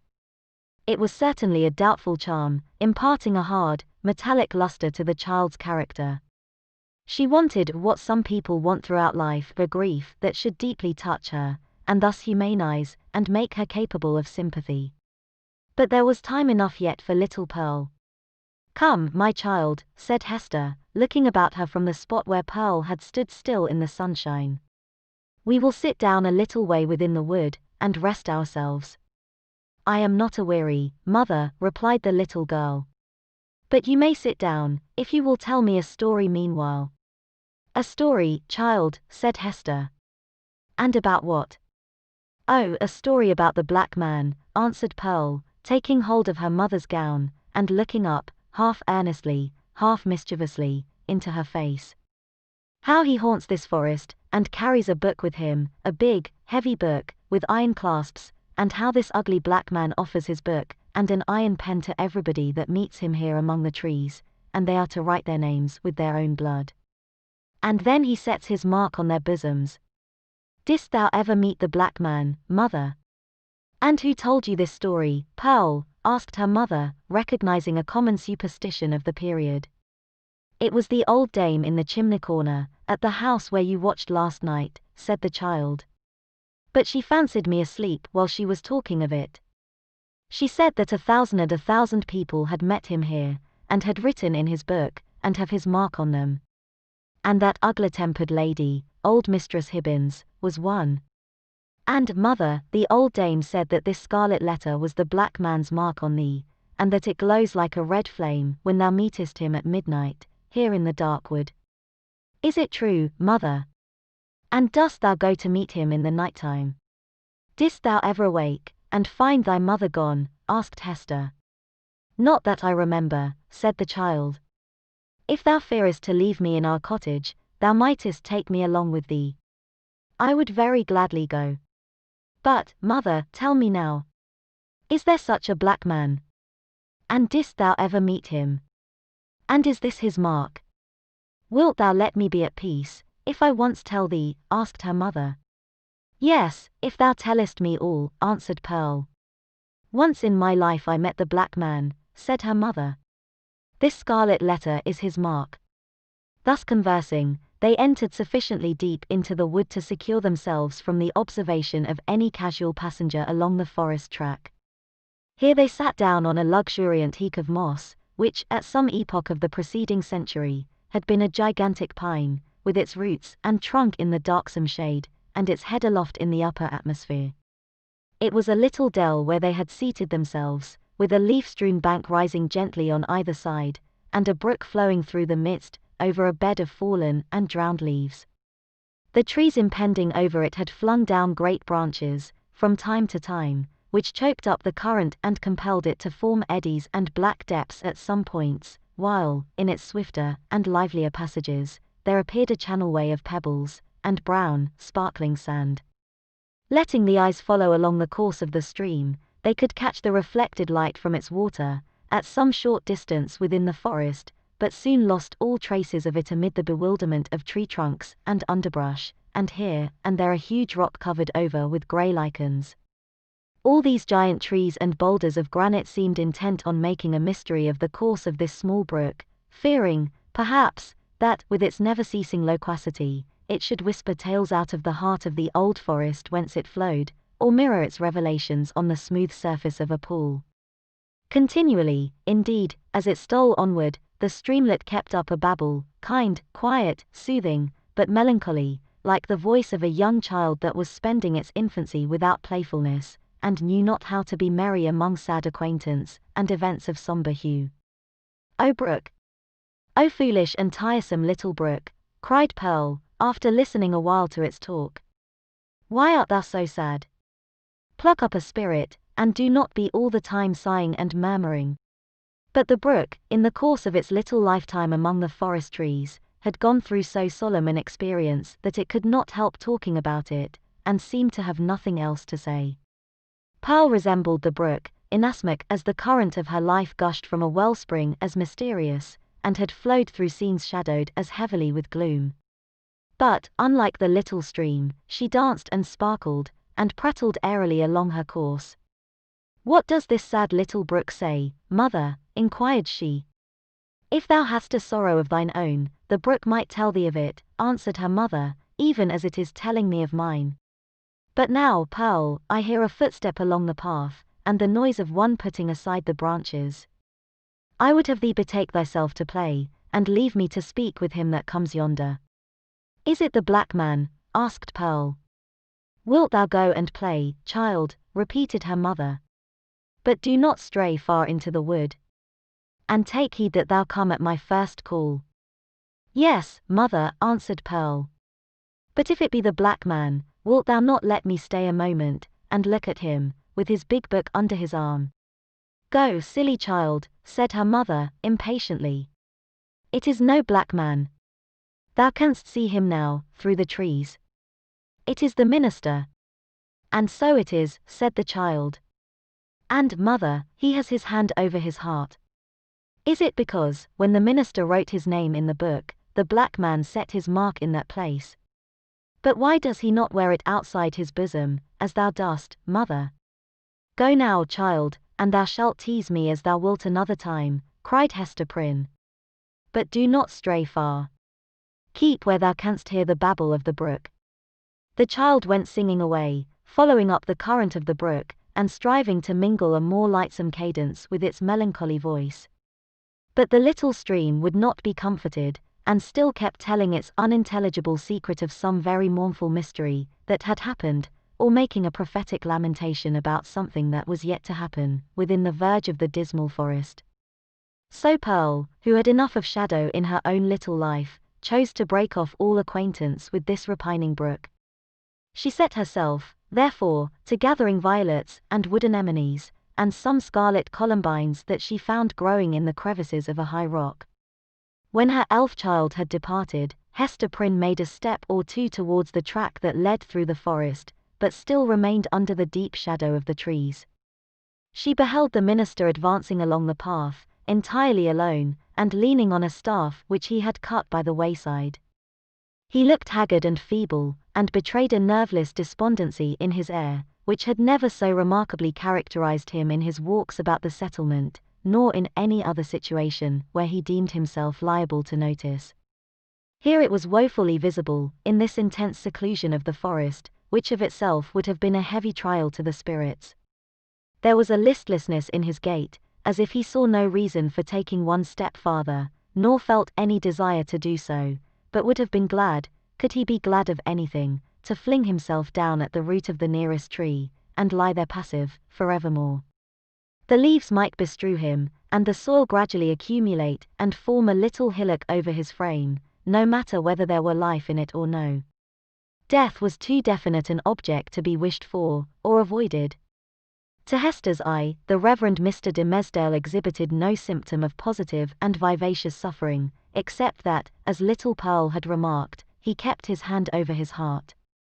Chapter 17. The pastor and his parishioner. Slowly as the minister walked, he had almost gone by, before Hester Prynne could gather voice enough to attract his observation. At length, she succeeded. "Arthur de Mesdale," she said, faintly at first, then louder, but hoarsely. "Arthur de Mesdale." "Who speaks?" answered the minister. Gathering himself quickly up, he stood more erect, like a man taken by surprise in a mood to which he was reluctant to have witnesses. Throwing his eyes anxiously in the direction of the voice, he indistinctly beheld a form under the trees, clad in garments so somber, and so little relieved from the grey twilight into which the clouded sky and the heavy foliage had darkened the noontide, that he knew not whether it were a woman or a shadow. It may be that his pathway through life was haunted thus, by a spectre that had stolen out from among his thoughts. He made a step nigher, and discovered the Scarlet Letter. "Hester! Hester Prynne," said he. "Is it thou? Art thou in life?" "Even so," she answered. "In such life as has been mine these 7 years past." "And thou, Arthur de Mesdale, dost thou yet live?" It was no wonder that they thus questioned one another's actual and bodily existence, and even doubted of their own. So strangely did they meet, in the dim wood, that it was like the first encounter, in the world beyond the grave, of two spirits who had been intimately connected in their former life, but now stood coldly shuddering, in mutual dread, as not yet familiar with their state, nor wonted to the companionship of disembodied beings. Each a ghost, and awe-stricken at the other ghost. They were awe-stricken likewise at themselves, because the crisis flung back to them their consciousness, and revealed to each heart its history and experience, as life never does, except at such breathless epochs. The soul beheld its features in the mirror of the passing moment. It was with fear, and tremulously, and as it were, by a slow, reluctant necessity, that Arthur de Mesdale put forth his hand, chill as death, and touched the chill hand of Hester Prynne. The grasp, cold as it was, took away what was dreariest in the interview. They now felt themselves, at least, inhabitants of the same sphere. Without a word more spoken, neither he nor she assuming the guidance, but with an unexpressed consent, they glided back into the shadow of the woods, whence Hester had emerged, and sat down on the heap of moss where she and Pearl had before been sitting. When they found voice to speak, it was, at first, only to utter remarks and inquiries such as any two acquaintance might have made, about the gloomy sky, the threatening storm, and, next, the health of each. Thus they went onward, not boldly, but step by step, into the themes that were brooding deepest in their hearts. So long estranged by fate and circumstances, they needed something slight and casual to run before, and throw open the doors of intercourse, so that their real thoughts might be led across the threshold. After a while, the minister fixed his eyes on Hester Prynne's. "Hester," said he, "hast thou found peace?" She smiled drearily, looking down upon her bosom. "Hast thou?" she asked. Nothing but despair," he answered. "What else could I look for, being what I am, and leading such a life as mine? Were I an atheist, a man devoid of conscience, a wretch with coarse and brutal instincts, I might have found peace, long ere now. Nay, I never should have lost it. But, as matters stand with my soul, whatever of good capacity there originally was in me, all of God's gifts that were the choicest have become the ministers of spiritual torment. Hester, I am most miserable." "The people reverence thee," said Hester. "And surely thou workest good among them. Doth this bring thee no comfort?" "More misery, Hester, only the more misery," answered the clergyman, with a bitter smile. "As concerns the good which I may appear to do, I have no faith in it. It must needs be a delusion. What can a ruined soul, like mine, effect towards the redemption of other souls, or a polluted soul towards their purification? And as for the people's reverence, would that it were turned to scorn and hatred. Canst thou deem it, Hester, a consolation, that I must stand up in my pulpit, and meet so many eyes turned upward to my face, as if the light of heaven were beaming from it, must see my flock hungry for the truth, and listening to my words as if a tongue of Pentecost were speaking, and then look inward, and discern the black reality of what they idolize? I have laughed, in bitterness and agony of heart, at the contrast between what I seem, and what I am. And Satan laughs at it." "You wrong yourself in this," said Hester, gently. "You have deeply and sorely repented. Your sin is left behind you, in the days long past. Your present life is not less holy, in very truth, than it seems in people's eyes. Is there no reality in the penitence thus sealed, and witnessed by good works? And wherefore should it not bring you peace?" "No, Hester, no," replied the clergyman. "There is no substance in it. It is cold and dead, and can do nothing for me. Of penance, I have had enough. Of penitence, there has been none. Else, I should long ago have thrown off these garments of mock holiness, and have shown myself to mankind as they will see me at the judgment seat. Happy are you, Hester, that wear the scarlet letter openly upon your bosom. Mine burns in secret. Thou little knowest what a relief it is, after the torment of a 7 years' cheat, to look into an eye that recognizes me for what I am. Had I one friend, or were it my worst enemy, to whom, when sickened with the praises of all other men, I could daily betake myself, and be known as the vilest of all sinners, methinks my soul might keep itself alive thereby. Even thus much of truth would save me. But now it is all falsehood, all emptiness, all death." Hester Prynne looked into his face, but hesitated to speak. Yet, uttering his long-restrained emotions so vehemently as he did, his words here offered her the very point of circumstances in which to interpose what she came to say. She conquered her fears, and spoke. "Such a friend as thou hast even now wished for," said she, "with whom to weep over thy sin, thou hast in me, the partner of it." Again she hesitated, but brought out the words with an effort. "Thou hast long had such an enemy, and dwellest with him, under the same roof. The minister started to his feet, gasping for breath, and clutching at his heart, as if he would have torn it out of his bosom. "Ha! What sayest thou?" cried he. "An enemy? And under mine own roof? What mean you?" Hester Prynne was now fully sensible of the deep injury for which she was responsible to this unhappy man, in permitting him to lie for so many years, or, indeed, for a single moment, at the mercy of one whose purposes could not be other than malevolent. The very contiguity of his enemy, beneath whatever mask the latter might conceal himself, was enough to disturb the magnetic sphere of a being so sensitive as Arthur de Mesdale. There had been a period when Hester was less alive to this consideration, or, perhaps, in the misanthropy of her own trouble, she left the minister to bear what she might picture to herself as a more tolerable doom. But of late, since the night of his vigil, all her sympathies towards him had been both softened and invigorated. She now read his heart more accurately.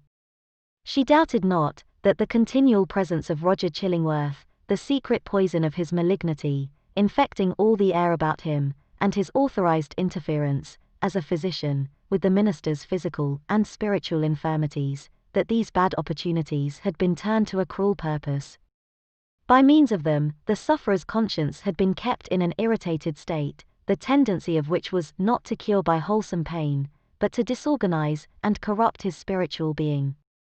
Its result, on earth, could hardly fail to be insanity, and hereafter, that eternal alienation from the good and true, of which madness is perhaps the earthly type. Such was the ruin to which she had brought the man, once, nay, why should we not speak it, still so passionately loved. Hester felt that the sacrifice of the clergyman's good name, and death itself, as she had already told Roger Chillingworth, would have been infinitely preferable to the alternative which she had taken upon herself to choose. And now, rather than have had this grievous wrong to confess, she would gladly have lain down on the forest leaves, and died there, at Arthur de Mesdale's feet. "Oh Arthur," cried she, "forgive me. In all things else, I have striven to be true. Truth was the one virtue which I might have held fast, and did hold fast, through all extremity, save when thy good, thy life, thy fame, were put in question. Then I consented to a deception. But a lie is never good, even though death threaten on the other side. Dost thou not see what I would say? That old man, the physician, he whom they call Roger Chillingworth, he was my husband." The minister looked at her, for an instant, with all that violence of passion, which intermixed, in more shapes than one, with his higher, purer, softer qualities, was, in fact, the portion of him which the devil claimed, and through which he sought to win the rest. Never was there a blacker or a fiercer frown than Hester now encountered. For the brief space that it lasted, it was a dark transfiguration. But his character had been so much enfeebled by suffering, that even its lower energies were incapable of more than a temporary struggle. He sank down on the ground, and buried his face in his hands. "I might have known it," murmured he. "I did know it. Was not the secret told me, in the natural recoil of my heart, at the first sight of him, and as often as I have seen him since? Why did I not understand? O Hester Prynne, thou little knowest all the horror of this thing. And the shame, the indelicacy, the horrible ugliness of this exposure of a sick and guilty heart to the very eye that would gloat over it. Woman, thou art accountable for this. I cannot forgive thee." "Thou shalt forgive me," cried Hester, flinging herself on the fallen leaves beside him. "Let God punish. Thou shalt forgive." With sudden and desperate tenderness, she threw her arms around him, and pressed his head against her bosom, little caring though his cheek rested on the Scarlet Letter. He would have released himself, but strove in vain to do so. Hester would not set him free, lest he should look her sternly in the face. All the world had frowned on her, for 7 long years had it frowned upon this lonely woman, and still she bore it all, nor ever once turned away her firm, sad eyes. Heaven, likewise, had frowned upon her, and she had not died.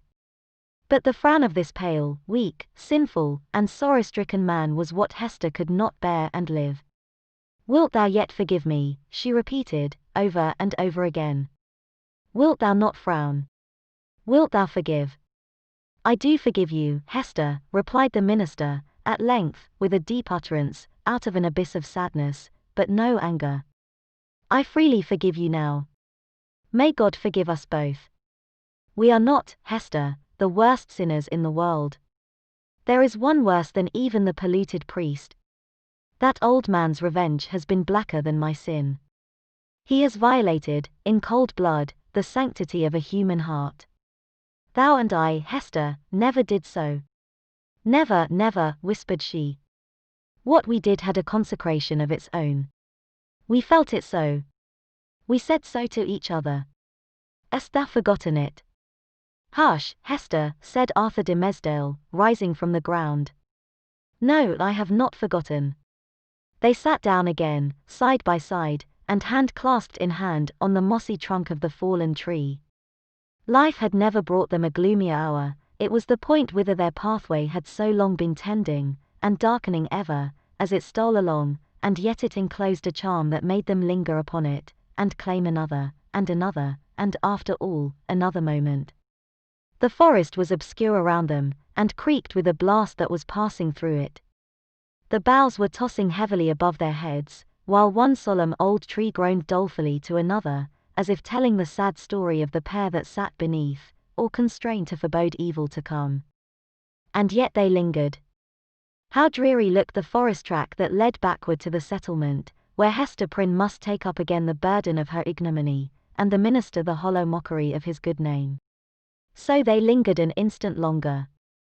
No golden light had ever been so precious as the gloom of this dark forest. Here, seen only by his eyes, the scarlet letter need not burn into the bosom of the fallen woman. Here, seen only by her eyes, Arthur de Mesdale, false to God and man, might be, for one moment, true. He started at a thought that suddenly occurred to him. Hester, cried he, here is a new horror. Roger Chillingworth knows your purpose to reveal his true character. Will he continue, then, to keep our secret? What will now be the course of his revenge? There is a strange secrecy in his nature, replied Hester, thoughtfully, and it has grown upon him by the hidden practices of his revenge. I deem it not likely that he will betray the secret. He will doubtless seek other means of satiating his dark passion. And I, how am I to live longer, breathing the same air with this deadly enemy? Exclaimed Arthur de Mesdale, shrinking within himself, and pressing his hand nervously against his heart, a gesture that had grown involuntary with him. Think for me, Hester. Thou art strong. Resolve for me. Thou must dwell no longer with this man, said Hester, slowly and firmly. Thy heart must be no longer under his evil eye. It were far worse than death, replied the minister. But how to avoid it? What choice remains to me? Shall I lie down again on these withered leaves, where I cast myself, when thou didst tell me what he was? Must I sink down there, and die at once? Alas, what a ruin has befallen thee, said Hester, with the tears gushing into her eyes. Wilt thou die for very weakness? There is no other cause. The judgment of God is on me, answered the conscience-stricken priest. It is too mighty for me to struggle with. Heaven would show mercy, rejoined Hester, hast thou but the strength to take advantage of it. Be thou strong for me, answered he. Advise me what to do. Is the world, then, so narrow, exclaimed Hester Prynne, fixing her deep eyes on the minister's, and instinctively exercising a magnetic power over a spirit so shattered and subdued that it could hardly hold itself erect. Doth the universe lie within the compass of yonder town, which only a little time ago was but a leaf-strewn desert, as lonely as this around us? Whither leads yonder forest track? Backward to the settlement, thou sayest? Yes, but onward, too. Deeper it goes, and deeper, into the wilderness, less plainly to be seen at every step, until, some few miles hence, the yellow leaves will show no vestige of the white man's tread. There thou art free. So brief a journey would bring thee from a world where thou hast been most wretched, to one where thou mayest still be happy. Is there not shade enough in all this boundless forest to hide thy heart from the gaze of Roger Chillingworth? Yes, Hester, but only under the fallen leaves, replied the minister, with a sad smile. Then there is the broad pathway of the sea, continued Hester. It brought thee hither. If thou so choose, it will bear thee back again. In our native land, whether in some remote rural village, or in vast London, or, surely, in Germany, in France, in pleasant Italy, thou wouldst be beyond his power and knowledge. And what hast thou to do with all these iron men, and their opinions? They have kept thy better part in bondage too long already. It cannot be, answered the minister, listening as if he were called upon to realize a dream. I am powerless to go. Wretched and sinful as I am, I have had no other thought than to drag on my earthly existence in the sphere where Providence hath placed me. Lost as my own soul is, I would still do what I may for other human souls. I dare not quit my post, though an unfaithful sentinel, whose sure reward is death and dishonor, when his dreary watch shall come to an end. Thou art crushed under this 7 years' weight of misery, replied Hester, fervently resolved to buoy him up with her own energy. But thou shalt leave it all behind thee. It shall not cumber thy steps, as thou treadest along the forest path, neither shalt thou freight the ship with it, if thou prefer to cross the sea. Leave this wreck and ruin here where it hath happened. Meddle no more with it. Begin all anew. Hast thou exhausted possibility in the failure of this one trial? Not so. The future is yet full of trial and success. There is happiness to be enjoyed. There is good to be done. Exchange this false life of thine for a true one. Be, if thy spirit summon thee to such a mission, the teacher and apostle of the red men. Or, as is more thy nature, be a scholar and a sage among the wisest and the most renowned of the cultivated world. Preach. Write. Act. Do anything, save to lie down and die. Give up this name of Arthur de Mesdale, and make thyself another, and a high one, such as thou canst wear without fear or shame. Why shouldst thou tarry so much as one other day in the torments that have so gnawed into thy life, that have made thee feeble to will and to do, that will leave thee powerless even to repent? Up, and away. O Hester, cried Arthur de Mesdale, in whose eyes a fitful light, kindled by her enthusiasm, flashed up and died away, thou tellest of running a race to a man whose knees are tottering beneath him. I must die here. There is not the strength or courage left me to venture into the wide, strange, difficult world, alone. It was the last expression of the despondency of a broken spirit. He lacked energy to grasp the better fortune that seemed within his reach. He repeated the word. Alone, Hester. Thou shalt not go alone, answered she, in a deep whisper. Then, all was spoken. Chapter 18. A flood of sunshine. Arthur de Mesdale gazed into Hester's face with a look in which hope and joy shone out, indeed, but with fear betwixt them, and a kind of horror at her boldness, who had spoken what he vaguely hinted at, but dared not speak. But Hester Prynne, with a mind of native courage and activity, and for so long a period not merely estranged, but outlawed, from society, had habituated herself to such latitude of speculation as was altogether foreign to the clergyman.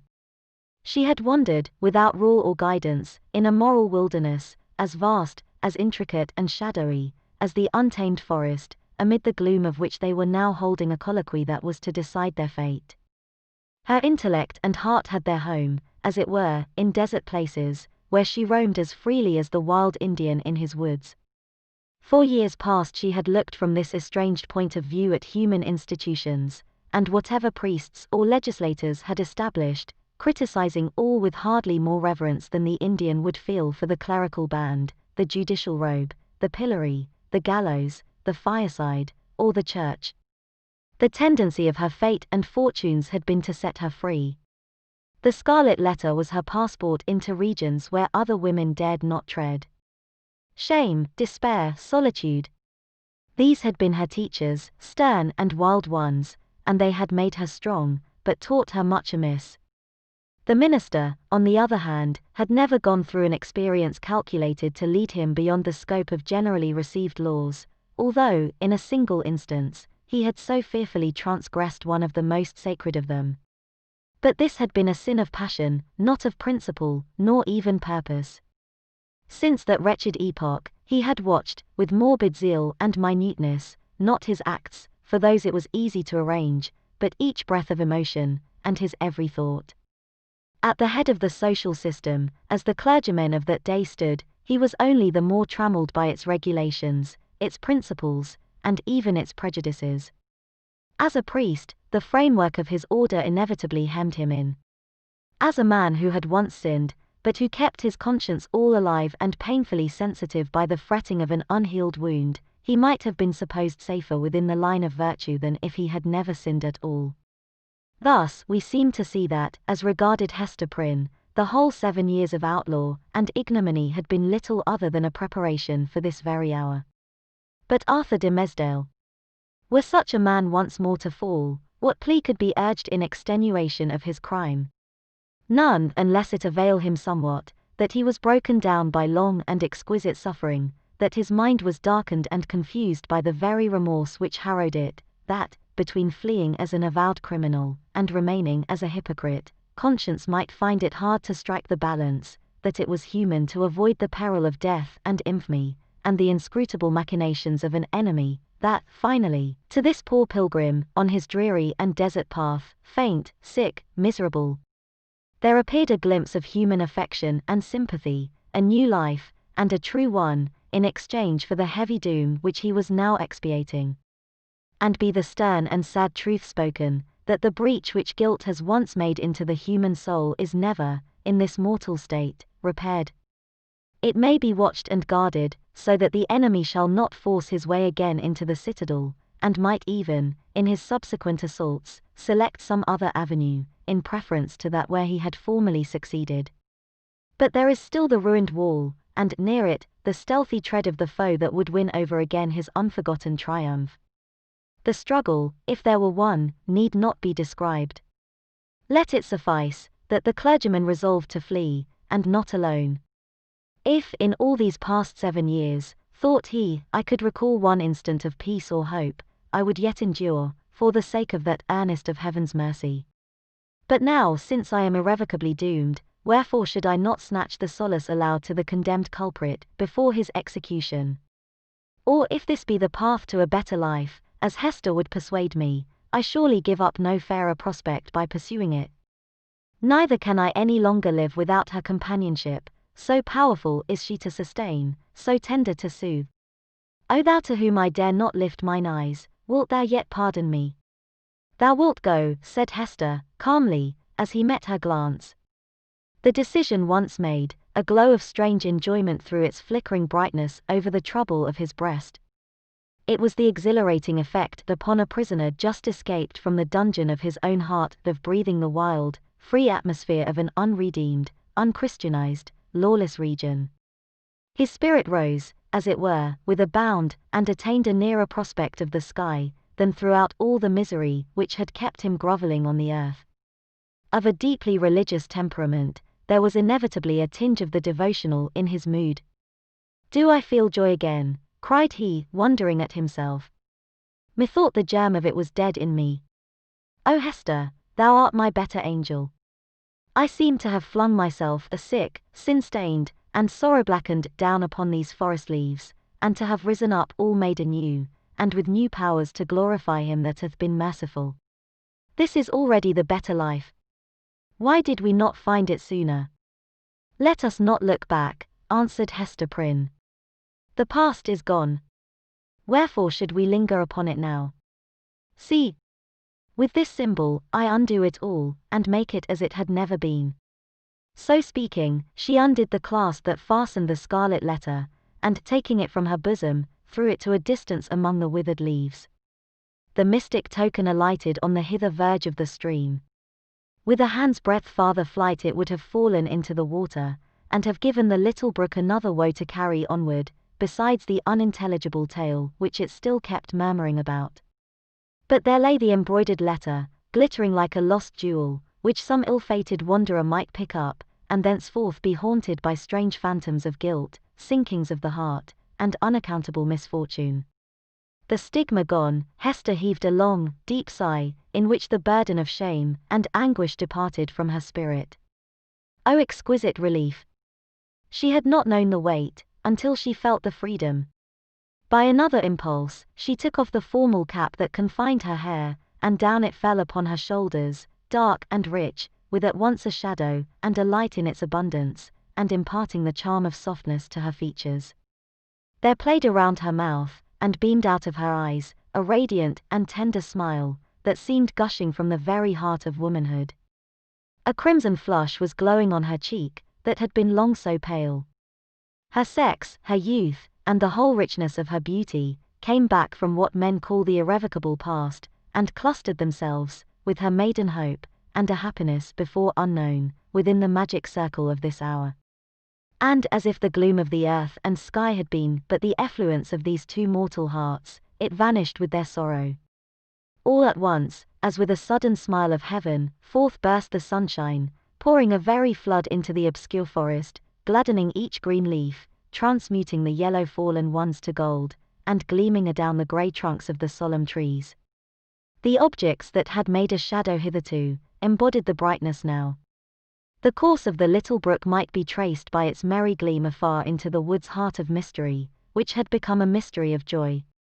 Such was the sympathy of nature, that wild, heathen nature of the forest, never subjugated by human law, nor illumined by higher truth, with the bliss of these two spirits.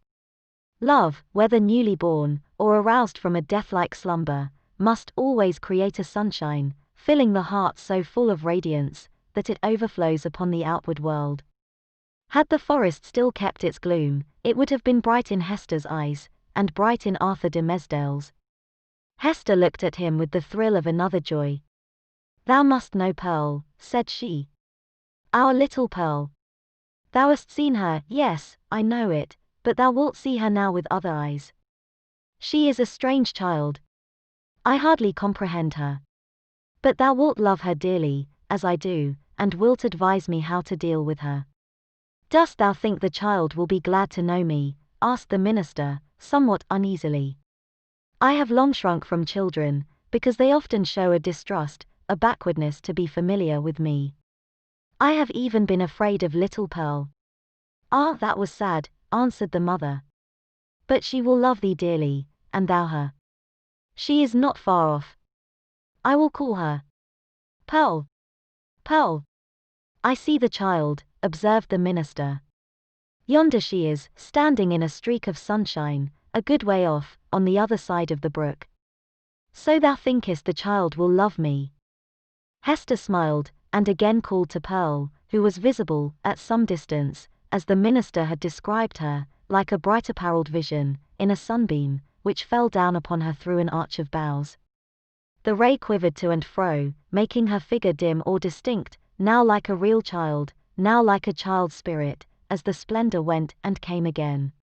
She heard her mother's voice, and approached slowly through the forest. Pearl had not found the hour pass wearisomely, while her mother sat talking with the clergyman. The great black forest, astern as it showed itself to those who brought the guilt and troubles of the world into its bosom, became the playmate of the lonely infant, as well as it knew how. Somber as it was, it put on the kindest of its moods to welcome her. It offered her the partridge berries, the growth of the preceding autumn, but ripening only in the spring, and now red as drops of blood upon the withered leaves. These Pearl gathered, and was pleased with their wild flavor. The small denizens of the wilderness hardly took pains to move out of her path. A partridge, indeed, with a brood of 10 behind her, ran forward threateningly, but soon repented of her fierceness, and clucked to her young ones not to be afraid. A pigeon, alone on a low branch, allowed Pearl to come beneath, and uttered a sound as much of greeting as alarm. A squirrel, from the lofty depths of his domestic tree, chattered either in anger or merriment, for a squirrel is such a choleric and humorous little personage, that it is hard to distinguish between his moods, so he chattered at the child, and flung down a nut upon her head. It was a last year's nut, and already gnawed by his sharp tooth.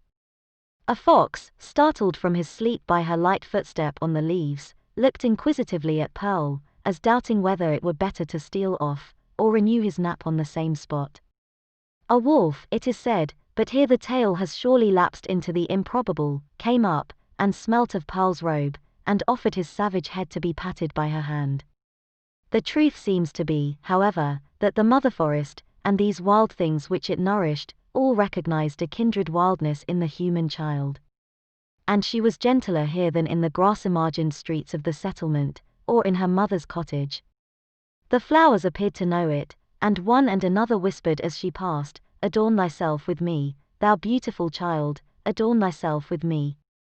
And, to please them, Pearl gathered the violets, and anemones, and columbines, and some twigs of the freshest green, which the old trees held down before her eyes. With these she decorated her hair, and her young waist, and became a nymph child, or an infant dryad, or whatever else was in closest sympathy with the antique wood. In such guise had Pearl adorned herself, when she heard her mother's voice, and came slowly back. Slowly, for she saw the clergyman. Chapter 19. The child at the brookside. "Thou wilt love her dearly," repeated Hester Prynne, as she and the minister sat watching little Pearl. "Dost thou not think her beautiful? And see with what natural skill she has made those simple flowers adorn her. Had she gathered pearls, and diamonds, and rubies, in the wood, they could not have become her better. She is a splendid child. But I know whose brow she has." "Dost thou know, Hester," said Arthur de Mesdale, with an unquiet smile, "that this dear child, tripping about always at thy side, hath caused me many an alarm? Methought, O Hester, what a thought is that, and how terrible to dread it, that my own features were partly repeated in her face, and so strikingly that the world might see them. But she is mostly thine." "No, no. Not mostly," answered the mother, with a tender smile. "A little longer, and thou needest not to be afraid to trace whose child she is. But how strangely beautiful she looks, with those wild flowers in her hair. It is as if one of the fairies, whom we left in our dear old England, had decked her out to meet us." It was with a feeling which neither of them had ever before experienced, that they sat and watched Pearl's slow advance. In her was visible the tie that united them. She had been offered to the world, these 7 years past, as the living hieroglyphic, in which was revealed the secret they so darkly sought to hide, all written in this symbol, all plainly manifest, had there been a prophet or magician skilled to read the character of flame. And Pearl was the oneness of their being. Be the foregone evil what it might, how could they doubt that their earthly lives and future destinies were conjoined, when they beheld at once the material union, and the spiritual idea, in whom they met, and were to dwell immortally together? Thoughts like these, and perhaps other thoughts, which they did not acknowledge or define through and or about the child, as she came onward. "Let her see nothing strange and no passion nor eagerness, in thy way of accosting her," whispered Hester. "Our Pearl is a fitful and fantastic little elf, sometimes. Especially, she is seldom tolerant of emotion, when she does not fully comprehend the why and wherefore. But the child hath strong affections. She loves me, and will love thee. Thou canst not think," said the minister, glancing aside at Hester Prynne, "how my heart dreads this interview, and yearns for it. But, in truth, as I already told thee, children are not readily won to be familiar with me. They will not climb my knee, nor prattle in my ear, nor answer to my smile, but stand apart, and eye me strangely. Even little babes, when I take them in my arms, weep bitterly. Yet Pearl, twice in her little lifetime, hath been kind to me. The first time, thou knowest it well. The last was when thou leddest her with thee to the house of yonder stern old governor. And thou didst plead so bravely in her behalf and mine," answered the mother. "I remember it, and so shall little Pearl. Fear nothing. She may be strange and shy at first, but will soon learn to love thee." By this time Pearl had reached the margin of the brook, and stood on the farther side, gazing silently at Hester and the clergyman, who still sat together on the mossy tree trunk, waiting to receive her. Just where she had paused, the brook chanced to form a pool, so smooth and quiet that it reflected a perfect image of her little figure, with all the brilliant picturesqueness of her beauty, in its adornment of flowers and wreathed foliage, but more refined and spiritualized than the reality. This image, so nearly identical with the living Pearl, seemed to communicate somewhat of its own shadowy and intangible quality to the child herself. It was strange, the way in which Pearl stood, looking so steadfastly at them through the dim medium of the forest gloom, herself, meanwhile, all glorified with a ray of sunshine, that was attracted thitherward as by a certain sympathy. In the brook beneath stood another child, another, and the same, with likewise its ray of golden light. Hester felt herself, in some indistinct and tantalizing manner, estranged from Pearl, as if the child, in her lonely ramble through the forest, had strayed out of the sphere in which she and her mother dwelt together, and was now vainly seeking to return to it. There was both truth and error in the impression. The child and mother were estranged, but through Hester's fault, not Pearl's. Since the latter rambled from her side, another inmate had been admitted within the circle of the mother's feelings, and so modified the aspect of them all, that Pearl, the returning wanderer, could not find her wonted place, and hardly knew where she was. "I have a strange fancy," observed the sensitive minister, "that this brook is the boundary between two worlds, and that thou canst never meet thy Pearl again. Or is she an elfish spirit, who, as the legends of our childhood taught us, is forbidden to cross a running stream? Pray hasten her, for this delay has already imparted a tremor to my nerves." "Come, dearest child," said Hester, encouragingly, and stretching out both her arms. "How slow thou art! When hast thou been so sluggish before now? Here is a friend of mine, who must be thy friend also. Thou wilt have twice as much love, henceforward, as thy mother alone could give thee. Leap across the brook, and come to us. Thou canst leap like a young deer." Pearl, without responding in any manner to these honey-sweet expressions, remained on the other side of the brook.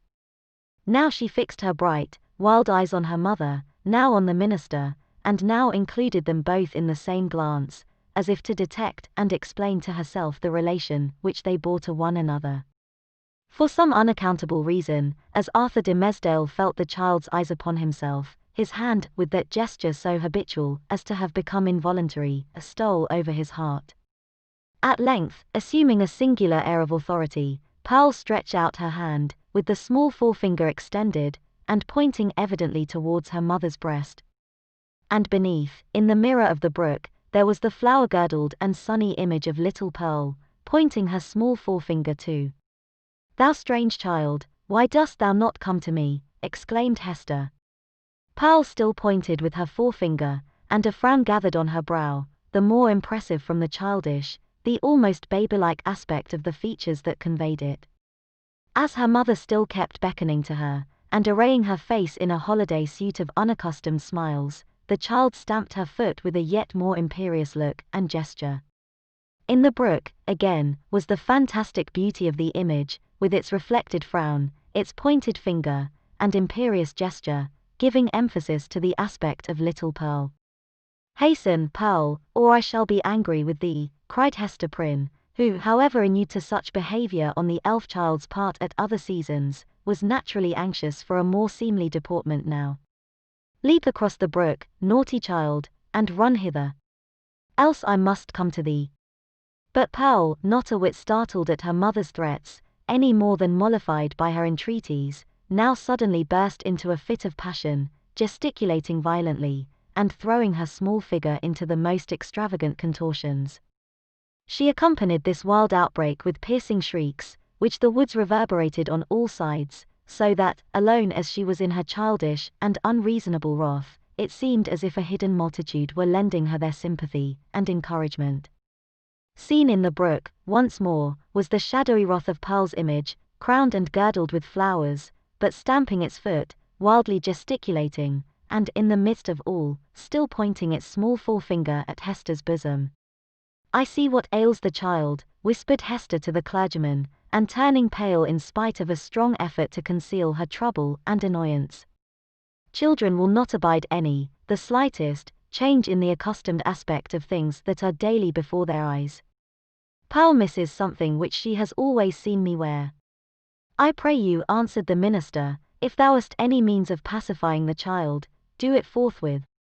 Save it were the cankered wrath of an old witch, like Mistress Hibbins," added he, attempting to smile, "I know nothing that I would not sooner encounter than this passion in a child.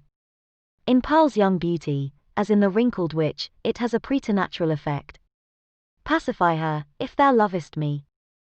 Hester turned again towards Pearl, with a crimson blush upon her cheek, a conscious glance aside at the clergyman, and then a heavy sigh, while, even before she had time to speak, the blush yielded to a deadly pallor. Pearl, said she sadly, look down at thy feet. There, before thee, on the hither side of the brook. The child turned her eyes to the point indicated, and there lay the Scarlet Letter, so close upon the margin of the stream, that the gold embroidery was reflected in it. Bring it hither, said Hester. Come thou and take it up, answered Pearl. Was ever such a child, observed Hester, aside to the minister. Oh, I have much to tell thee about her. But, in very truth, she is right as regards this hateful token. I must bear its torture yet a little longer, only a few days longer, until we shall have left this region, and look back hither as to a land which we have dreamed of. The forest cannot hide it. The mid-ocean shall take it from my hand, and swallow it up forever. With these words, she advanced to the margin of the brook, took up the Scarlet Letter, and fastened it again into her bosom. Hopefully, but a moment ago, as Hester had spoken of drowning it in the deep sea, there was a sense of inevitable doom upon her, as she thus received back this deadly symbol from the hand of fate. She had flung it into infinite space, she had drawn an hour's free breath, and here again was the scarlet misery, glittering on the old spot. So it ever is, whether thus typified or no, that an evil deed invests itself with the character of doom. Hester next gathered up the heavy tresses of her hair, and confined them beneath her cap. As if there were a withering spell in the sad letter, her beauty, the warmth and richness of her womanhood, departed, like fading sunshine, and a grey shadow seemed to fall across her. When the dreary change was wrought, she extended her hand to Pearl.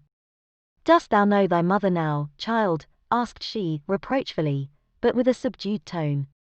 Wilt thou come across the brook, and own thy mother, now that she has her shame upon her, now that she is sad? Yes, now I will, answered the child, bounding across the brook, and clasping Hester in her arms. Now thou art my mother indeed.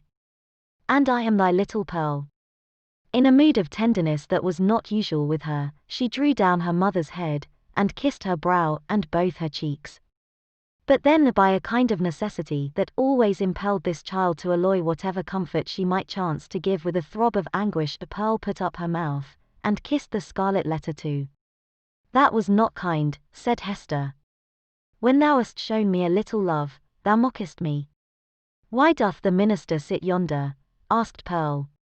He waits to welcome thee, replied her mother. Come thou, and entreat his blessing. He loves thee, my little Pearl, and loves thy mother too. Wilt thou not love him? Come. He longs to greet thee. Doth he love us? Said Pearl, looking up, with acute intelligence, into her mother's face. Will he go back with us, hand in hand, we three together, into the town? Not now, dear child, answered Hester. But in days to come he will walk hand in hand with us. We will have a home and fireside of our own, and thou shalt sit upon his knee, and he will teach thee many things, and love thee dearly. Thou wilt love him, wilt thou not? And will he always keep his hand over his heart? Inquired Pearl. Foolish child, what a question is that? Exclaimed her mother. Come and ask his blessing. But, whether influenced by the jealousy that seems instinctive with every petted child towards a dangerous rival, or from whatever caprice of her freakish nature, Pearl would show no favor to the clergyman. It was only by an exertion of force that her mother brought her up to him, hanging back, and manifesting her reluctance by odd grimaces, of which, ever since her babyhood, she had possessed a singular variety, and could transform her mobile physiognomy into a series of different aspects, with a new mischief in them, each and all. The minister, painfully embarrassed, but hoping that a kiss might prove a talisman to admit him into the child's kindlier regards, bent forward, and impressed one on her brow. Hereupon, Pearl broke away from her mother, and running to the brook, stooped over it, and bathed her forehead, until the unwelcome kiss was quite washed off, and diffused through a long lapse of the gliding water. She then remained apart, silently watching Hester and the clergyman, while they talked together, and made such arrangements as were suggested by their new position, and the purposes soon to be fulfilled. And now this fateful interview had come to a close. The dell was to be left a solitude among its dark, old trees, which, with their multitudinous tongues, would whisper long of what had passed there, and no mortal be the wiser. And the melancholy brook would add this other tale to the mystery, with which its little heart was already overburdened, and whereof it still kept up a murmuring babble, with not a whit more cheerfulness of tone than for ages heretofore. Chapter 20. The Minister in Amaze. As the minister departed, in advance of Hester Prynne and little Pearl, he threw a backward glance, half expecting that he should discover only some faintly traced features or outline of the mother and the child, slowly fading into the twilight of the woods. So great a vicissitude in his life could not at once be received as real. But there was Hester, clad in her grey robe, still standing beside the tree trunk, which some blast had overthrown a long antiquity ago, and which time had ever since been covering with moss, so that these two fated ones, with earth's heaviest burden on them, might there sit down together, and find a single hour's rest and solace. And there was Pearl, too, lightly dancing from the margin of the brook, now that the intrusive third person was gone, and taking her old place by her mother's side. So the minister had not fallen asleep and dreamed.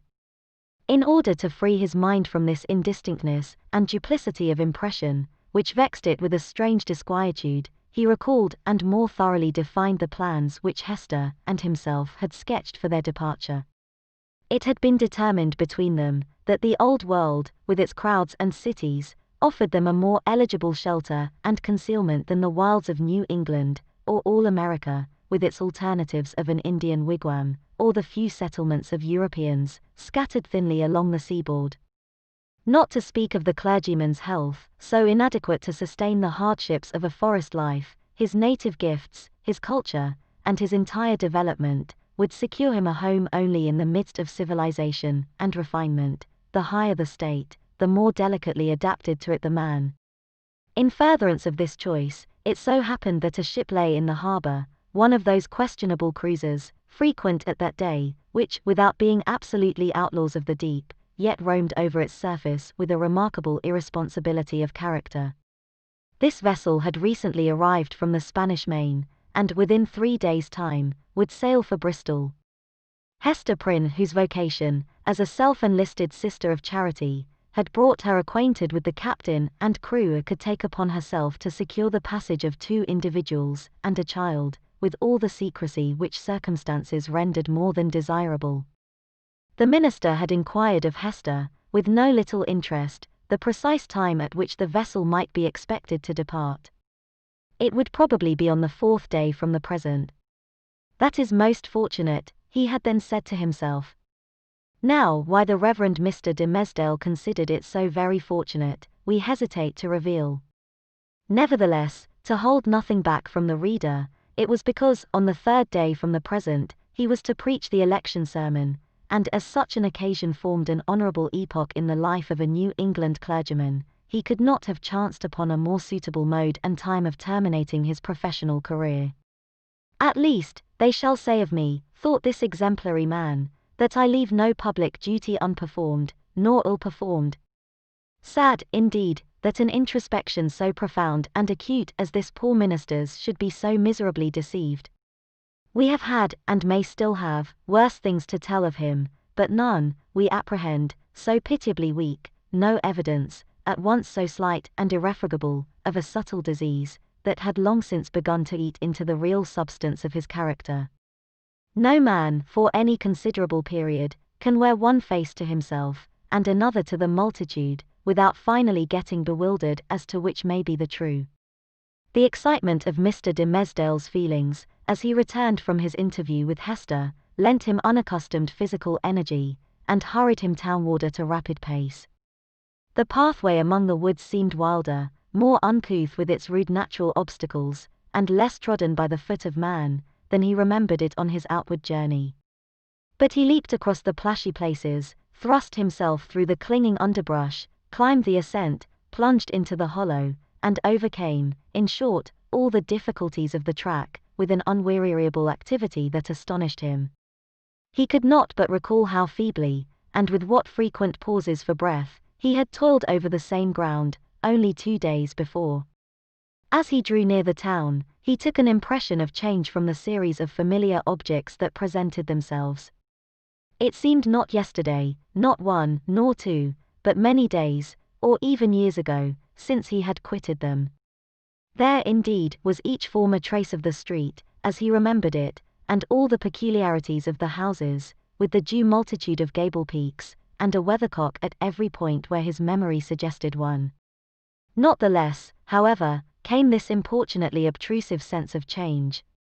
The same was true as regarded the acquaintances whom he met, and all the well-known shapes of human life, about the little town. They looked neither older nor younger now, the beards of the aged were no whiter, nor could the creeping babe of yesterday walk on his feet today. It was impossible to describe in what respect they differed from the individuals on whom he had so recently bestowed a parting glance, and yet the minister's deepest sense seemed to inform him of their mutability. A similar impression struck him most remarkably, as he passed under the walls of his own church. The edifice had so very strange, and yet so familiar, an aspect, that Mr. de Mesdale's mind vibrated between two ideas, either that he had seen it only in a dream hitherto, or that he was merely dreaming about it now. This phenomenon, in the various shapes which it assumed, indicated no external change, but so sudden and important a change in the spectator of the familiar scene, that the intervening space of a single day had operated on his consciousness like the lapse of years. The minister's own will, and Hester's will, and the fate that grew between them, had wrought this transformation. It was the same town as heretofore, but the same minister returned not from the forest. He might have said to the friends who greeted him, "I am not the man for whom you take me. I left him yonder in the forest, withdrawn into a secret dell, by a mossy tree trunk, and near a melancholy brook. Go seek your minister, and see if his emaciated figure, his thin cheek, his white, heavy, pain-wrinkled brow, be not flung down there, like a cast-off garment." His friends, no doubt, would still have insisted with him, "Thou art thyself the man." But the error would have been their own, not his. Before Mr. de Mesdale reached home, his inner man gave him other evidences of a revolution in the sphere of thought and feeling.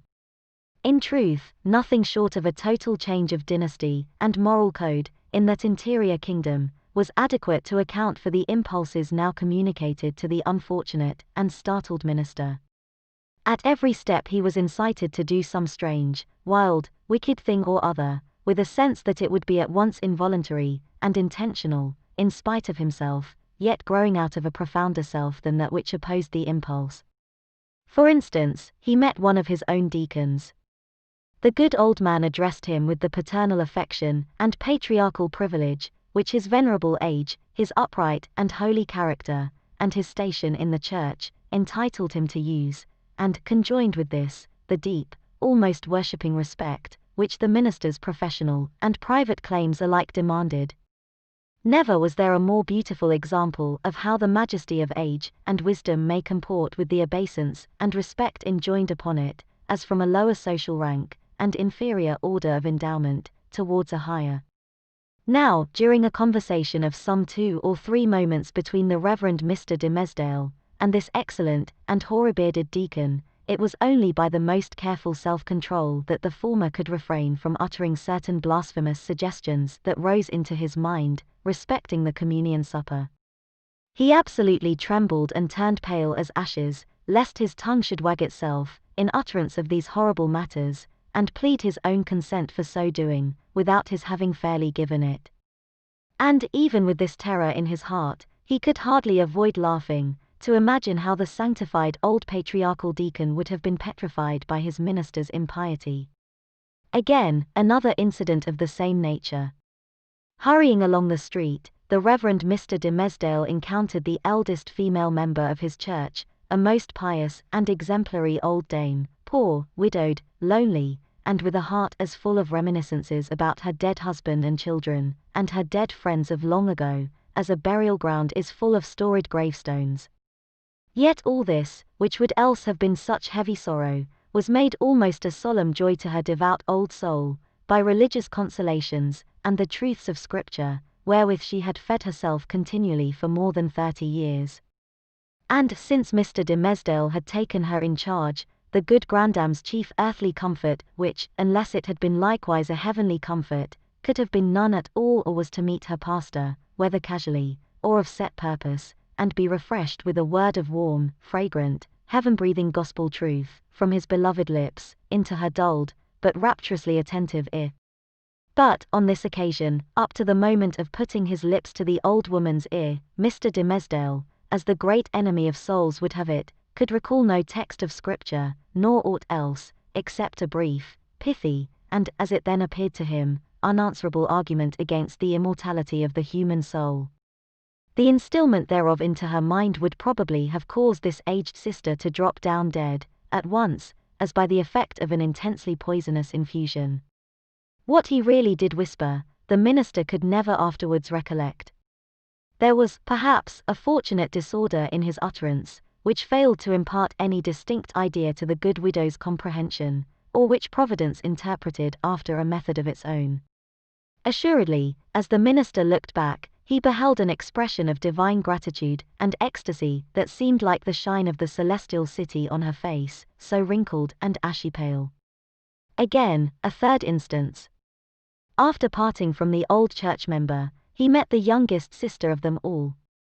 It was a maiden newly won, and won by the Reverend Mr. de Mesdale's own sermon, on the Sabbath, after his vigil, or to barter the transitory pleasures of the world for the heavenly hope, that was to assume brighter substance, as life grew dark around her, and which would gild the utter gloom with final glory. She was fair and pure as a lily that had bloomed in paradise. The minister knew well that he was himself enshrined within the stainless sanctity of her heart, which hung its snowy curtains about his image, imparting to religion the warmth of love, and to love a religious purity. Satan, that afternoon, had surely led the poor young girl away from her mother's side, and thrown her into the pathway of this sorely tempted, or shall we not rather say, this lost and desperate man. As she drew nigh, the archfiend whispered him to condense into small compass, and drop into her tender bosom a germ of evil that would be sure to blossom darkly soon, and bear black fruit betimes.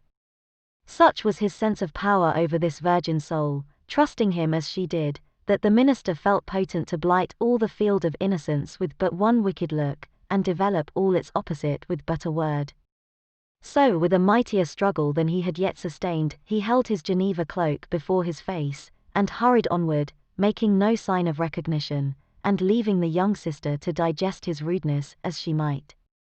She ransacked her conscience, which was full of harmless little matters, like her pocket or her work-bag. "I profess, madam," answered the clergyman, with a grave obeisance, such as the lady's rank demanded, and his own good breeding made imperative, "I profess, on my conscience and character, that I am utterly bewildered as touching the purport of your words. I went not into the forest to seek a potentate, neither do I, at any future time, design a visit thither, with a view to gaining the favor of such a personage. My one sufficient object was to greet that pious friend of mine, the Apostle Eliot, and rejoice with him over the many precious souls he hath won from heathendom." "Ha, ha, ha," cackled the old witch lady, still nodding her high headdress at the minister. "Well, well, we must needs talk thus in the daytime. You carry it off like an old hand. But at midnight, and in the forest, we shall have other talk together." She passed on with her aged stateliness, but often turning back her head and smiling at him, like one willing to recognize a secret intimacy of connection. "Have I then sold myself," thought the minister, "to the fiend whom, if men say true, this yellow-starched and velveted old hag has chosen for her prince and master?" The wretched minister. He had made a bargain very like it. Tempted by a dream of happiness, he had yielded himself, with deliberate choice, as he had never done before, to what he knew was deadly sin. And the infectious poison of that sin had been thus rapidly diffused throughout his moral system. It had stupefied all blessed impulses, and awakened into vivid life the whole brotherhood of bad ones. Scorn, bitterness, unprovoked malignity, gratuitous desire of ill, ridicule of whatever was good and holy, all awoke, to tempt, even while they frightened him. And his encounter with old Mistress Hibbins, if it were a real incident, did but show his sympathy and fellowship with wicked mortals, and the world of perverted spirits. He had, by this time, reached his dwelling, on the edge of the burial ground, and hastening up the stairs, took refuge in his study. The minister was glad to have reached this shelter, without first betraying himself to the world by any of those strange and wicked eccentricities to which he had been continually impelled while passing through the streets. He entered the accustomed room, and looked around him on its books, its windows, its fireplace, and the tapestried comfort of the walls, with the same perception of strangeness that had haunted him throughout his walk from the forest dell into the town, and thitherward. Here he had studied and written, here gone through fast and vigil, and come forth half alive, here striven to pray, here borne 100,000 agonies. There was the Bible, in its rich old Hebrew, with Moses and the prophets speaking to him, and God's voice through all.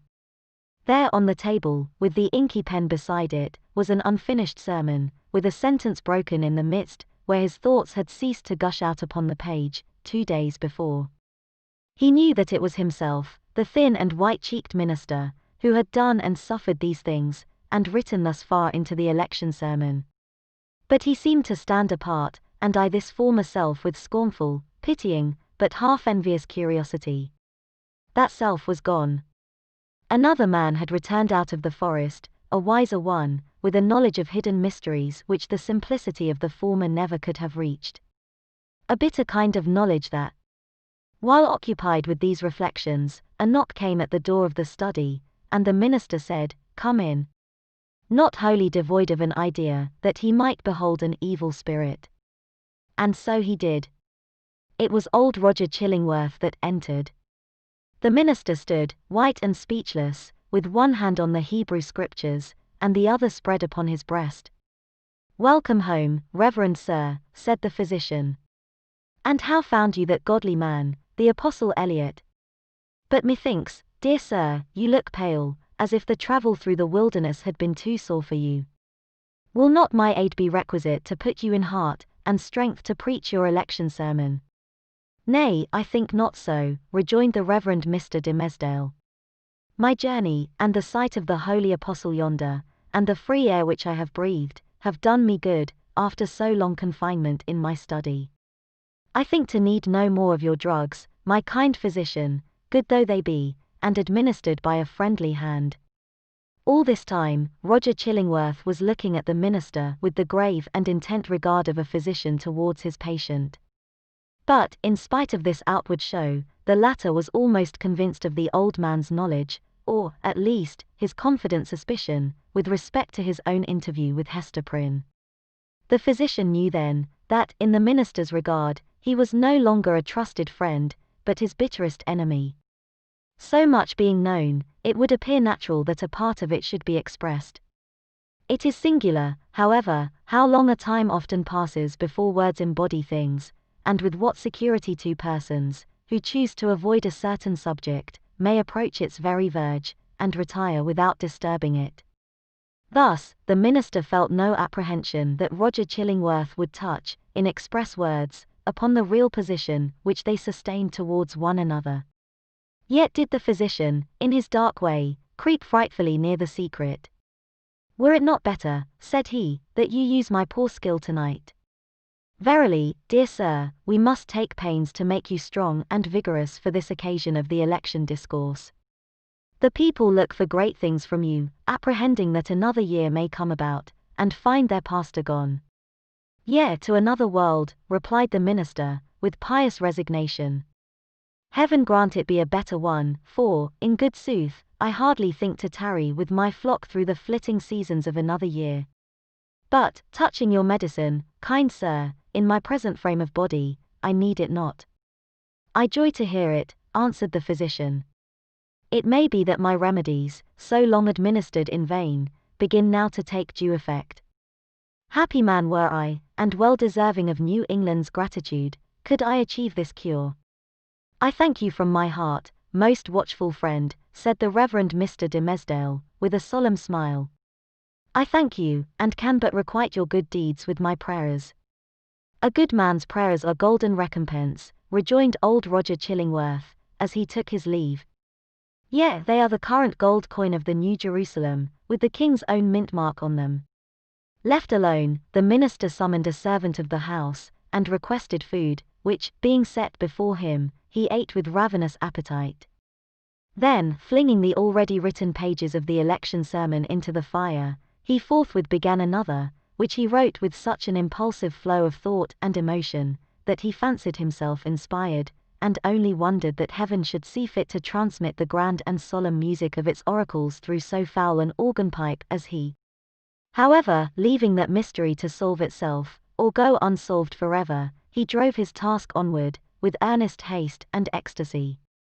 Thus the night fled away, as if it were a winged steed, and he careering on it. Morning came, and peeped, blushing, through the curtains, and at last sunrise threw a golden beam into the study, and laid it right across the minister's bedazzled eyes. There he was, with the pen still between his fingers, and a vast, immeasurable tract of written space behind him. Chapter XXI. The New England Holiday. Betimes in the morning of the day on which the new governor was to receive his office at the hands of the people, Hester Prynne and little Pearl came into the marketplace. It was already thronged with the craftsmen and other plebeian inhabitants of the town, in considerable numbers, among whom, likewise, were many rough figures, whose attire of deerskins marked them as belonging to some of the forest settlements, which surrounded the little metropolis of the colony. On this public holiday, as on all other occasions, for 7 years past, Hester was clad in a garment of coarse grey cloth.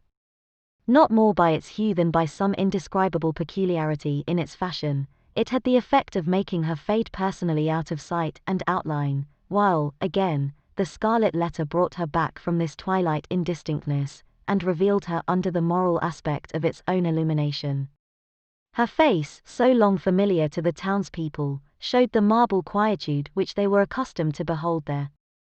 It was like a mask, or rather, like the frozen calmness of a dead woman's features, owing this dreary resemblance to the fact that Hester was actually dead, in respect to any claim of sympathy, and had departed out of the world with which she still seemed to mingle. It might be, on this one day, that there was an expression unseen before, nor, indeed, vivid enough to be detected now, unless some preternaturally gifted observer should have first read the heart, and have afterwards sought a corresponding development in the countenance and mien. Such a spiritual seer might have conceived, that after sustaining the gaze of the multitude through 7 miserable years as a necessity, a penance, and something which it was a stern religion to endure, she now, for one last time more, encountered it freely and voluntarily, in order to convert what had so long been agony into a kind of triumph. Look your last on the Scarlet Letter, and its wearer. The people's victim and lifelong bondslave, as they fancied her, might say to them, "Yet a little while, and she will be beyond your reach. A few hours longer, and the deep, mysterious ocean will quench and hide forever the symbol which ye have caused to burn upon her bosom." Nor were it an inconsistency too improbable to be assigned to human nature, should we suppose a feeling of regret in Hester's mind, at the moment when she was about to win her freedom from the pain which had been thus deeply incorporated with her being. Might there not be an irresistible desire to quaff a last, long, breathless draught of the cup of wormwood and aloes, with which nearly all her years of womanhood had been perpetually flavored? The wine of life, henceforth to be presented to her lips, must be indeed rich, delicious, and exhilarating, in its chaste and golden beaker, or else leave an inevitable and weary languor, after the lees of bitterness wherewith she had been drugged, as with a cordial of intensest potency. Pearl was decked out with airy gaiety. It would have been impossible to guess that this bright and sunny apparition owed its existence to the shake of gloomy grey, or that a fancy, at once so gorgeous and so delicate as must have been requisite to contrive the child's apparel, was the same that had achieved a task perhaps more difficult, in imparting so distinct a peculiarity to Hester's simple robe. The dress, so proper was it to little Pearl, seemed an effluence, or inevitable development and outward manifestation of her character, no more to be separated from her than the many-hued brilliancy from a butterfly's wing, or the painted glory from the leaf of a bright flower. As with these, so with the child, her garb was all of one idea with her nature. On this eventful day, moreover, there was a certain singular inquietude and excitement in her mood, resembling nothing so much as the shimmer of a diamond, that sparkles and flashes with the varied throbbings of the breast on which it is displayed. Children have always a sympathy in the agitations of those connected with them, always, especially, a sense of any trouble or impending revolution, of whatever kind, in domestic circumstances, and therefore Pearl, who was the gem on her mother's unquiet bosom, betrayed, by the very dance of her spirits, the emotions which none could detect in the marble passiveness of Hester's brow. This effervescence made her flit with a bird-like movement, rather than walk by her mother's side. She broke continually into shouts of a wild, inarticulate, and sometimes piercing music.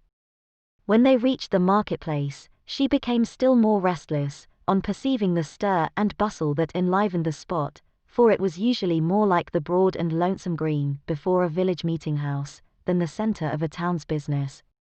"Why, what is this, mother?" cried she. "Wherefore have all the people left their work today? Is it a play-day for the whole world? See, there is the blacksmith.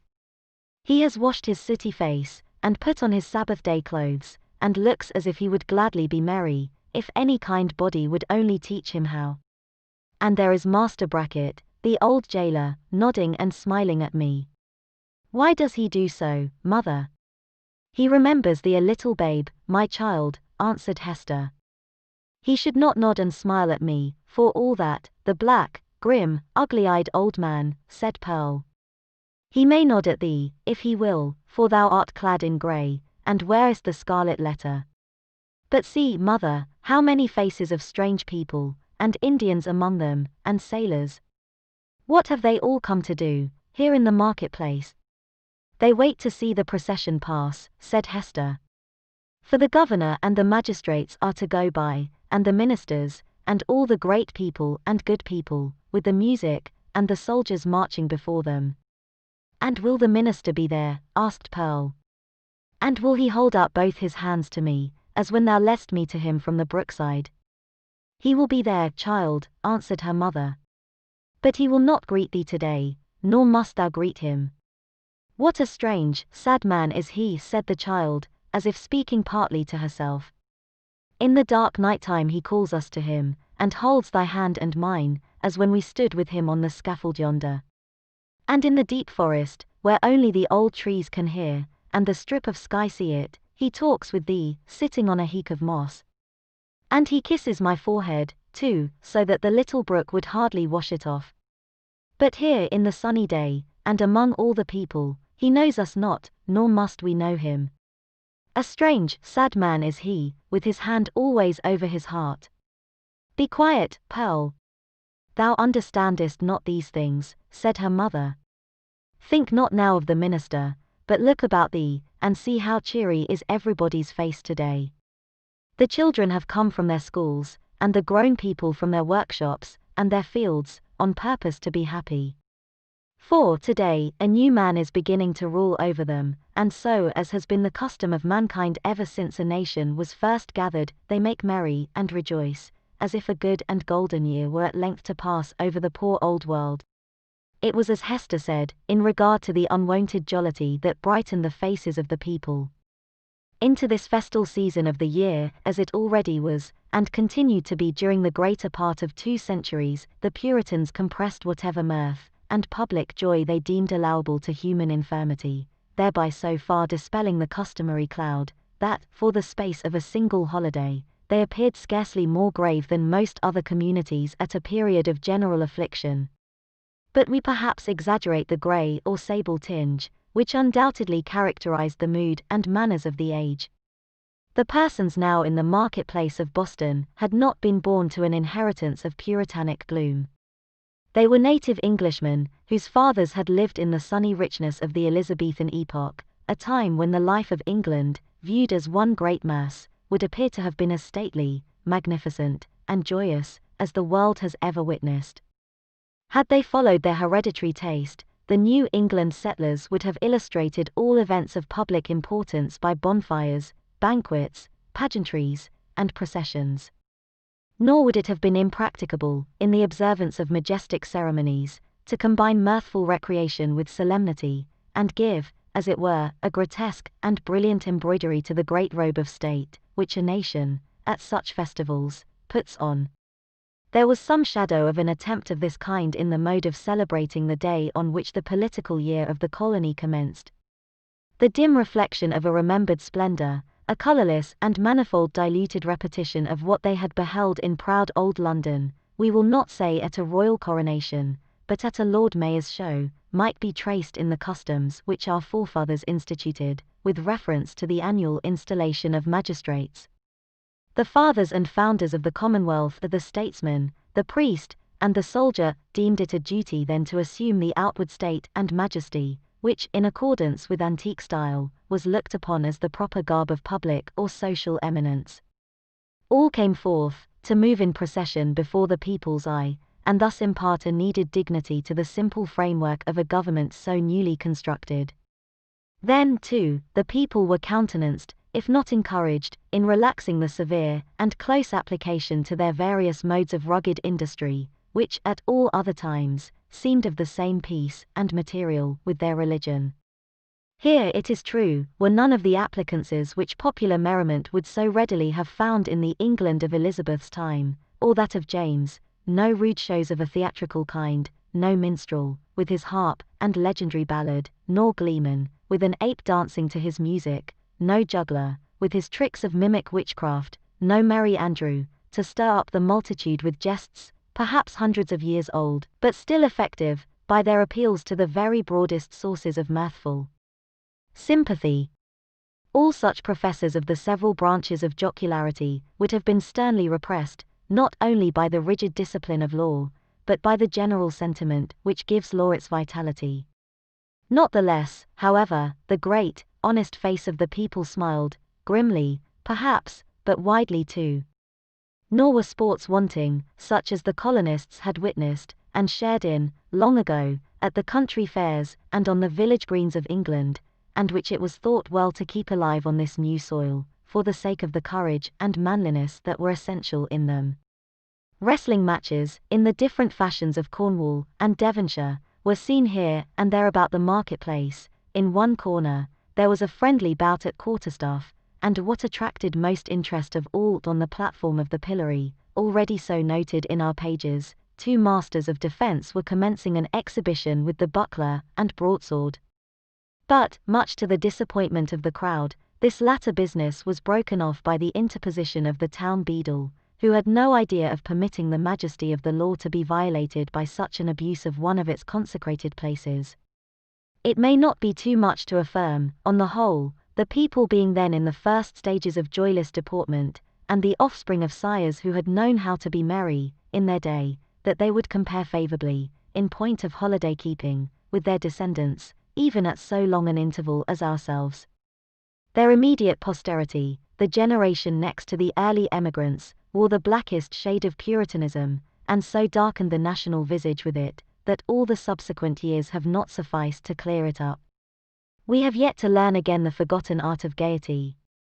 The picture of human life in the marketplace, though its general tint was the sad grey, brown, or black of the English emigrants, was yet enlivened by some diversity of hue. A party of Indians, in their savage finery of curiously embroidered deerskin robes, wampum belts, red and yellow ochre, and feathers, and armed with the bow and arrow and stone-headed spear, stood apart, with countenances of inflexible gravity, beyond what even the Puritan aspect could attain. Nor, wild as were these painted barbarians, were they the wildest feature of the scene.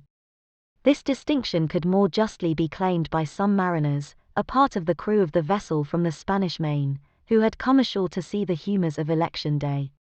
They were rough-looking desperadoes, with sun-blackened faces, and an immensity of beard. Their wide, short trousers were confined about the waist by belts, often clasped with a rough plate of gold, and sustaining always a long knife, and, in some instances, a sword. From beneath their broad-brimmed hats of palm leaf gleamed eyes which, even in good nature and merriment, had a kind of animal ferocity.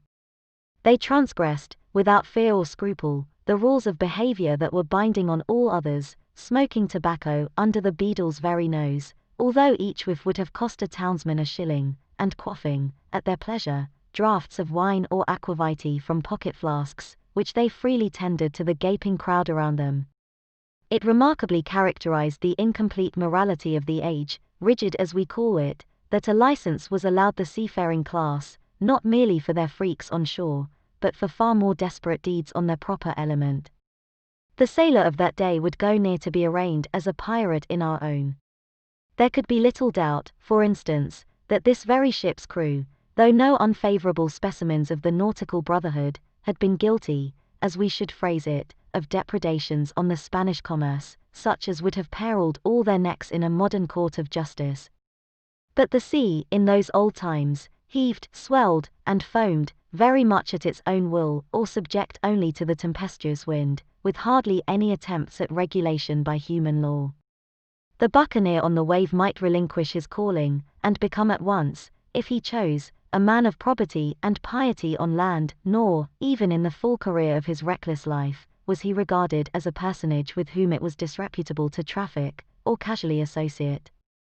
Thus, the Puritan elders, in their black cloaks, starched bands, and steeple-crowned hats, smiled not unbenignantly at the clamour and rude deportment of these jolly seafaring men, and it excited neither surprise nor animadversion, when so reputable a citizen as old Roger Chillingworth, the physician, was seen to enter the marketplace, in close and familiar talk with the commander of the questionable vessel. The latter was by far the most showy and gallant figure, so far as apparel went, anywhere to be seen among the multitude. He wore a profusion of ribbons on his garment, and gold lace on his hat, which was also encircled by a gold chain, and surmounted with a feather. There was a sword at his side, and a sword-cut on his forehead, which, by the arrangement of his hair, he seemed anxious rather to display than hide. A landsman could hardly have worn this garb, and shown this face, and worn and shown them both with such a gallied air, without undergoing stern question before a magistrate, and probably incurring fine or imprisonment, or perhaps an exhibition in the stocks. As regarded the shipmaster, however, all was looked upon as pertaining to the character, as to a fish his glistening scales. After parting from the physician, the commander of the Bristol ship strolled idly through the marketplace, until, happening to approach the spot where Hester Prynne was standing, he appeared to recognize, and did not hesitate to address her. As was usually the case wherever Hester stood, a small vacant area, the sort of magic circle, had formed itself about her, into which, though the people were elbowing one another at a little distance, none ventured, or felt disposed to intrude. It was a forcible type of the moral solitude in which the Scarlet Letter enveloped its fated wearer, partly by her own reserve, and partly by the instinctive, though no longer so unkindly, withdrawal of her fellow creatures. Now, if never before, it answered a good purpose, by enabling Hester and the seaman to speak together without risk of being overheard, and so changed was Hester Prynne's repute before the public, that the matron in town most eminent for rigid morality could not have held such intercourse with less result of scandal than herself. "So, mistress," said the mariner, "I must bid the steward make ready one more berth than you bargained for. No fear of scurvy or ship fever, this voyage. What with the ship's surgeon and this other doctor, our only danger will be from drug or pill, more by token, as there is a lot of apothecary's stuff aboard, which I traded for with a Spanish vessel." "What mean you?" inquired Hester, startled more than she permitted to appear. "Have you another passenger?" "Why, know you not," cried the shipmaster, "that this physician here Chillingworth, he calls himself, is minded to try my cabin fare with you? You must have known it, for he tells me he is of your party, and a close friend to the gentleman you spoke of, he that is in peril from these sour old Puritan rulers." "They know each other well, indeed," replied Hester, with a mien of calmness, though in the utmost consternation. "They have long dwelt together." Nothing further passed between the mariner and Hester Prynne. But, at that instant, she beheld old Roger Chillingworth himself, standing in the remotest corner of the marketplace, and smiling on her, a smile which across the wide and bustling square, and through all the talk and laughter, and various thoughts, moods, and interests of the crowd conveyed secret and fearful meaning. Chapter XXII. The Procession. Before Hester Prynne could call together her thoughts, and consider what was practicable to be done in this new and startling aspect of affairs, the sound of military music was heard approaching along a contiguous street. It denoted the advance of the procession of magistrates and citizens, on its way towards the meeting house, where, in compliance with a custom thus early established, and ever since observed, the Reverend Mr. de Mesdale was to deliver an election sermon. Soon the head of the procession showed itself, with a slow and stately march, turning a corner, and making its way across the marketplace. First came the music. It comprised a variety of instruments, perhaps imperfectly adapted to one another, and played with no great skill, but yet attaining the great object for which the harmony of drum and clarion addresses itself to the multitude, that of imparting a higher and more heroic air to the scene of life that passes before the eye. Little Pearl at first clapped her hands, but then lost, for an instant, the restless agitation that had kept her in a continual effervescence throughout the morning. She gazed silently, and seemed to be borne upward, like a floating sea-bird, on the long heaves and swells of sound. But she was brought back to her former mood by the shimmer of the sunshine on the weapons and bright armor of the military company, which followed after the music, and formed the honorary escort of the procession. This body of soldiery, which still sustains a corporate existence, and marches down from past ages with an ancient and honorable fame, was composed of no mercenary materials. Its ranks were filled with gentlemen, who felt the stirrings of martial impulse, and sought to establish a kind of college of arms, where, as in an association of Knights Templars, they might learn the science, and, so far as peaceful exercise would teach them, the practices of war. The high estimation then placed upon the military character might be seen in the lofty port of each individual member of the company. Some of them, indeed, by their services in the Low Countries and on other fields of European warfare, had fairly won their title to assume the name and pomp of soldiership.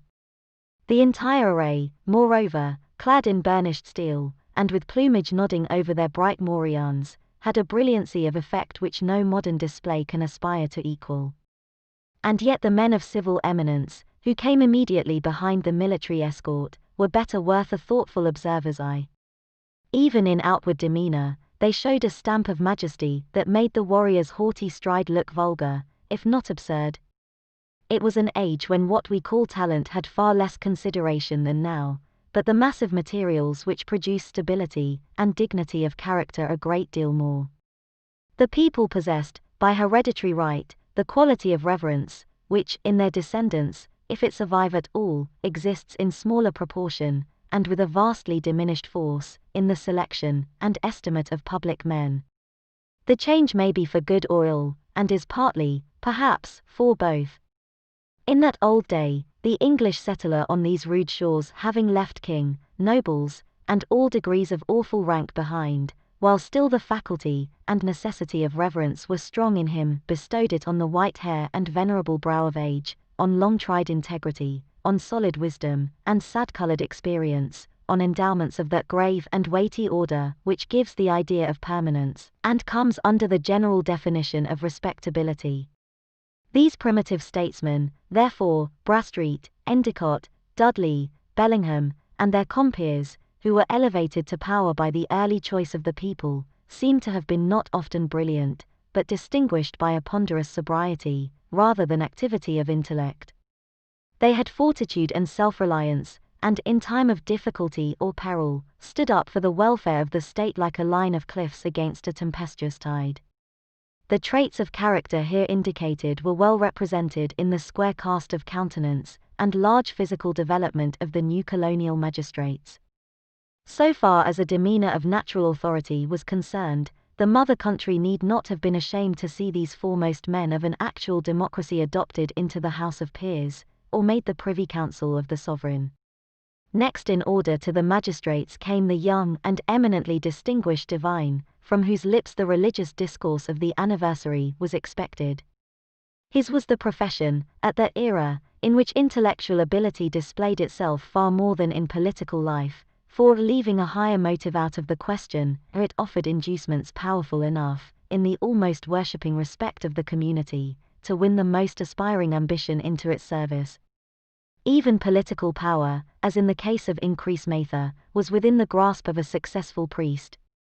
It was the observation of those who beheld him now, that never, since Mr. de Mesdale first set his foot on the New England shore, had he exhibited such energy as was seen in the gait and air with which he kept his pace in the procession.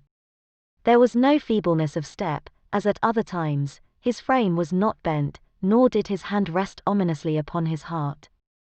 Yet, if the clergyman were rightly viewed, his strength seemed not of the body. It might be spiritual, and imparted to him by angelic ministrations. It might be the exhilaration of that potent cordial, which is distilled only in the furnace glow of earnest and long-continued thought. Or, perchance, his sensitive temperament was invigorated by the loud and piercing music that swelled heavenward and uplifted him on its ascending wave. Nevertheless, so abstracted was his look, it might be questioned whether Mr. de Mesdale even heard the music. There was his body, moving onward, and with an unaccustomed force. But where was his mind? Far and deep in its own region, busying itself, with preternatural activity, to marshal a procession of stately thoughts that were soon to issue thence, and so he saw nothing, heard nothing, knew nothing, of what was around him, but the spiritual element took up the feeble frame, and carried it along, unconscious of the burden, and converting it to spirit like itself. Men of uncommon intellect, who have grown morbid, possess this occasional power of mighty effort, into which they throw the life of many days, and then are lifeless for as many more. Hester Prynne, gazing steadfastly at the clergyman, felt a dreary influence come over her, but wherefore or whence she knew not, unless that he seemed so remote from her own sphere, and utterly beyond her reach. One glance of recognition, she had imagined, must needs pass between them. She thought of the dim forest, with its little dell of solitude, and love, and anguish, and the mossy tree trunk, where, sitting hand in hand, they had mingled their sad and passionate talk with the melancholy murmur of the brook. How deeply had they known each other then? And was this the man? She hardly knew him now. He moving proudly past, enveloped, as it were, in the rich music, with the procession of majestic and venerable fathers, he so unattainable in his worldly position, and still more so in that far vista of his unsympathizing thoughts, through which she now beheld him. Her spirit sank with the idea that all must have been a delusion, and that, vividly as she had dreamed it, there could be no real bond betwixt the clergyman and herself. And thus much of woman was there in Hester, that she could scarcely forgive him, least of all now, when the heavy footstep of their approaching fate might be heard, nearer, nearer, nearer, for being able so completely to withdraw himself from their mutual world, while she groped darkly, and stretched forth her cold hands, and found him not. Pearl either saw and responded to her mother's feelings, or herself felt the remoteness and intangibility that had fallen around the minister. While the procession passed, the child was uneasy, fluttering up and down, like a bird on the point of taking flight. When the whole had gone by, she looked up into Hester's face. "Mother," said she, "was that the same minister that kissed me by the brook?" "Hold thy peace, dear little Pearl," whispered her mother. "We must not always talk in the market-place of what happens to us in the forest." "I could not be sure that it was he, so strange he looked," continued the child. "Else I would have run to him, and bid him kiss me now, before all the people, even as he did yonder among the dark old trees." "What would the minister have said, mother? Would he have clapped his hand over his heart, and scowled on me, and bid me be gone?" "What should he say, Pearl?" answered Hester, "save that it was no time to kiss, and that kisses are not to be given in the marketplace." "Well for thee, foolish child, that thou didst not speak to him." Another shade of the same sentiment, in reference to Mr. de Mesdale, was expressed by a person whose eccentricities, or insanity, as we should term it, led her to do what few of the townspeople would have ventured on, to begin a conversation with the wearer of the Scarlet Letter, in public. It was Mistress Hibbins, who, arrayed in great magnificence, with a triple ruff, a broidered stomacher, a gown of rich velvet, and a gold-headed cane, had come forth to see the procession.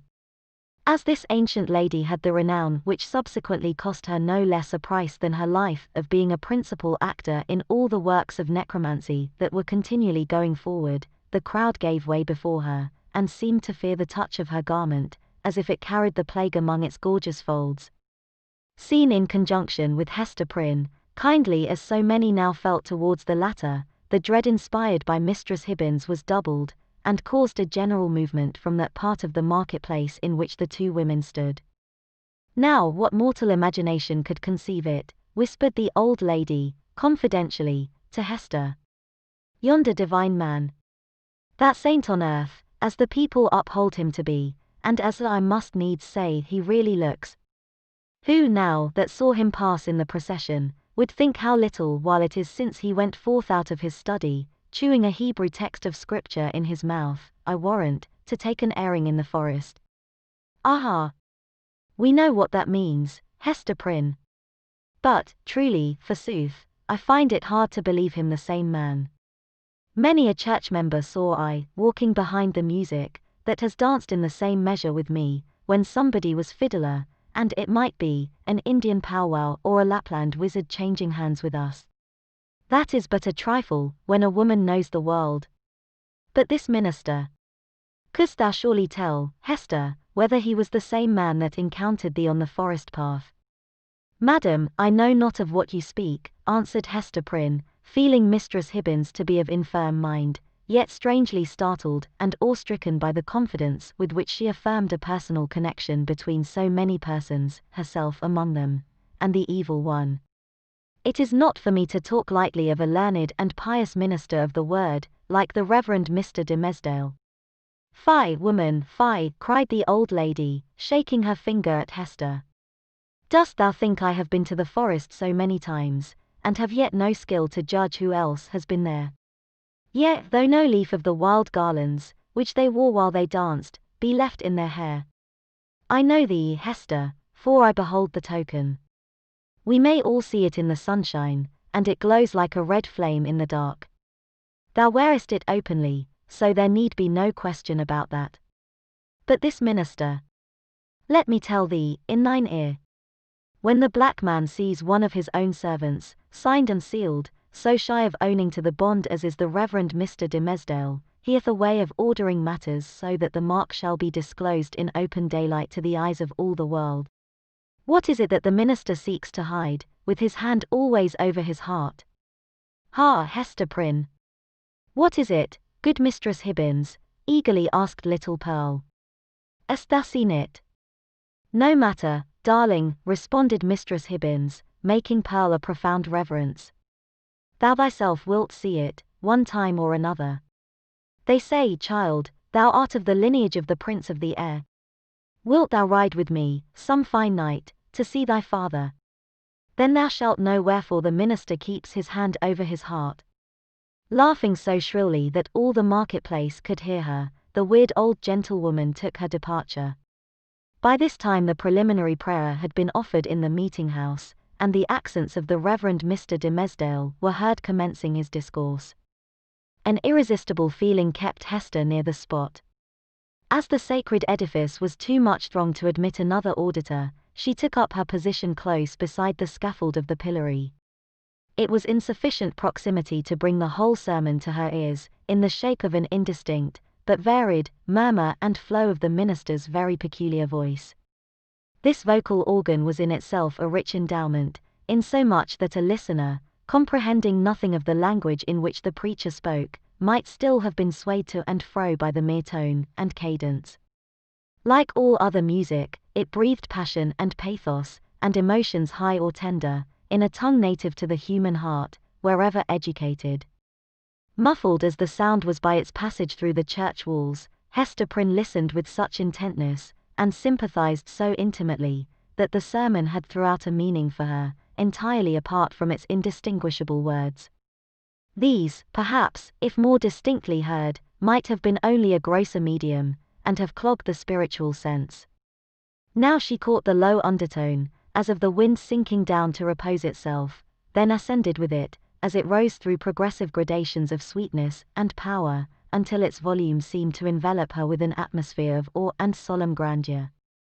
And yet, majestic as the voice sometimes became, there was forever in it an essential character of plaintiveness. A loud or low expression of anguish, the whisper, or the shriek, as it might be conceived, of suffering humanity, that touched a sensibility in every bosom. At times this deep strain of pathos was all that could be heard, and scarcely heard, sighing amid a desolate silence. But even when the minister's voice grew high and commanding, when it gushed irrepressibly upward, when it assumed its utmost breadth and power, so overfilling the church as to burst its way through the solid walls, and diffuse itself in the open air, still, if the auditor listened intently, and for the purpose, he could detect the same cry of pain. What was it? The complaint of a human heart, sorrow-laden, perchance guilty, telling its secret, whether of guilt or sorrow, to the great heart of mankind, beseeching its sympathy or forgiveness, at every moment, in each accent, and never in vain. It was this profound and continual undertone that gave the clergyman his most appropriate power. During all this time, Hester stood, statue-like, at the foot of the scaffold. If the minister's voice had not kept her there would nevertheless have been an inevitable magnetism in that spot, whence she dated the first hour of her life of ignominy. There was a sense within her, too ill-defined to be made a thought, but weighing heavily on her mind, that her whole orb of life, both before and after, was connected with this spot, as with the one point that gave it unity. Little Pearl, meanwhile, had quitted her mother's side, and was playing at her own will about the marketplace. She made the somber crowd cheerful by her erratic and glistening ray, even as a bird of bright plumage illuminates a whole tree of dusky foliage, by darting to and fro, half seen and half concealed amid the twilight of the clustering leaves. She had an undulating, but oftentimes, a sharp and irregular movement. It indicated the restless vivacity of her spirit, which today was doubly indefatigable in its tiptoe dance, because it was played upon and vibrated with her mother's disquietude. Whenever Pearl saw anything to excite her ever-active and wandering curiosity, she flew thitherward, and, as we might say, seized upon that man or thing as her own property, so far as she desired it, but without yielding the minutest degree of control over her motions in requital. The Puritans looked on, and if they smiled, were none the less inclined to pronounce the child a demon offspring, from the indescribable charm of beauty and eccentricity that shone through her little figure, and sparkled with its activity. She ran and looked the wild Indian in the face, and he grew conscious of a nature wilder than his own. Thence, with native audacity, but still with a reserve as characteristic, she flew into the midst of a group of mariners, the swarthy-cheeked wild men of the ocean, as the Indians were of the land, and they gazed wonderingly and admiringly at Pearl, as if a flake of the sea foam had taken the shape of a little maid, and were gifted with a soul of the sea fire, that flashes beneath the prow in the night-time. One of these seafaring men, the shipmaster, indeed, who had spoken to Hester Prynne, was so smitten with Pearl's aspect, that he attempted to lay hands upon her, with purpose to snatch a kiss. Finding it as impossible to touch her as to catch a humming-bird in the air, he took from his hat the gold chain that was twisted about it, and threw it to the child. Pearl immediately twined it around her neck and waist, with such happy skill, that, once seen there, it became a part of her, and it was difficult to imagine her without it. "Thy mother is yonder woman with the scarlet letter," said the seaman. "Wilt thou carry her a message from me?" "If the message pleases me, I will," answered Pearl. "Then tell her," rejoined he, "that I spake again with the black-visaged, hump-shouldered old doctor, and he engages to bring his friend, the gentleman she wots of, aboard with him. So let thy mother take no thought, save for herself, and thee. Wilt thou tell her this, thou witch baby?" "Mistress Hibbins says my father is the prince of the air," cried Pearl, with a naughty smile. "If thou callest me that ill name, I shall tell him of thee, and he will chase thy ship with a tempest." Pursuing a zigzag course across the marketplace, the child returned to her mother, and communicated what the mariner had said. Hester's strong, calm, steadfastly enduring spirit almost sank, at last, on beholding this dark and grim countenance of an inevitable doom, which at the moment when a passage seemed to open for the minister and herself out of their labyrinth of misery, showed itself, with an unrelenting smile, right in the midst of their path. With her mind harassed by the terrible perplexity in which the shipmaster's intelligence involved her, she was also subjected to another trial.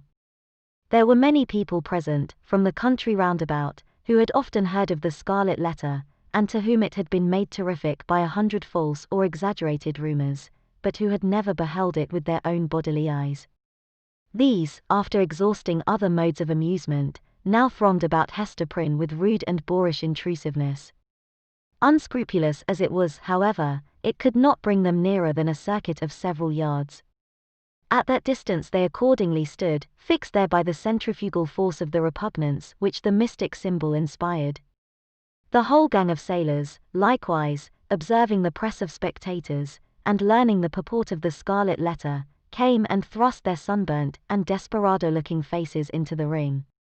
Even the Indians were affected by a sort of cold shadow of the white man's curiosity, and, gliding through the crowd, fastened their snake-like black eyes on Hester's bosom, conceiving, perhaps, that the wearer of this brilliantly embroidered badge must needs be a personage of high dignity among her people. Lastly, the inhabitants of the town, their own interest in this worn-out subject languidly reviving itself, by sympathy with what they saw others feel, lounged idly to the same quarter, and tormented Hester Prynne, perhaps more than all the rest, with their cool, well-acquainted gaze at her familiar shame. Hester saw and recognized the selfsame faces of that group of matrons, who had awaited her forthcoming from the prison door, 7 years ago, all save one, the youngest and only compassionate among them, whose burial robe she had since made. At the final hour, when she was so soon to fling aside the burning letter, it had strangely become the center of more remark and excitement, and was thus made to sear her breast more painfully than at any time since the first day she put it on. While Hester stood in that magic circle of ignominy, where the cunning cruelty of her sentence seemed to have fixed her forever, the admirable preacher was looking down from the sacred pulpit upon an audience whose very inmost spirits had yielded to his control. The sainted minister in the church. The woman of the Scarlet Letter in the marketplace. What imagination would have been irreverent enough to surmise that the same scorching stigma was on them both? Chapter 23. The Revelation of the Scarlet Letter. The eloquent voice, on which the souls of the listening audience had been borne aloft as on the swelling waves of the sea, at length came to a pause. There was a momentary silence, profound as what should follow the utterance of oracles. Then ensued a murmur and half-hushed tumult, as if the auditors, released from the high spell that had transported them into the region of another's mind, were returning into themselves, with all their awe and wonder still heavy on them. In a moment more, the crowd began to gush forth from the doors of the church. Now that there was an end, they needed other breath, more fit to support the gross and earthly life into which they relapsed, than that atmosphere which the preacher had converted into words of flame, and had burdened with the rich fragrance of his thought. In the open air their rapture broke into speech. The street and the marketplace absolutely babbled, from side to side, with applauses of the minister. His hearers could not rest until they had told one another of what each knew better than he could tell or hear. According to their united testimony, never had man spoken in so wise, so high, and so holy a spirit, as he that spake this day, nor had inspiration ever breathed through mortal lips more evidently than it did through his. Its influence could be seen, as it were, descending upon him, and possessing him, and continually lifting him out of the written discourse that lay before him, and filling him with ideas that must have been as marvelous to himself as to his audience. His subject, it appeared, had been the relation between the deity and the communities of mankind, with a special reference to the New England which they were here planting in the wilderness. And as he drew towards the close, a spirit as of prophecy had come upon him, constraining him to its purpose as mightily as the old prophets of Israel were constrained, only with this difference, that, whereas the Jewish seers had denounced judgments and ruin on their country, it was his mission to foretell a high and glorious destiny for the newly gathered people of the Lord. But, throughout it all, and through the whole discourse, there had been a certain deep, sad undertone of pathos, which could not be interpreted otherwise than as the natural regret of one soon to pass away. Yes, their minister whom they so loved, and who so loved them all, that he could not depart heavenward without a sigh, had the foreboding of untimely death upon him, and would soon leave them in their tears. This idea of his transitory stay on earth gave the last emphasis to the effect which the preacher had produced. it was as if an angel, in his passage to the skies, had shaken his bright wings over the people for an instant, at once a shadow, and a splendor, and had shed down a shower of golden truths upon them. Thus, there had come to the Reverend Mr. de Mesdale, as to most men, in their various spheres, though seldom recognized until they see it far behind them, an epoch of life more brilliant and full of triumph than any previous one, or than any which could hereafter be. He stood, at this moment, on the very proudest eminence of superiority, to which the gifts of intellect, rich law, prevailing eloquence, and a reputation of whitest sanctity, could exalt a clergyman in New England's earliest days, when the professional character was of itself a lofty pedestal. Such was the position which the minister occupied, as he bowed his head forward on the cushions of the pulpit, at the close of his election sermon. Meanwhile Hester Prynne was standing beside the scaffold of the pillory, with the Scarlet Letter still burning on her breast. Now was heard again the clangor of the music, and the measured tramp of the military escort, issuing from the church door. The procession was to be marshalled thence to the town hall, where a solemn banquet would complete the ceremonies of the day. Once more, therefore, the train of venerable and majestic fathers was seen moving through a broad pathway of the people, who drew back reverently, on either side, as the governor and magistrates, the old and wise men, the holy ministers, and all that were eminent and renowned, advanced into the midst of them. When they were fairly in the marketplace, their presence was greeted by a shout. This, though doubtless it might acquire additional force and volume from the childlike loyalty which the age awarded to its rulers, was felt to be an irrepressible outburst of enthusiasm kindled in the auditors by that high strain of eloquence which was yet reverberating in their ears. Each felt the impulse in himself, and in the same breath, caught it from his neighbor. Within the church, it had hardly been kept down; beneath the sky, it pealed upward to the zenith. There were human beings enough, and enough of highly wrought and symphonious feeling, to produce that more impressive sound than the organ tones of the blast, or the thunder, or the roar of the sea, even that mighty swell of many voices, blended into one great voice by the universal impulse which makes likewise one vast heart out of the many. Never from the soil of New England had gone up such a shout. Never on New England soil had stood the man so honored by his mortal brethren as the preacher. How fared it with him then? Were there not the brilliant particles of a halo in the air about his head? So etherealized by spirit as he was, and so apotheosized by worshipping admirers, did his footsteps, in the procession, really tread upon the dust of earth. As the ranks of military men and civil fathers moved onward, all eyes were turned towards the point where the minister was seen to approach among them. The shout died into a murmur, as one portion of the crowd after another obtained a glimpse of him. How feeble and pale he looked, amid all his triumph! The energy, or say, rather, the inspiration which had held him up, until he should have delivered the sacred message that brought its own strength along with it from heaven, was withdrawn, now that it had so faithfully performed its office. The glow, which they had just before beheld burning on his cheek, was extinguished, like a flame that sinks down hopelessly among the late decaying embers. It seemed hardly the face of a man alive, with such a death-like hue; it was hardly a man with life in him, that tottered on his path so nervelessly, yet tottered, and did not fall. One of his clerical brethren, it was the venerable John Wilson, observing the state in which Mr. de Mesdale was left by the retiring wave of intellect and sensibility, stepped forward hastily to offer his support. The minister tremulously, but decidedly, repelled the old man's arm. He still walked onward, if that movement could be so described, which rather resembled the wavering effort of an infant, with its mother's arms in view, outstretched to tempt him forward. And now, almost imperceptible as were the latter steps of his progress, he had come opposite the well-remembered and weather-darkened scaffold, where, long since, with all that dreary lapse of time between, Hester Prynne had encountered the world's ignominious stare. There stood Hester, holding little Pearl by the hand. And there was the Scarlet Letter on her breast. The minister here made a pause, although the music still played the stately and rejoicing march to which the procession moved. It summoned him onward, onward to the festival, but here he made a pause. Bellingham, for the last few moments, had kept an anxious eye upon him. He now left his own place in the procession, and advanced to give assistance, judging, from Mr. de Mesdale's aspect, that he must otherwise inevitably fall. But there was something in the latter's expression that warned back the magistrate, although a man not readily obeying the vague intimations that pass from one spirit to another. The crowd, meanwhile, looked on with awe and wonder.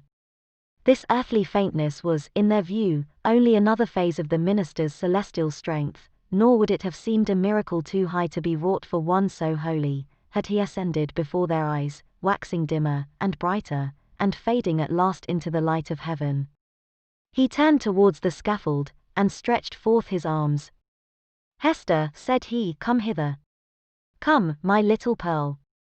It was a ghastly look with which he regarded them, but there was something at once tender and strangely triumphant in it. The child, with the bird-like motion which was one of her characteristics, flew to him, and clasped her arms about his knees. Hester Prynne slowly, as if impelled by inevitable fate, and against her strongest wills likewise drew near, but paused before she reached him. At this instant, old Roger Chillingworth thrust himself through the crowd, or, perhaps, so dark, disturbed, and evil was his look, he rose up out of some nether region, to snatch back his victim from what he sought to do. Be that as it might, the old man rushed forward, and caught the minister by the arm. "Madman, hold! What is your purpose?" whispered he. "Wave back that woman. Cast off this child. All shall be well. Do not blacken your fame, and perish in dishonor. I can yet save you. Would you bring infamy on your sacred profession? Ha, tempter! Methinks thou art too late," answered the minister, encountering his eye, fearfully, but firmly. "Thy power is not what it was. With God's help, I shall escape thee now." He again extended his hand to the woman of the Scarlet Letter. "Hester Prynne," cried he, with a piercing earnestness, "in the name of Him, so terrible and so merciful, who gives me grace, at this last moment, to do what, for my own heavy sin and miserable agony, I withheld myself from doing 7 years ago, come hither now, and twine thy strength about me. Thy strength, Hester, but let it be guided by the will which God hath granted me. This wretched and wronged old man is opposing it with all his might, with all his own might, and the fiends. Come, Hester, come. Support me up yonder scaffold." The crowd was in a tumult. The men of rank and dignity, who stood more immediately around the clergyman, were so taken by surprise, and so perplexed as to the purport of what they saw, unable to receive the explanation which most readily presented itself, or to imagine any other, that they remained silent and inactive spectators of the judgment which Providence seemed about to work. They beheld the minister, leaning on Hester's shoulder, and supported by her arm around him, approach the scaffold, and ascend its steps, while still the little hand of the sin-born child was clasped in his. Old Roger Chillingworth followed, as one intimately connected with the drama of guilt and sorrow in which they had all been actors, and well entitled, therefore, to be present at its closing scene. "Hast thou sought the whole earth over?" said he, looking darkly at the clergyman. "There was no one place so secret, no high place nor lowly place, where thou couldst have escaped me, save on this very scaffold." "Thanks be to Him who hath led me hither," answered the minister. Yet he trembled, and turned to Hester with an expression of doubt and anxiety in his eyes, not the less evidently betrayed, that there was a feeble smile upon his lips. "Is not this better," murmured he, "than what we dreamed of in the forest?" "I know not. I know not," she hurriedly replied. "Better? Yea, so we may both die, and little Pearl die with us." "For thee and Pearl, be it as God shall order," said the minister, "and God is merciful. Let me now do the will which He hath made plain before my sight. For, Hester, I am a dying man. So let me make haste to take my shame upon me." Partly supported by Hester Prynne, and holding one hand of little Pearl's, the Reverend Mr. de Mesdale turned to the dignified and venerable rulers, to the holy ministers, who were his brethren, to the people, whose great heart was thoroughly appalled, yet overflowing with tearful sympathy, as knowing that some deep life matter, which, if full of sin, was full of anguish and repentance likewise, was now to be laid open to them. The sun, but little past its meridian, shone down upon the clergyman, and gave a distinctness to his figure, as he stood out from all the earth, to put in his plea of guilty at the bar of eternal justice. "People of New England," cried he, with a voice that rose over them, high, solemn, and majestic, yet had always a tremor through it, and sometimes a shriek, struggling out of a fathomless depth of remorse and woe, "ye, that have loved me, ye, that have deemed me holy, behold me here, the one sinner of the world.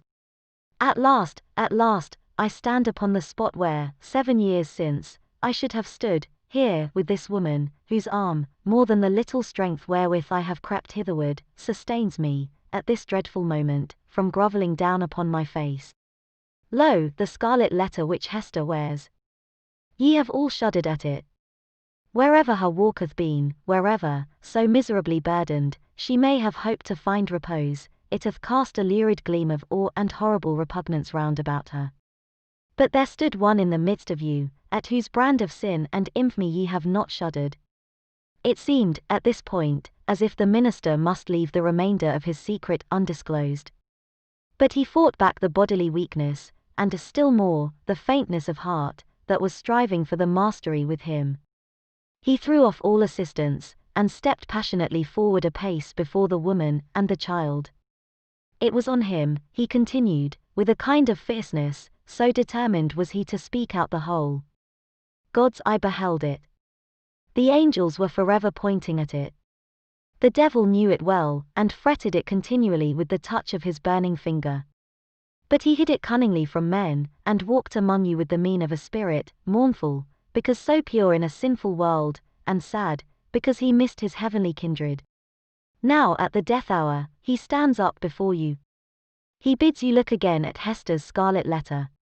He tells you, that, with all its mysterious horror, it is but the shadow of what he bears on his own breast, and that even this, his own red stigma, is no more than the type of what has seared his inmost heart. Stand any here that question God's judgment on a sinner.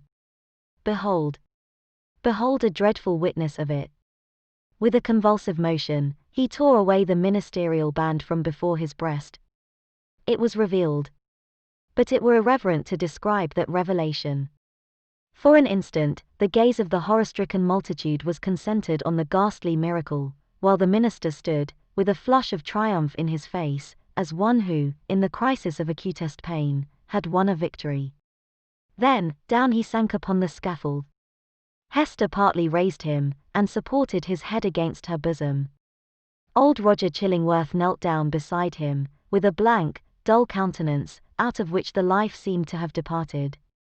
"Thou hast escaped me," he repeated more than once. "Thou hast escaped me." "May God forgive thee," said the minister. "Thou too, hast deeply sinned." He withdrew his dying eyes from the old man, and fixed them on the woman and the child. "My little Pearl," said he feebly, and there was a sweet and gentle smile over his face, as of a spirit sinking into deep repose. Nay, now that the burden was removed, it seemed almost as if he would be sportive with the child. "Dear little Pearl, wilt thou kiss me now? Thou wast not, yonder, in the forest. But now thou wilt." Pearl kissed his lips. A spell was broken. The great scene of grief, in which the wild infant bore a part, had developed all her sympathies, and as her tears fell upon her father's cheek, they were the pledge that she would grow up amid human joy and sorrow, nor forever do battle with the world, but be a woman in it. Towards her mother, too, Pearl's errand as a messenger of anguish was all fulfilled. "Hester," said the clergyman, "farewell." "Shall we not meet again?" whispered she, bending her face down close to his. "Shall we not spend our immortal life together? Surely, we have ransomed one another, with all this woe. Thou lookest far into eternity, with those bright dying eyes. Then tell me what thou sayest." "Hush, Hester, hush," said he, with tremulous solemnity. "The law we broke, the sin here so awfully revealed, let these alone be in thy thoughts. I fear. It may be, that, when we forgot our God, when we violated our reverence each for the other's soul, it was thenceforth vain to hope that we could meet hereafter, in an everlasting and pure reunion. God knows, and He is merciful. He hath proved his mercy, most of all, in my afflictions. By giving me this burning torture to bear upon my breast. By sending yonder dark and terrible old man, to keep the torture always at red heat. By bringing me hither, to die this death of triumphant ignominy before the people. Had either of these agonies been wanting, I had been lost forever. Praised be his name. His will be done. Farewell. That final word came forth with the minister's expiring breath. The multitude, silent till then, broke out in a strange, deep voice of awe and wonder, which could not as yet find utterance, save in this murmur that rolled so heavily after the departed spirit. Chapter XV. Conclusion. After many days, when time sufficed for the people to arrange their thoughts in reference to the foregoing scene, there was more than one account of what had been witnessed on the scaffold. Most of the spectators testified to having seen, on the breast of the unhappy minister, a scarlet letter, the very semblance of that worn by Hester Prynne, imprinted in the flesh.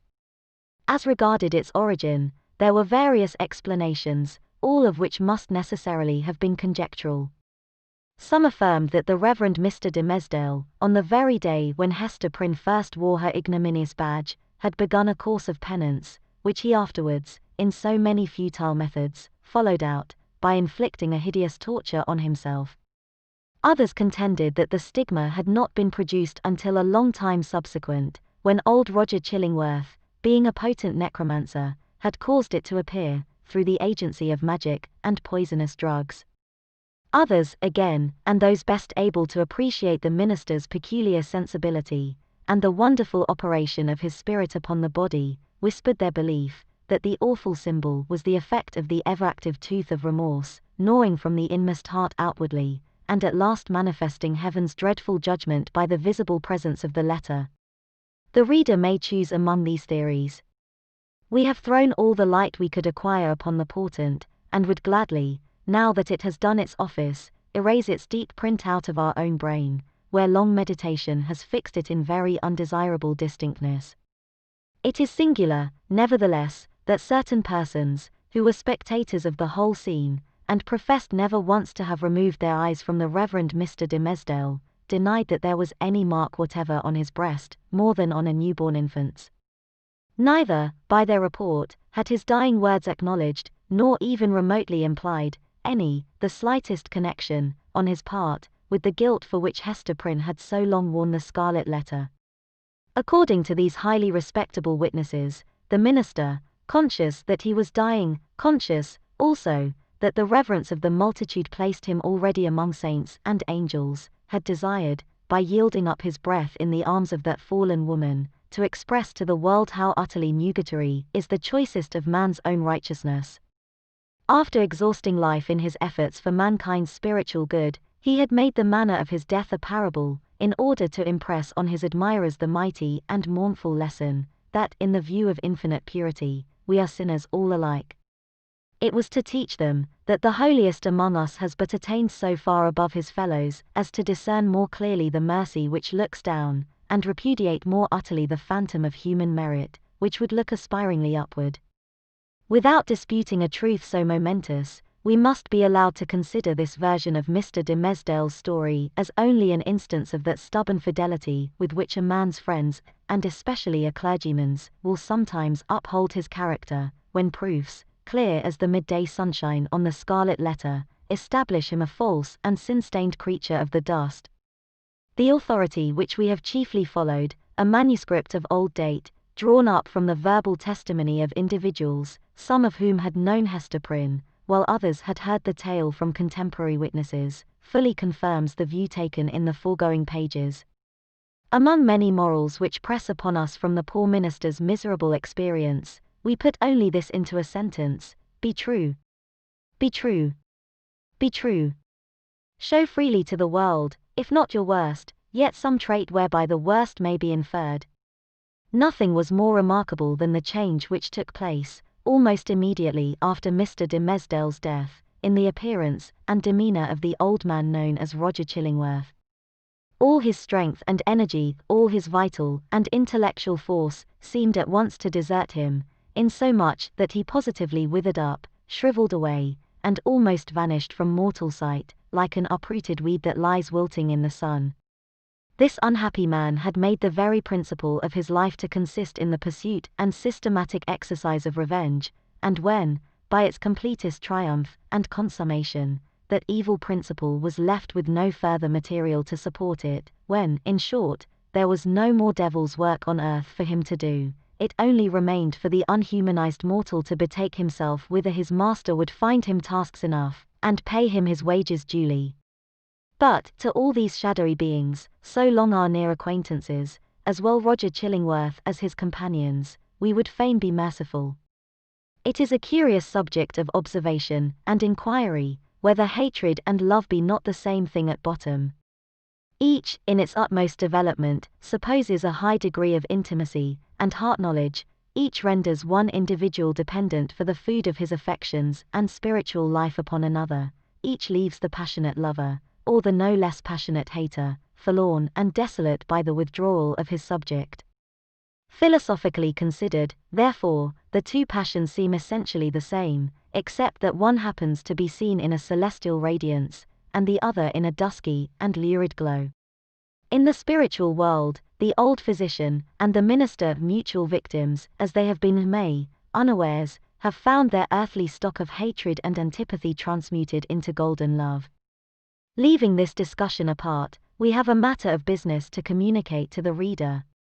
At old Roger Chillingworth's decease, which took place within the year, and by his last will and testament, of which Governor Bellingham and the Reverend Mr. Wilson were executors, he bequeathed a very considerable amount of property, both here and in England, to little Pearl, the daughter of Hester Prynne. So Pearl the elf-child, the demon offspring, as some people, up to that epoch, persisted in considering her, became the richest heiress of her day, in the New World. Not improbably, this circumstance wrought a very material change in the public estimation, and, had the mother and child remained here, little Pearl, at a marriageable period of life, might have mingled her wild blood with the lineage of the devoutest Puritan among them all. But, in no long time after the physician's death, the wearer of the Scarlet Letter disappeared, and Pearl along with her.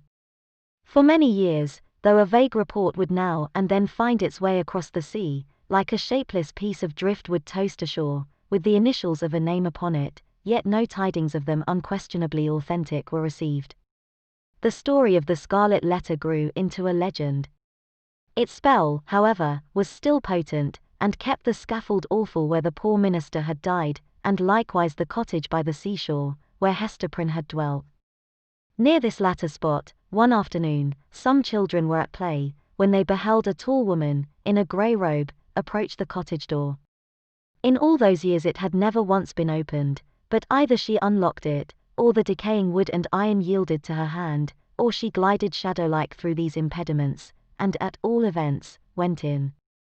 On the threshold she paused, turned partly round, for, perchance, the idea of entering all alone, and all so changed, the home of so intense a former life, was more dreary and desolate than even she could bear.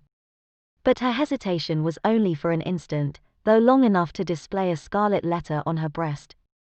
And Hester Prynne had returned, and taken up her long-forsaken shame. But where was little Pearl? If still alive, she must now have been in the flush and bloom of early womanhood. None knew nor ever learned, with the fullness of perfect certainty, whether the elf-child had gone thus untimely to a maiden grave, or whether her wild, rich nature had been softened and subdued, and made capable of a woman's gentle happiness. But, through the remainder of Hester's life, there were indications that the recluse of the Scarlet Letter was the object of love and interest with some inhabitant of another land. Letters came, with armorial seals upon them, though of bearings unknown to English heraldry. In the cottage there were articles of comfort and luxury such as Hester never cared to use, but which only wealth could have purchased, and affection have imagined for her. There were trifles, too, little ornaments, beautiful tokens of a continual remembrance, that must have been wrought by delicate fingers, at the impulse of a fond heart. And once, Hester was seen embroidering a baby garment, with such a lavish richness of golden fancy as would have raised a public tumult, had any infant, thus apparelled, been shown to our sober-hued community. In fine, the gossips of that day believed, and Mr. Surveyor Pugh, who made investigations a century later, believed, and one of his recent successors in office, moreover, faithfully believes, that Pearl was not only alive, but married, and happy, and mindful of her mother, and that she would most joyfully have entertained that sad and lonely mother at her fireside. But there was a more real life for Hester Prynne here, in New England, than in that unknown region where Pearl had found a home. Here had been her sin, here her sorrow, and here was yet to be her penitence. She had returned, therefore, and resumed, of her own free will, for not the sternest magistrate of that iron period would have imposed it, resumed the symbol of which we have related so dark a tale. Never afterwards did it quit her bosom. But, in the lapse of the toilsome, thoughtful, and self-devoted years that made up Hester's life, the Scarlet Letter ceased to be a stigma which attracted the world's scorn and bitterness, and became a type of something to be sorrowed over, and looked upon with awe, yet with reverence too. And as Hester Prynne had no selfish ends, nor lived in any measure for her own profit and enjoyment, people brought all their sorrows and perplexities, and besought her counsel, as one who had herself gone through a mighty trouble. Women, more especially, in the continually recurring trials of wounded, wasted, wronged, misplaced, or erring and sinful passion, or with the dreary burden of a heart unyielded, because unvalued and unsought, came to Hester's cottage, demanding why they were so wretched, and what the remedy. Hester comforted and counseled them as best she might. She assured them, too, of her firm belief, that at some brighter period, when the world should have grown ripe for it, in heaven's own time, a new truth would be revealed, in order to establish the whole relation between man and woman on a surer ground of mutual happiness.